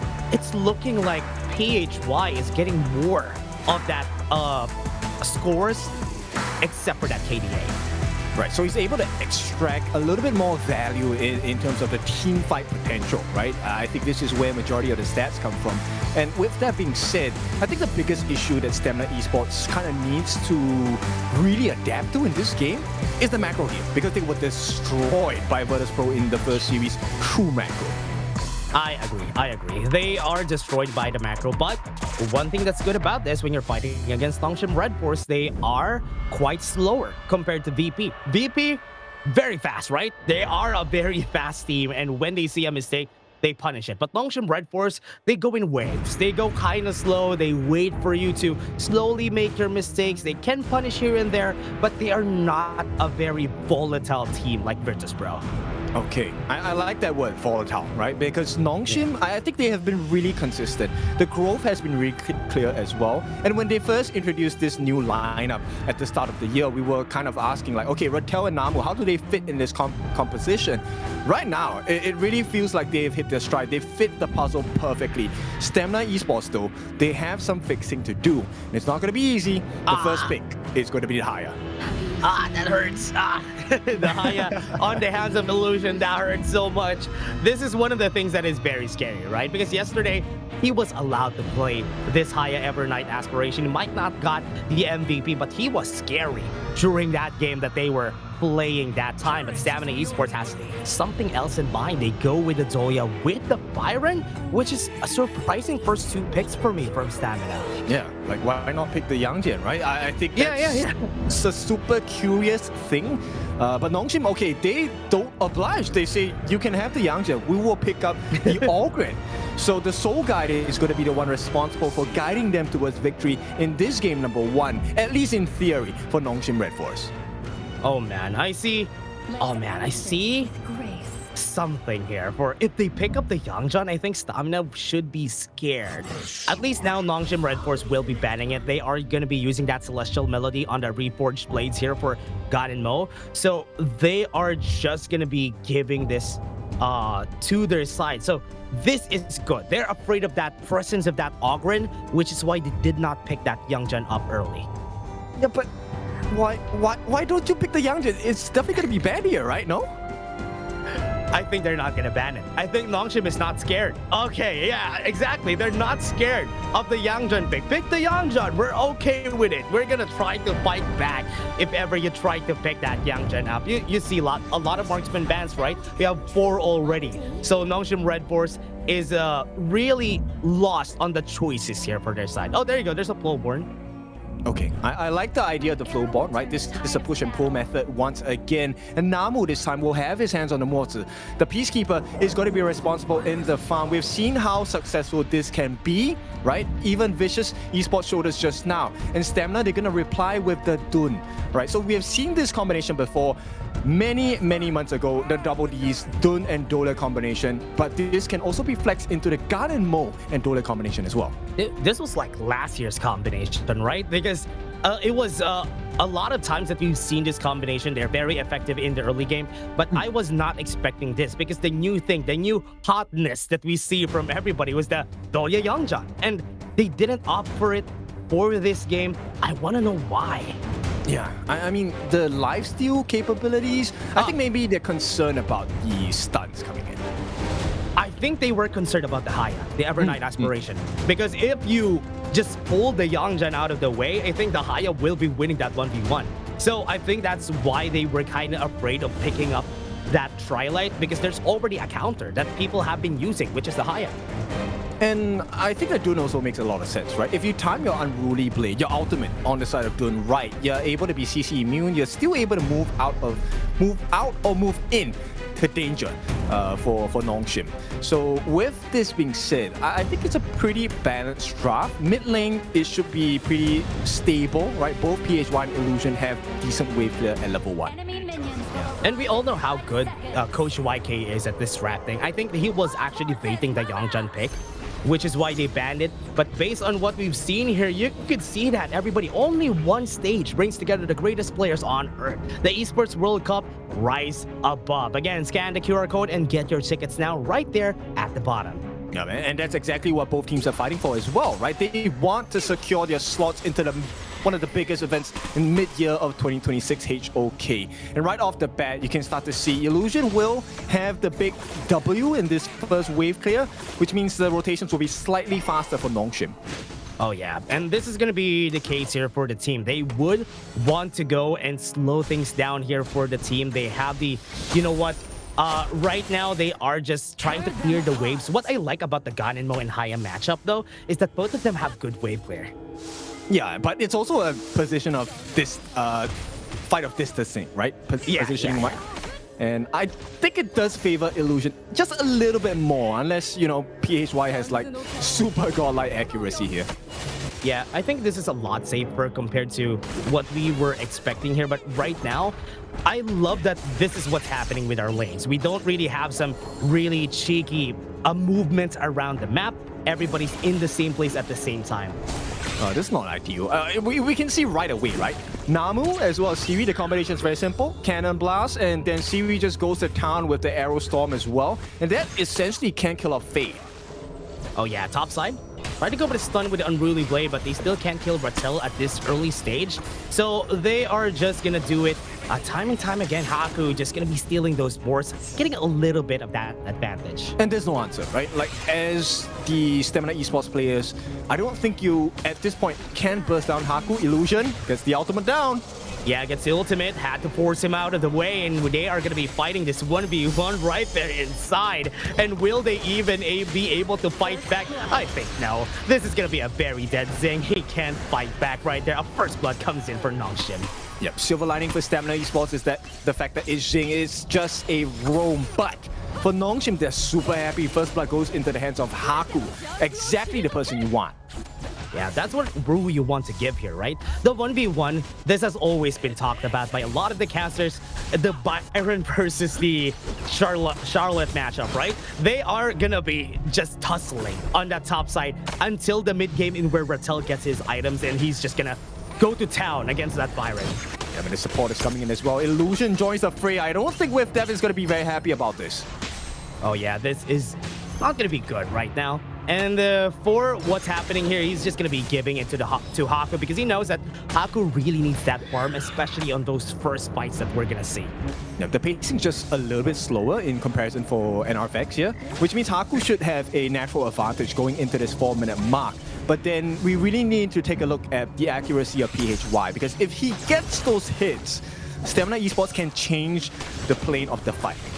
Yeah, it's one of the crazy games that I've seen from yesterday, right? They got in mode against with the Motsu. Yesterday was played by them against CMF Esports, and PHY was the scariest member of that game. He was the MVP.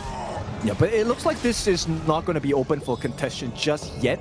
The movements across the map are slightly different. Stamina Esports, they're hoping to get that 2v1 against Rattel. He does have flash though. Yeah, 2v1. I think this is not going to work, right? I think Rattel will survive this. He's just going to dash away.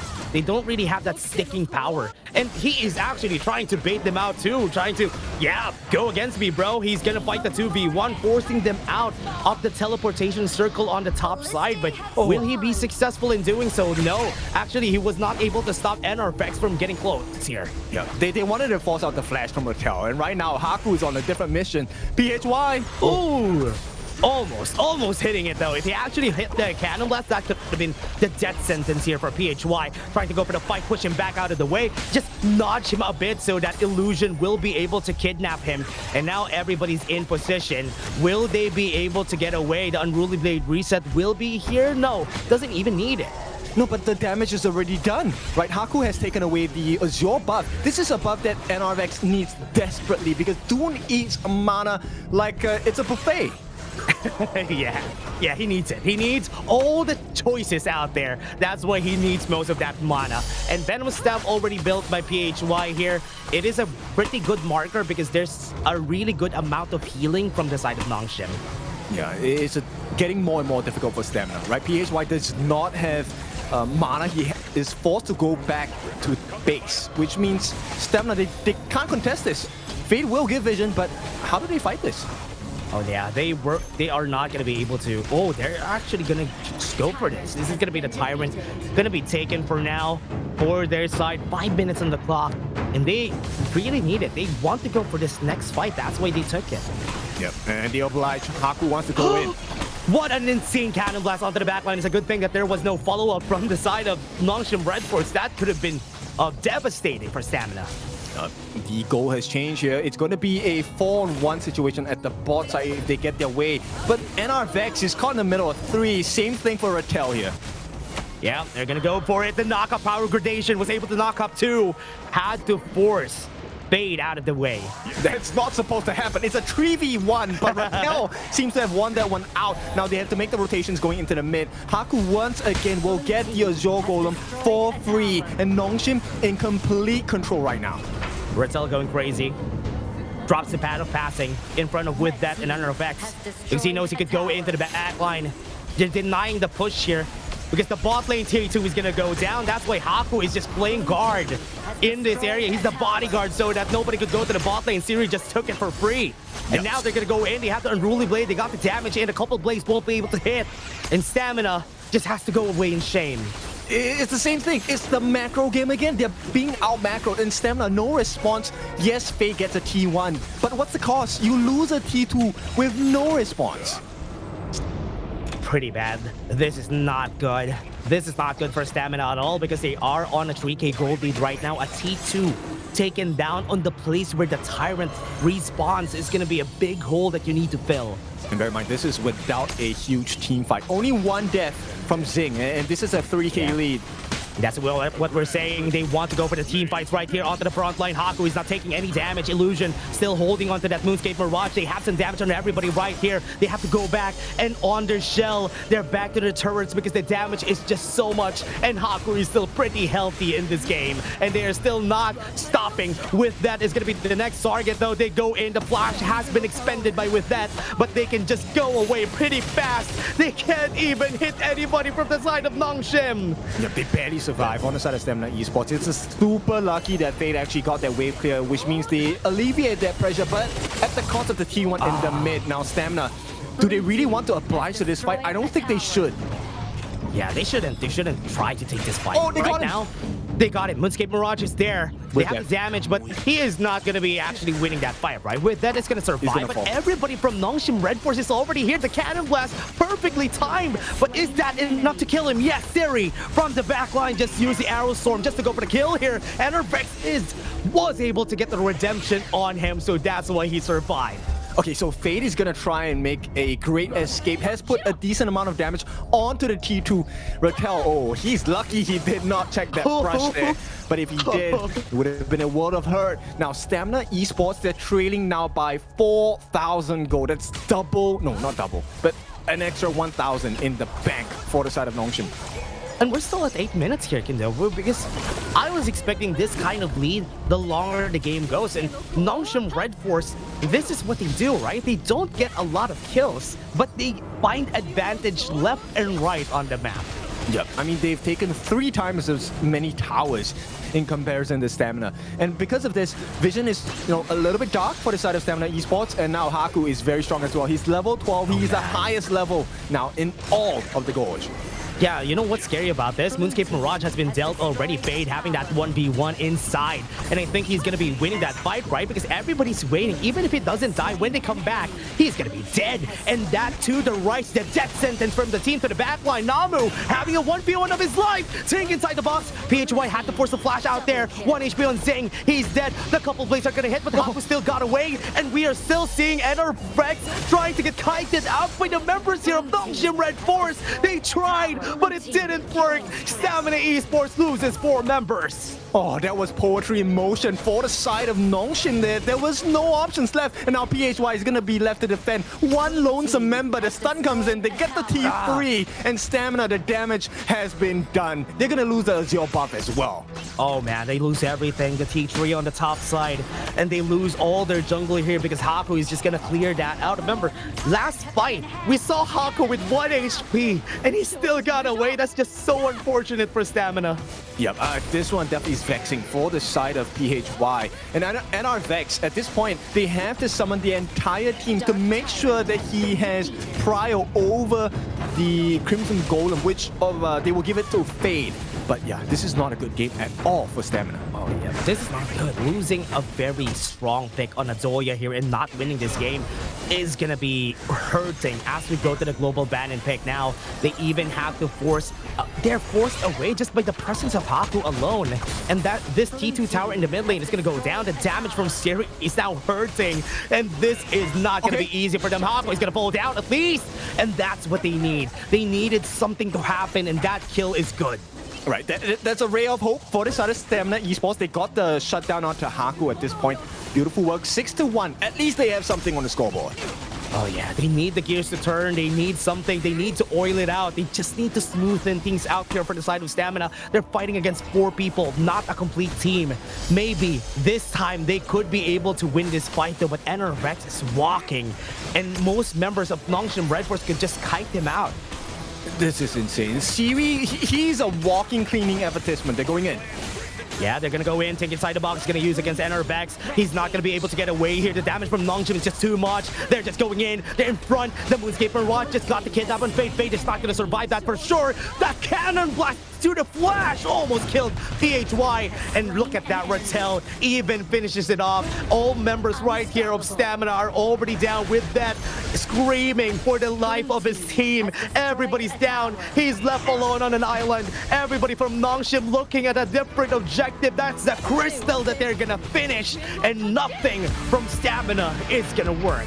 Banana split. This one is the favorite flavor of Nongshim Redforce. Add that to the ramyeon here.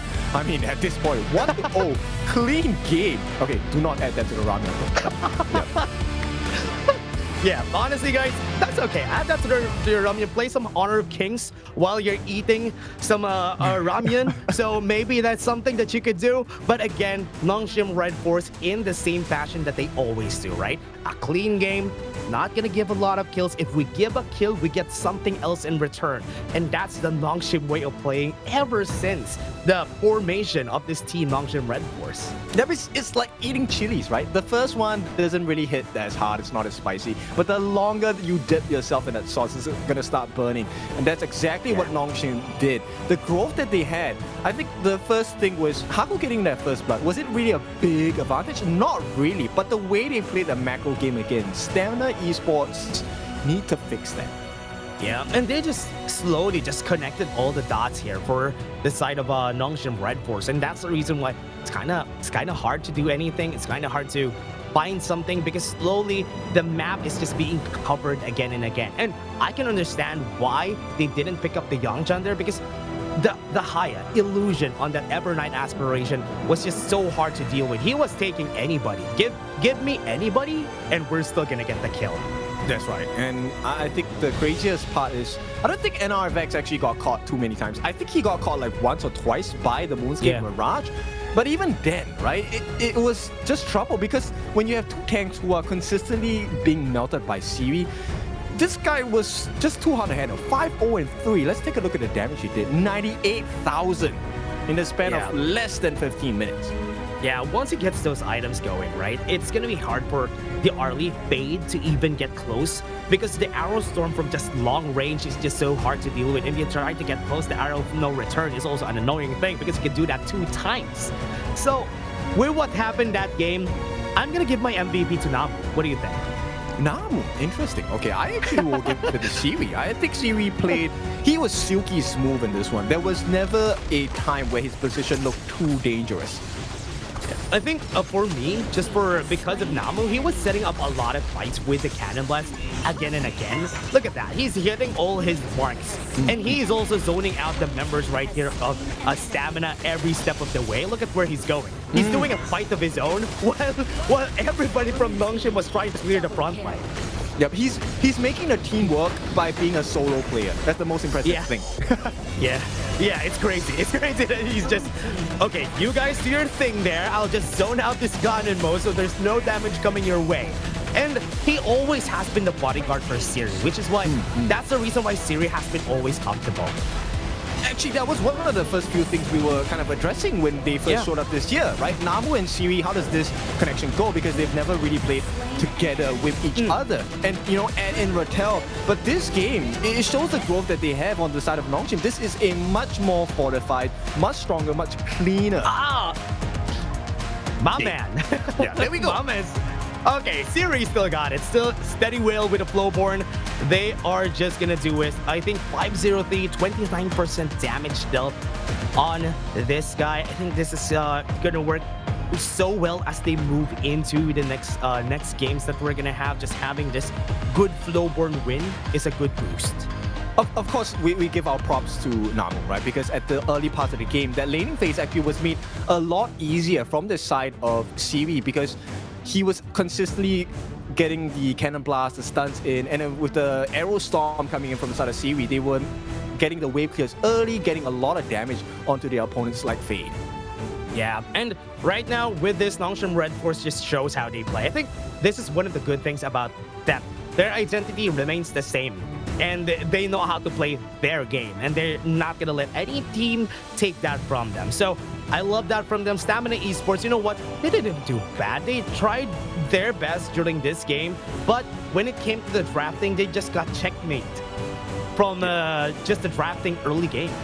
You can't, right? Sometimes it may look bad on screen, but you don't really have much options to explore. Number one, you don't have the goal lead. Number two, you don't have control over the map. And then the draft itself was a really hard one to play because there was a lot of control. And we're not just talking about stuns coming in from Namu. We're talking about being stolen away, kidnapped by the Moonscape Mirage here. And it didn't really matter who, Illusion caught. It was a bad fight.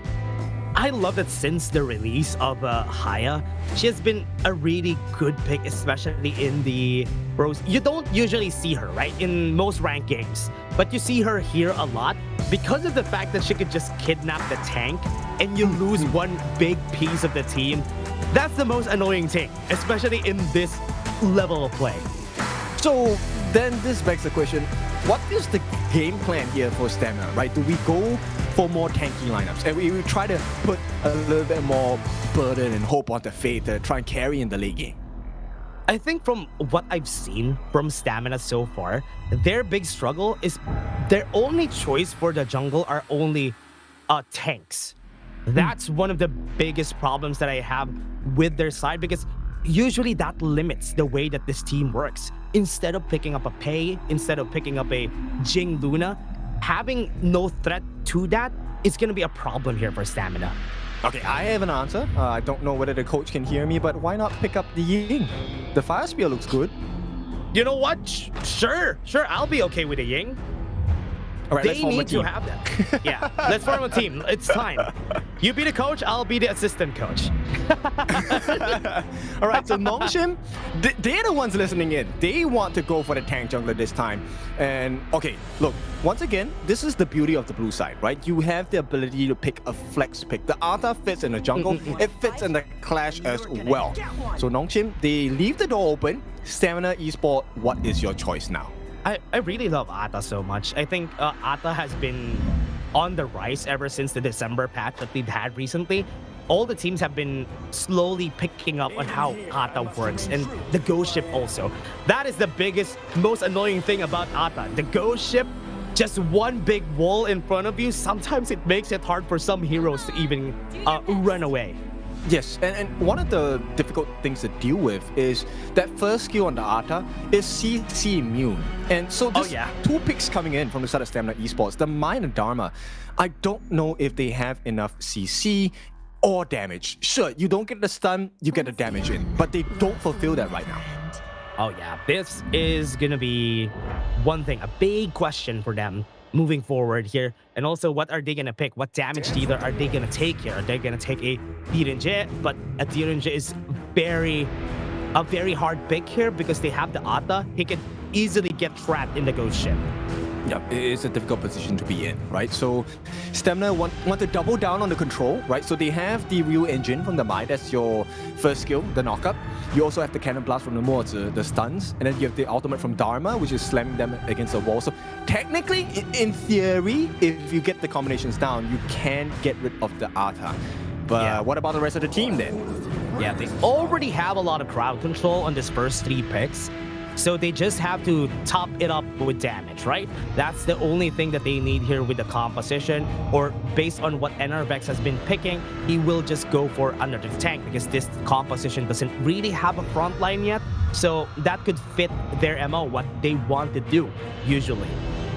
Nongshim could actually go for the Yangjian Dolia here. I think that Actually, destroys the game. Yeah. Yeah, you know what?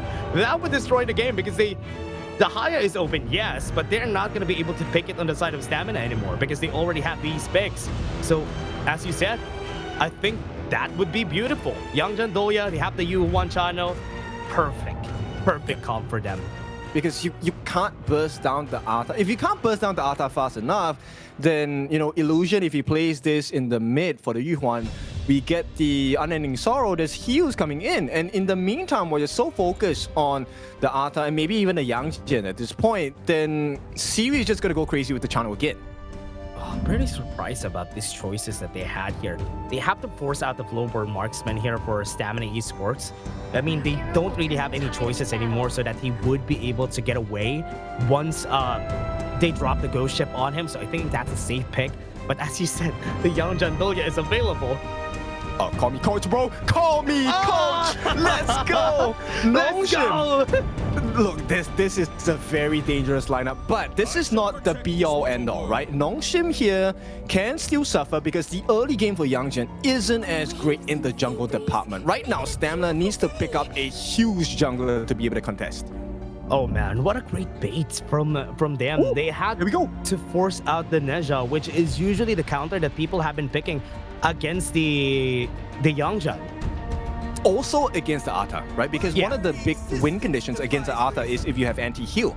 So with the burn from the Nerza, especially when he uses his skills, either Fire Tip Spear, skill number 1, or the bind where he jumps around, then this is very much possible. But still, the line is going to be drawn within the first 4 minutes. This is defining. The first 4 minutes are so important in this game.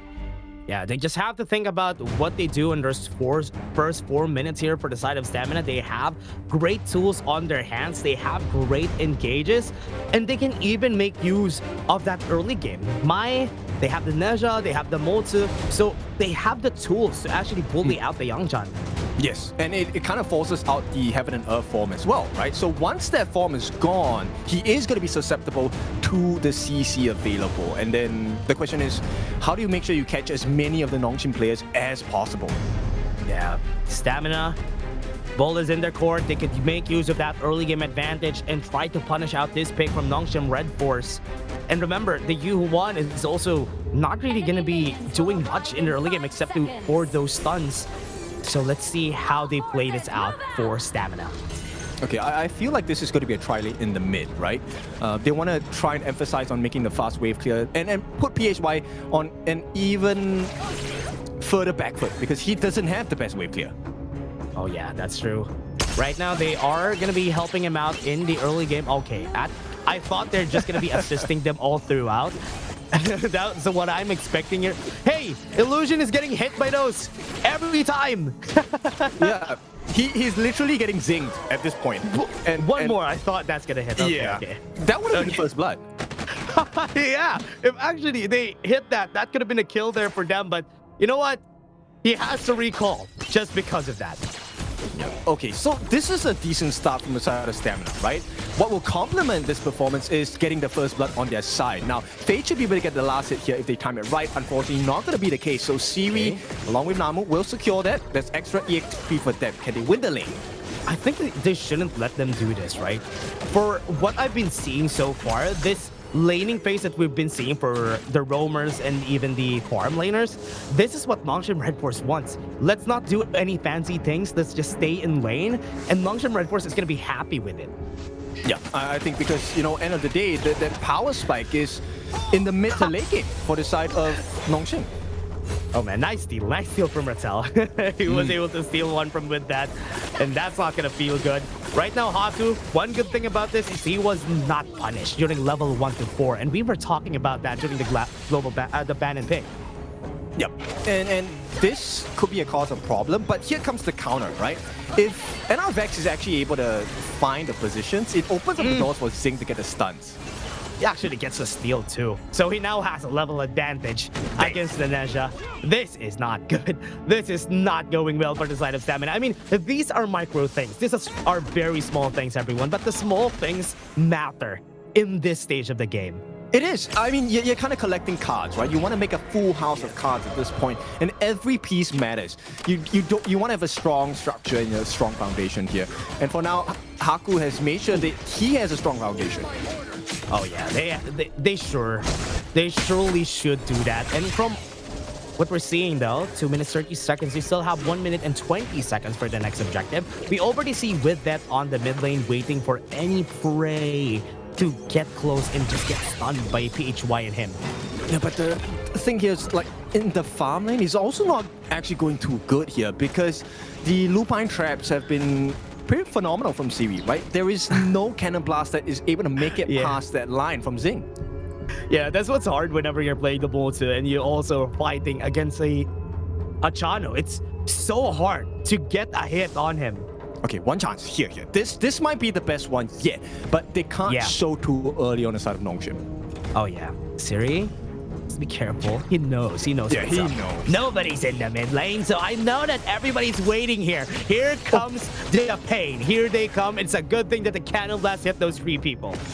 Yes, and you also see the poke potential of PHY, right? So this is something that could go both ways. It really now is dependent which team gets the first blood, or can we steal more camps? Because it's now in favor of Nongshim for the moment.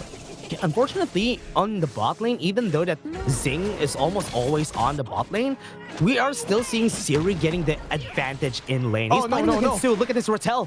2v1.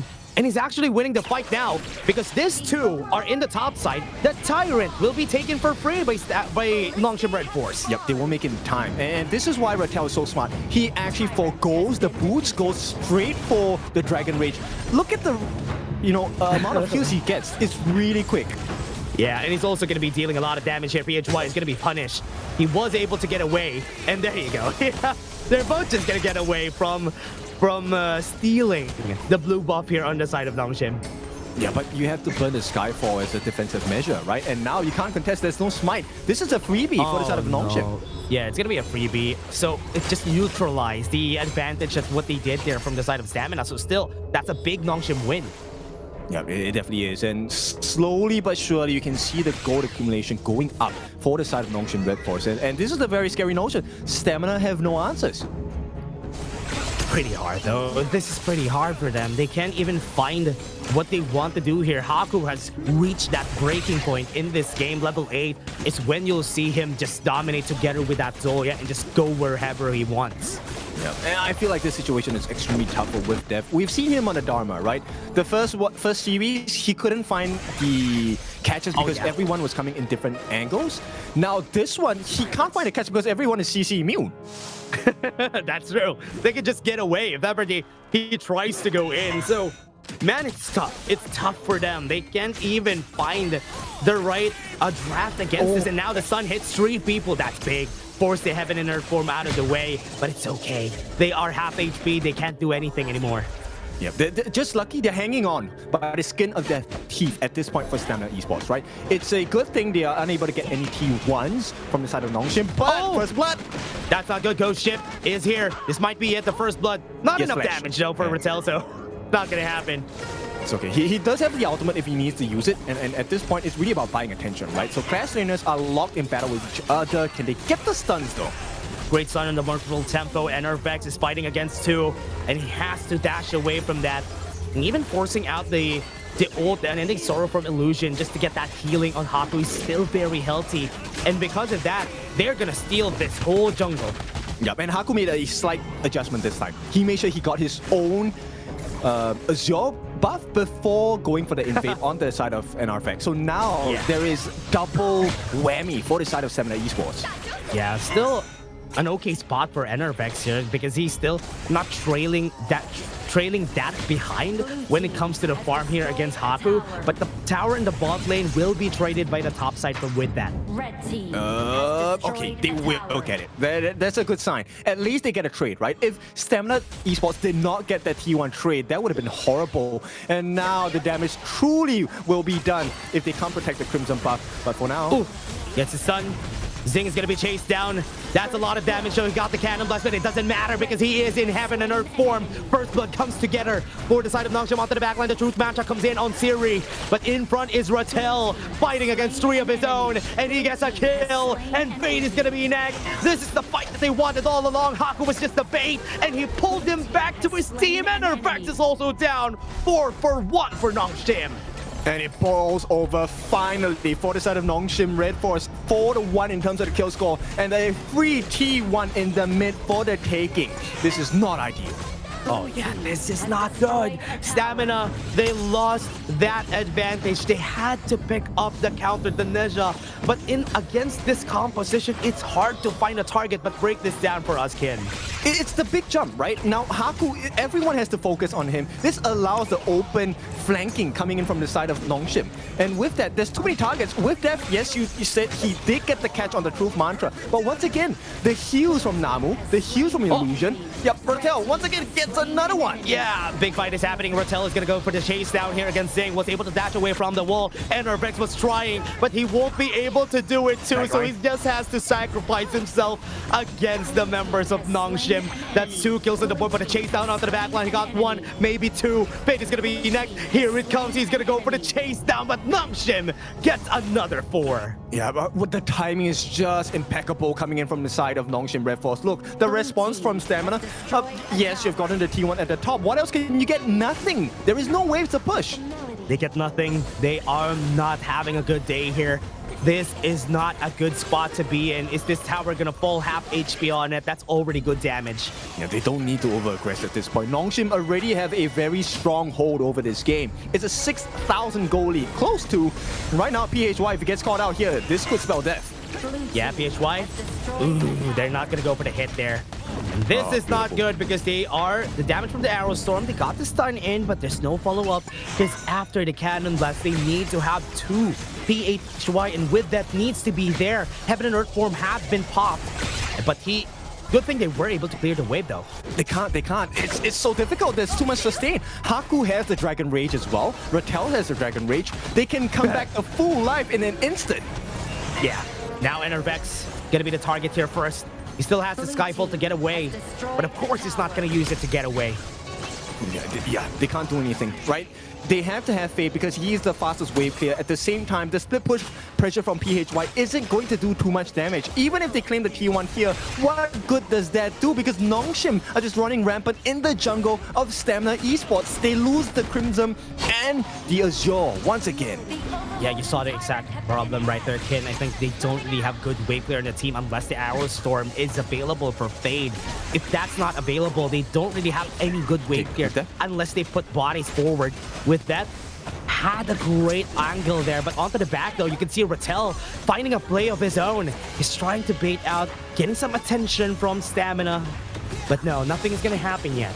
Yeah. No, it's a smart play, right? Because Rattel is just pulling attention away. And if they lose concentration for a little bit, they lose either the neutral objectives or they lose the T2, both of which still hurt Stamina Esports. They still have to fall back here. I think Stamina Esports with this lead, it's a 6k gold lead at 10 minutes, and they know they have to respect the position that members of Nongshim have. They can't even take the Overlord because Rattel is playing guard here for this objective.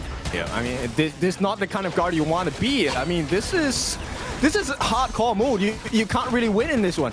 Yeah, they're keeping them at bay, and it's so hard. Stamina, they have one angle.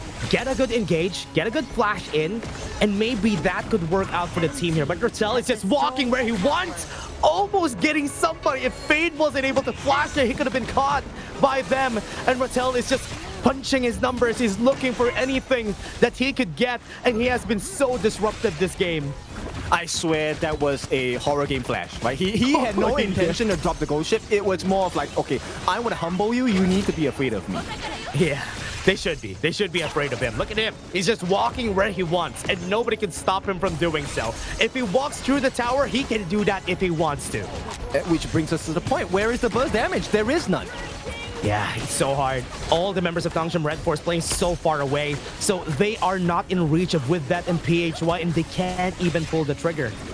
I mean, even if they do, like, there's no damage. PHY is under level. He does not have the items. Fate is still far away from level 15. Look, they can't do anything. Yeah, Rattel is going to survive this for sure. He's just going to use the anchor, just get back. The pullback from the kick coming in from Enervex. What a good punishment there. Okay, there is still hope to be had. They have managed to take down one of the biggest tanks in the game, but it's one. You need to do both at the same time, both Haku and Rattel. So that's the big and true challenge here. It's really tough. Zing, oh man, so much damage coming from their side. And look at the zoning here. Even from Namu, they're kind of afraid of just taking this objective. On a 4v5, they still don't have the advantage here. Haku in position to go to the backline. Fate is going to be his target. Gets 2 kills! And he deletes them with a laser. And they are heated up. They got melted from Haku. And Enervex is going to be next. He tried to get to the back, but the unending sorrow, he can't even see him with death in front. He's also going to be deleted. Oh, that was a huge bait. Siri just making sure that he pulls the attention. I love this itemization from Namu as well. The Star Spring, making sure that everyone is healthy. What can you do, PHY? Absolutely nothing. The game is going to be set here.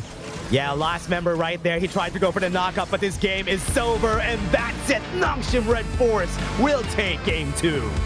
Easy pickings from the side of Nongshim Redforce. Outdrafted, outplayed every single factor in the KP region.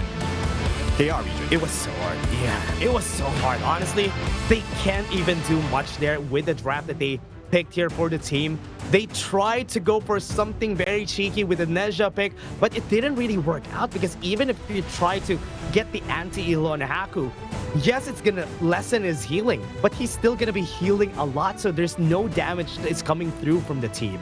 Yeah, it forces you to use a lot of time, right? Because now you need 2 different sets of items. You need an item for the burst, you need an item for the anti-heal. Yes, you have the Nerza, which has the inbuilt, anti-heal properties, but he is under level, so he can't really die. Yeah.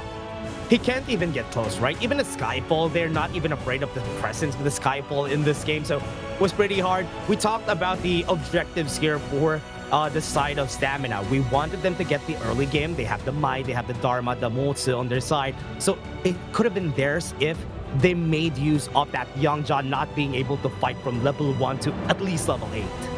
Right, so we'll take a look at the stats of game number 2 here. It's looking like a very strong performance from Nongshim. Stamina, once again, given another lesson, a lot more homework, and they don't really have a lot of time. The due date is in a couple of minutes because game number 3 is surely going to come in. Let's take a look at the stats here. I think, look, this is the first series I've had. I feel that I don't know who the MVP is because Nongshim played really well. Yeah, every one of them, everybody was making this building block. Everybody was tuning in, and now they built a really great fight here. But for me, who's going to be the MVP here? I want to give it to Rattel, to be honest, but I believe it's going to be Haku. Oh, okay, I'm going to double down on that as well. I feel like my personal MVP is Rattel. The way that he conquered the early game was really strong, but it was Haku that also made life super difficult. Yeah, it was hard. Both of them, both of the tanks made life so difficult for the other team. Look at this. He was tanking in front. That was the first blood, everybody. That was 7 minutes in where we got our first blood. But the things that happened after, it was Rattel doing his own thing. He's fighting alone against 2 people. Yeah, I mean, he was the taunt factor, right? You couldn't ignore Rattel, but at the same time, if you put all of your efforts into Rattel, you had nothing else left to fight Siri. Yeah, look at that though. PHY got a good knockup onto the backline. They got the kill on Siri, yes. But once Haku got into this fight, this was definitely over. Enervex, you saw him. He tried to go with the dash, but he failed. So he knew, okay, nah, I'm just gonna sacrifice myself here. Yeah, I mean, even if Enervex had everything go his way, bear in mind there is a potential double heal, and Namu was really smart with his itemization in this game as well, right? Starting off with the redemption to make sure that they are able to edge it out in the fights, get that small advantage, and once they build upon that, Namu then switched his roam items towards the Star Spring, which gives a singular target a heal. And so there's 3 different forms of heals coming in for the side of Nongshim, but they also have 2 sustainable tanks. So yeah, Haku, as we predicted, will be your MVP. 3, 1, and 4, dealing 26% of the team's hero damage against Stamina, but also taking 20%. Yeah, we wanted Rattel to be the MVP, but it's definitely going to be Haku because he was the one frontlining, dealing the damage against the enemy team. Once he got those levels and the first fight started, it was over. It was their game to win on the side of Nongshim. Right, so as we head into game number 3, we'll show you the first 2 drafts from both teams. Now, the biggest thing that sticks out to me in game number 3, and I'm looking at Nongshim Redforce right now, Chicha is still on the board. Oh yeah. Oh yeah. Still not picked for both sides. So with Chicha available, that makes it hard for them on the next game here for the other team. So they have to think about going to the blue side, going to the red side, because if not, that Chicha will get picked for sure. And here's what makes it really dangerous. There is Chicha, there is the Fade, there is the Umbrosa. These 3 combined together are things that are going to be really unkillable at the later part of the game. Nongshim likes to edge their way into a small lead, but the snowball factor. Imagine giving an Umbrosa a lead onto Rattel. He's going to play the heck out of that Umbrosa. Yeah, for sure, for sure. That's the hard part about this, right? Because right now with what they have, I am feeling it that Stamina, they've been losing Stamina, sorry. If you make Stamina in game number 5th game that they played today, and now here comes the 6th game. They lost against Virtus Pro already, so it's already a tough day going in. So I hope they have the guts to come back, or at least the composure to get their things going for game 3. Yeah, I really hope so, because Stamina, I think they have grown a lot. Once again, if you're new to Honor of Kings in KML, this is the debut season for Stamina. Nongshim and Virtus Pro, while Virtus Pro comes under a different title this time, the players have been in KML for the longest time, since its inception, I believe. Yeah, we already know these players. These players have been pretty good. Not just pretty good, they're insanely good on the side of Virtus Pro. And Nongshim Redforce is now a new version of their team, but they're slowly getting their identity back here as a team, and I love this. I've been a fan of Nongshim Redforce from last year when they were here in the Philippines. So just seeing them again, getting back that spark, getting back that shine is so good to see. And we talk about the players a lot, but the coaches also play a huge fundamental role. And we've seen the growth of YK. This guy, I don't know, like I said, he's shy of a genius because he plans everything from game number 1 to potentially the last game of the series. And for now, Nongshim, this is looking good. They're going to take away the Arta, so we might see the finishing blow in the Chicha here. And we already also got word from their manager, right? That Nongshim Redforce, Coach YK, loves drafting. He loves drafting so much. This game that he's playing with the draft has always, and he's been enjoying it. And what's scarier than somebody who drafts while enjoying it is he is happy when he actually loses sometimes, because he knows game number 4, we're gonna win that. It's okay. Yeah, it unlocks the flow state for you, right? And there's a very clean line of having fun, but also being super in control. And here we go. Like I said, the Chicha will make its appearance here. But the question is, what is it going to be paired with? Because Stamina Esports, this is a flex pick in the Chicha. They have to show their cards first. Yeah, I don't know what sound I made right there, but that was came as a surprise for me that they still got the Chicha in the end for Nongshim Redforce. So Yuan and Fati as an answer here for Stamina. I think this is going to be a good answer at least, but it's still a very flexible pick for Haku. Can still get this for himself or even for Siri. Okay, I like the idea of the Guan Yu here, right? With the reset, once the Fati uses his ultimate, he's able to cleanse 1 form of CC, or at that moment. But the Guan Yu can continually rush at you, push you out of position. So that's a good answer to the Fati. Yeah, last one we've seen from Nongshim, Haku was the one who played the Chicha. So we are kind of leaning onto that part. But I also want to see Siri play it himself, so we can see this difference, the flexibility of this pick for the Nongshim Redforce squad. Okay, we are getting a very clear message on the side of Stamina Esports here. They're trying to go for the big burst potentials and also good mobility, right? So with the emergence from PHY on this Nuwa, hopefully they are able to fix the macro game and put up a defense against Nongshim Redforce. Yeah, and the Nuwa, I like it. At least they're forcing out some of the fix here for the side of Nongshim Redforce because a friend of mine, a caster from the Philippines, always says that the Nuwa Ganenmo matchup, I like the Nuwa a lot more just because of the fact that yes, Ganenmo is good in the early game. The Nuwa, at least in the late game, has a bit more crowd control. It's a bit more utility or team fight based, as he said. Okay, as he said. Well, looks like a very good Menki friend of mine. Yes, I know who you're talking about. and with that being said, we will head into the bans, the final bans here. And yeah, look, Musashi banned. I think it's a fade.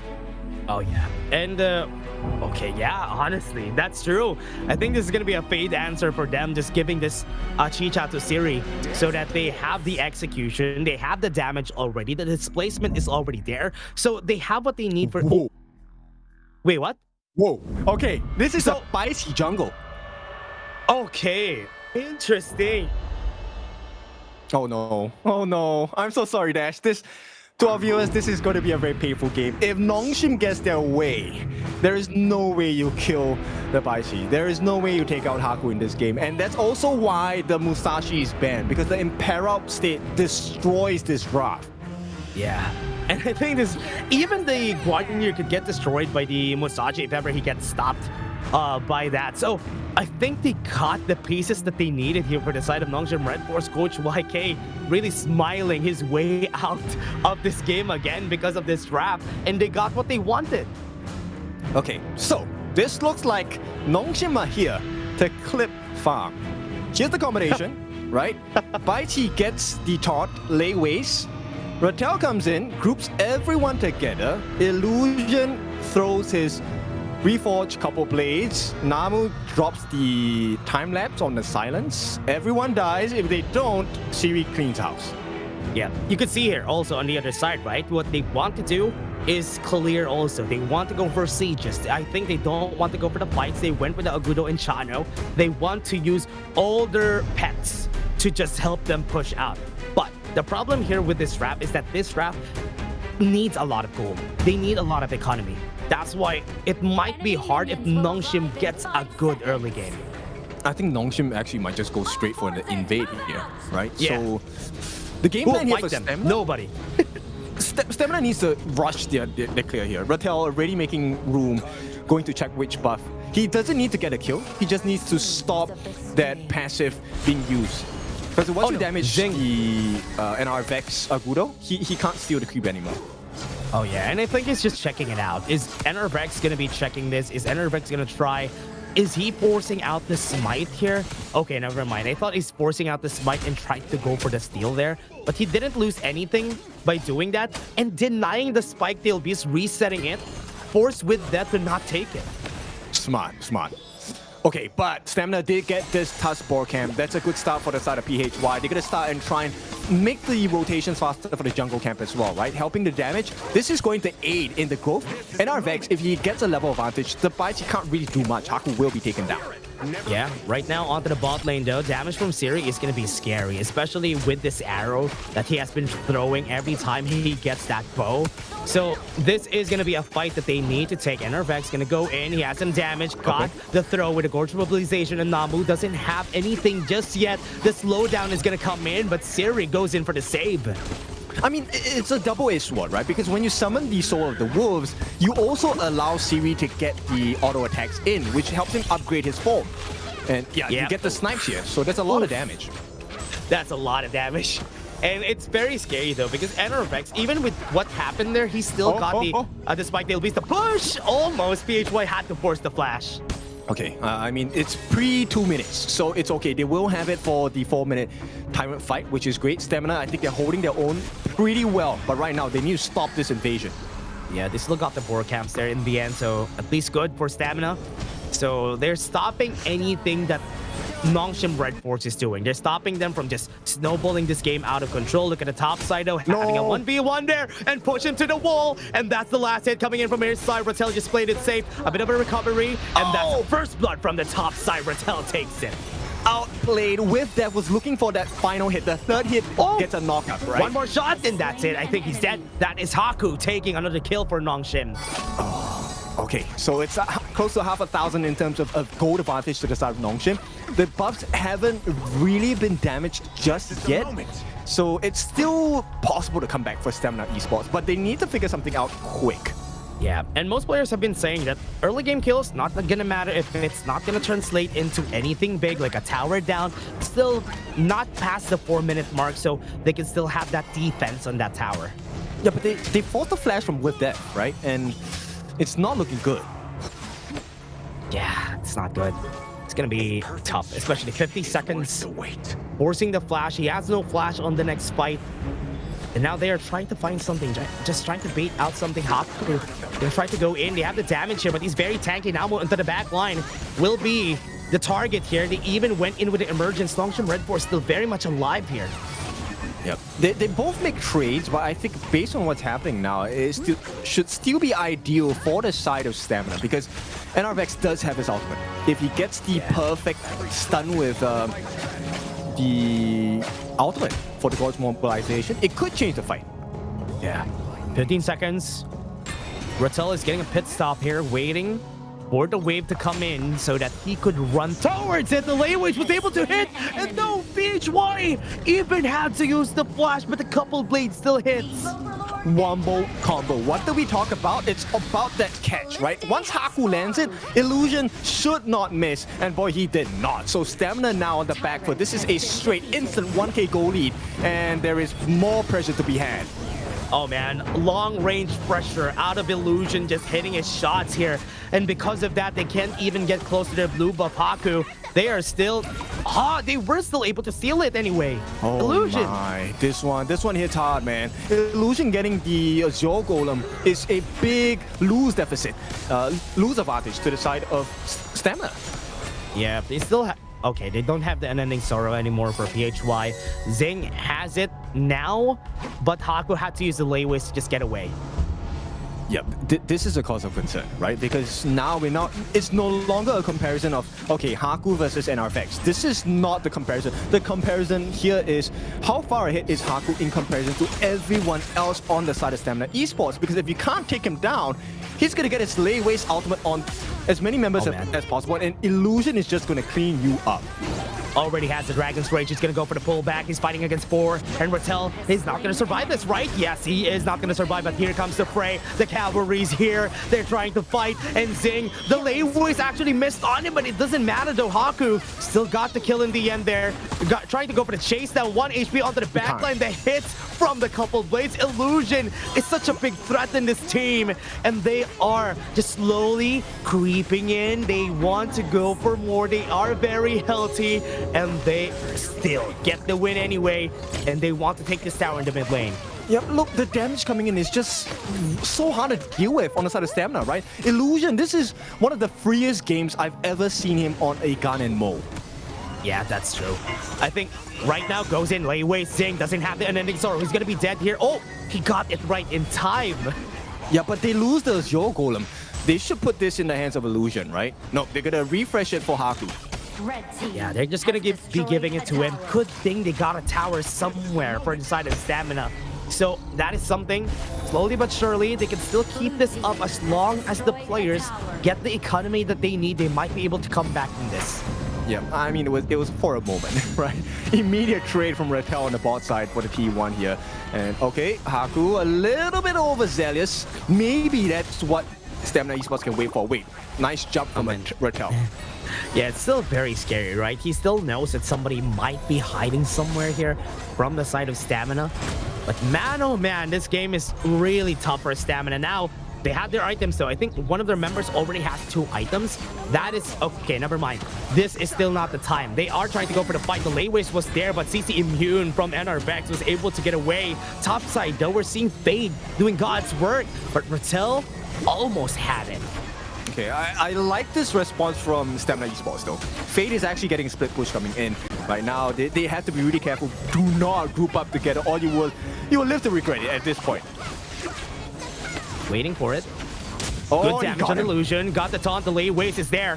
PHY still gonna be alive though, so it's okay. Haku onto the backline. Rattel is gonna go for the finish here. PHY, what a good creation! He wasn't able to get the kill just because of that. The damage from Siri is coming in, and what a couple plays just to finish the kill again. Double kill coming in from Illusion. From downtown he goes, and he gets the kill again. He's the embodiment of what it means to be under an Illusion. It looks like a save, you're not. Illusion gets a double kill off of that, and now once again they open up the Azure Golem for themselves. Siri's gonna be happy with this one. And with that, this is a 6-1 kill score. Stamina Esports being run down bit by bit. And it's not gonna end there because every time Haku has ultimate, you can be sure PHY is gonna be forced to use his flash. Illusion showing how it's done. PHY, you should look at how he is doing this in this game, but it's also because of his team. The reason why he's allowed to do that is because his team is covering for him and the attention is not on his couple blades. Yep, and it's a very silent benefit, but the fact that Namu is around, the time flux for the health rebate is so hard to deal with for Stamina. They don't have enough damage. Yeah, I think this is not gonna be easy. They're still not at their breaking points. Let's wait for the third item to come in for Stamina. That might be their timing, but Illusion is also getting scarier and scarier as we go on because he gets his items. He already has the Tome of Wisdom, so he's gonna hit a lot more. Yeah, and you know what? In this particular situation, they might be looking for more. This is why, you know, Mr. Menki should reconsider that the Galemo is a better hero. Yeah, he should really reconsider. Got to hit him with that, had to force the Sacred Tree Blessing out of with that. Didn't get any value with that when it comes to the damage department, but at least it purified the crowd control away. Every 24... Oh, that was scary. That was scary. I thought he's gonna get the kill there, even the emergence from PHY. No, but look, every 24 seconds, Illusion has a kill potential. I think that's gonna be the kill though. Zing doesn't have the Unending Sorrow anymore. Had to force the leader stance too, because Fade thought that he would be able to do any damage 30 seconds before the next objective. Ow. Oh, stop it, Illusion. That is too much pain. It's hurting. It's hurting. Illusion is just hitting all his shots with a couple of blades. Now they want to go for the push. They can't be stopped. They even had the time flux just to help them get close. They even tried to bait the emergence. It's going to go for the fight. Though with that, it's not going to survive that. Oh! And that's the kill coming in from Nongshim. When Namu gets a kill, as a Sun Bin, you know things are going wrong. And right now, Yeah. I mean, once the timer resets, Haku is going to have his lay waste again. Illusion already has his Reforge. So this couple blades combination is going to be super pain. And bear in mind, this is the 10-minute mark. Raquel doing a good job of not just scouting information out, but making sure that he delays the movement of Stamina Esports. They're running out of gas. Oh man, they're just zoning them out. And it's so hard though. They're keeping them at bay. And they can't even get close to that second objective. Almost the same thing that he did during game 2 when he was playing Ata. Rattel has been gaining value that is not seen on the scoreboard. Yep, I have to give the MVP to YK, man. This draft is extremely creative, very effective as well, and now they have a lead. It's a 7,000 goal lead, by the way, guys. This is not easy to deal with. Yeah, this is something that they hid in the trench coat. They are waiting for this moment to just bring out this composition and surprise Stamina with this game. And this is also because of this. Layways wouldn't be able to hit though, but the pullback still happened with that. Don't need to burn anything there. And the emergence for PHY, I think that's wrong. Wait, Frigid Charge is gonna hit them. The stun goes in, and that's it. The punishment is gonna be there, but it's a good thing nobody died in the process. Rattel gets 2, and that is a good pushback from them. What a very scary fight. PHY emergence in. That is the imagery of limit testing. They were all so low. Siri was 1 hit, but he had the time to use his ultimate to get the lifesteal back, and once again, they can go for more. Haku does have his lay waste. 1 more catch. This could be the end of the game for Stamina Esports. Could be the end. The mission is here. They have the damage here. Haku not gonna get the kill, but a couple blades are hitting.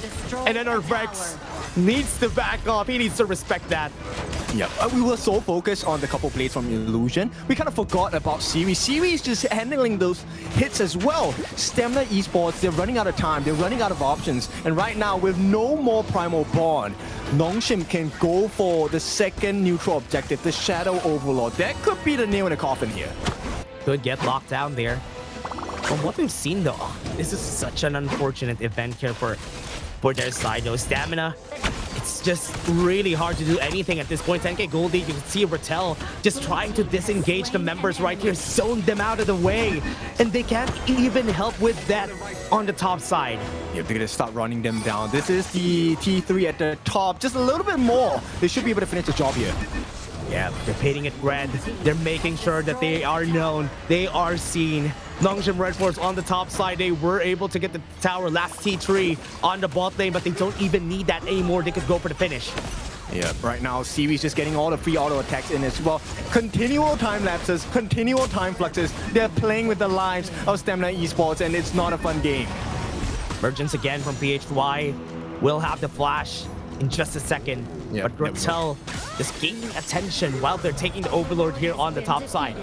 You know the moment PHY uses that Annihilation and it misses, that's a guaranteed Shadow Overlord. And with that, this is the final blow here. Stamina Esports. Yeah. Called it down the bot lane and they get the push on the right target. And Rex just gets deleted. And now they're going to blow them up. They want to go for the CC here on the top side. They even use an Toro. They got the damage in. And Series just in front, just shoveling them down, slicing them and dicing them. But this game is over and the ultimate red still paints them all red.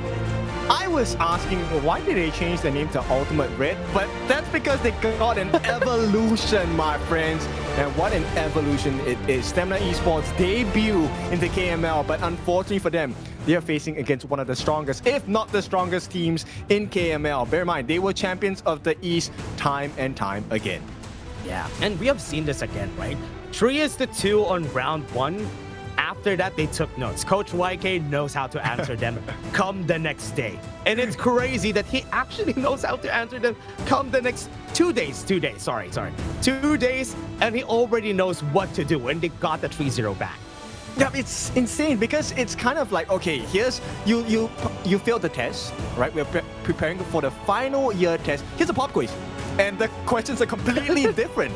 And yeah, there was no solution. How do you deal with this? This was a composition that was so scary to play. There was so much sustain. There was so much health rebate. There's so much burst as well. And yeah, there were no answers. Yeah, and as we said, with the draft that Stamina went for, yes, on paper, it should have been good because you know what they want to do, but they need so much economy for it to work. And they didn't get that. It was spread out on almost everyone from the side of Stamina Esports, so the damage didn't come through on anybody from the side of Stamina. Well, you could say they were buttered up with that Noir pick, right? Super expensive, and they needed time to grow. But you know, okay, this took a bit of time for me. That's a good growth, right? That's a good growth for the side of Stamina, right? Now they have experienced one of the top teams in KML. And this is an expensive lesson, a painful one, but this is a valuable lesson. Yeah, I think Stamina will really need this. Getting the lesson on Nongshim against BP, this is something that they need in order for them to still keep that middle of the pack team position. Because most importantly, they need to really stay in this competition to just show their prowess. I know this team is good, but let's take a look at the gold draft first. It's just going up and up.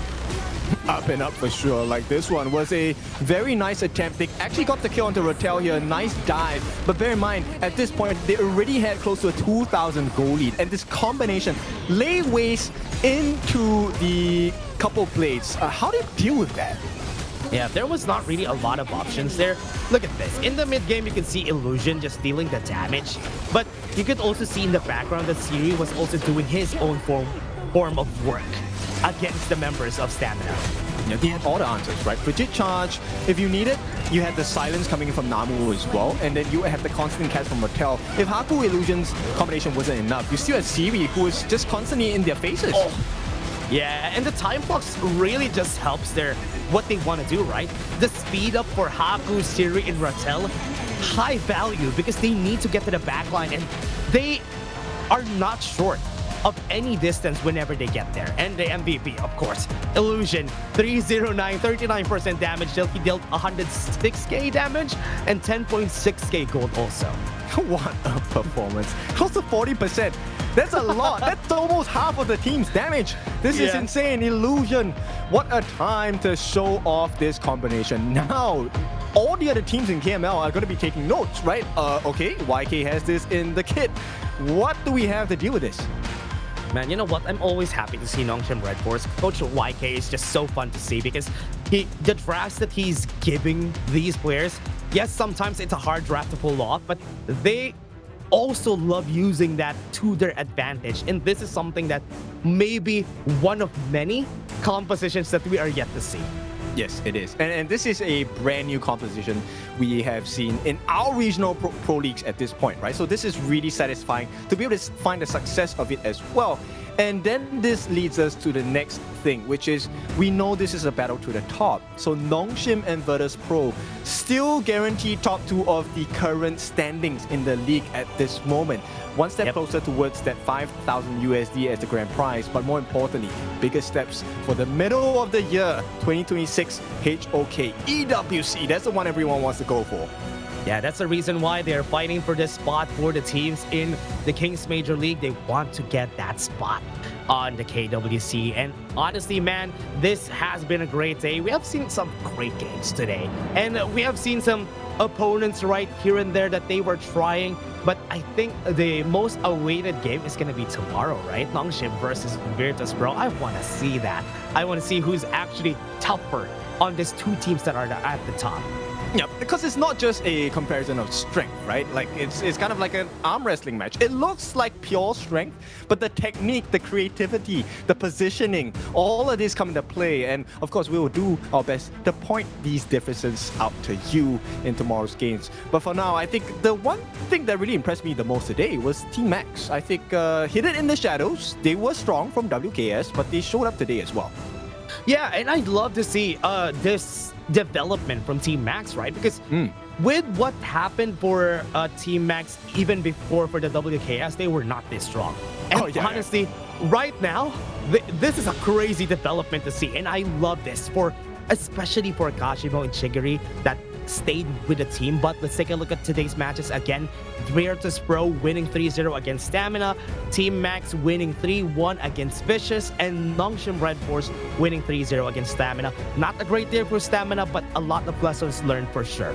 I mean, this is the toughest chapter for them in this particular season of KML, right? The two strongest teams currently in the standings, dealing the 3-0 defeats to them. Now, the other thing we have to consider is how does this affect the table, right? So these are the current standings based on what has happened so far. Nongshim and VP both at top, 12 wins, no losses. Stamina and Max in the middle, 3rd and 4th respectively. And Vicious Esports and CMF, they're at the bottom. It doesn't look too good at the bottom currently. Oh yeah, it's not looking good for them, especially you need to get the 4th place so you still stay for the next round of the tournament. But tomorrow's matches, you can see here, Max versus CMF, VP versus Nongshim on the 2nd game, and Max versus Stamina for that 3rd game. This one is going to change the potential position of the 2nd place. Whoever loses in this Virtus Pro against Nongshim matchup opens the door for not just Max, but for the side of Stamina as well. If they can figure out a way to beat the 2nd place team, this blows the race right open for 2nd slot. That's true. So for these teams that we have right now, they have to think about what they are going to do here. But again, Ken, it was a very nice day. It was great casting with you. It was honestly good games that we've seen today. Yes, very much good games. Not what I had in mind. The games were really strong, right? 3 of those, but they were very entertaining. Yeah, I love that. I love that we have seen these types of games again and again for the KML. We could definitely say you started today with the teams got stronger for all these regions. But again, Kindofu, that was a nice day. This was a nice time. And honestly, any last words here, Ken, before we end this? I will see you tomorrow. Dash is on break, so I will expect more games coming in. We have to have it. It has to be a full best of 5 between VP and Nongshim tomorrow. With that, that should be the final goodbyes. It's been your favorite kind of tofu, and the man that ends games in a flash, it is Dash. We will see you again.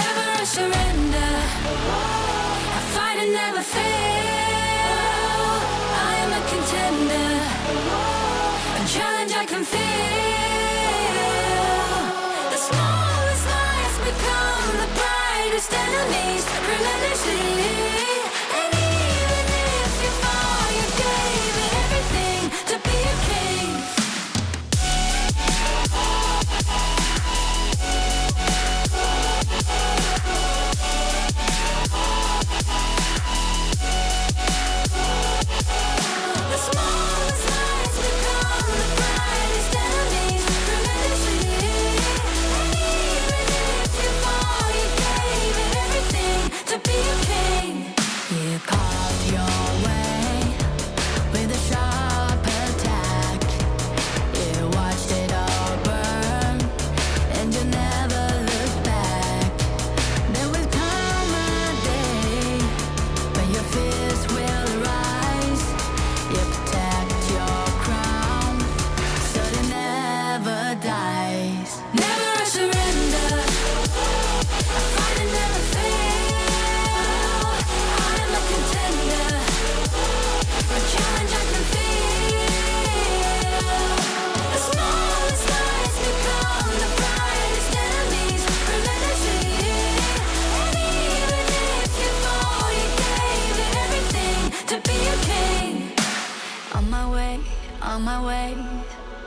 find my way, find my way.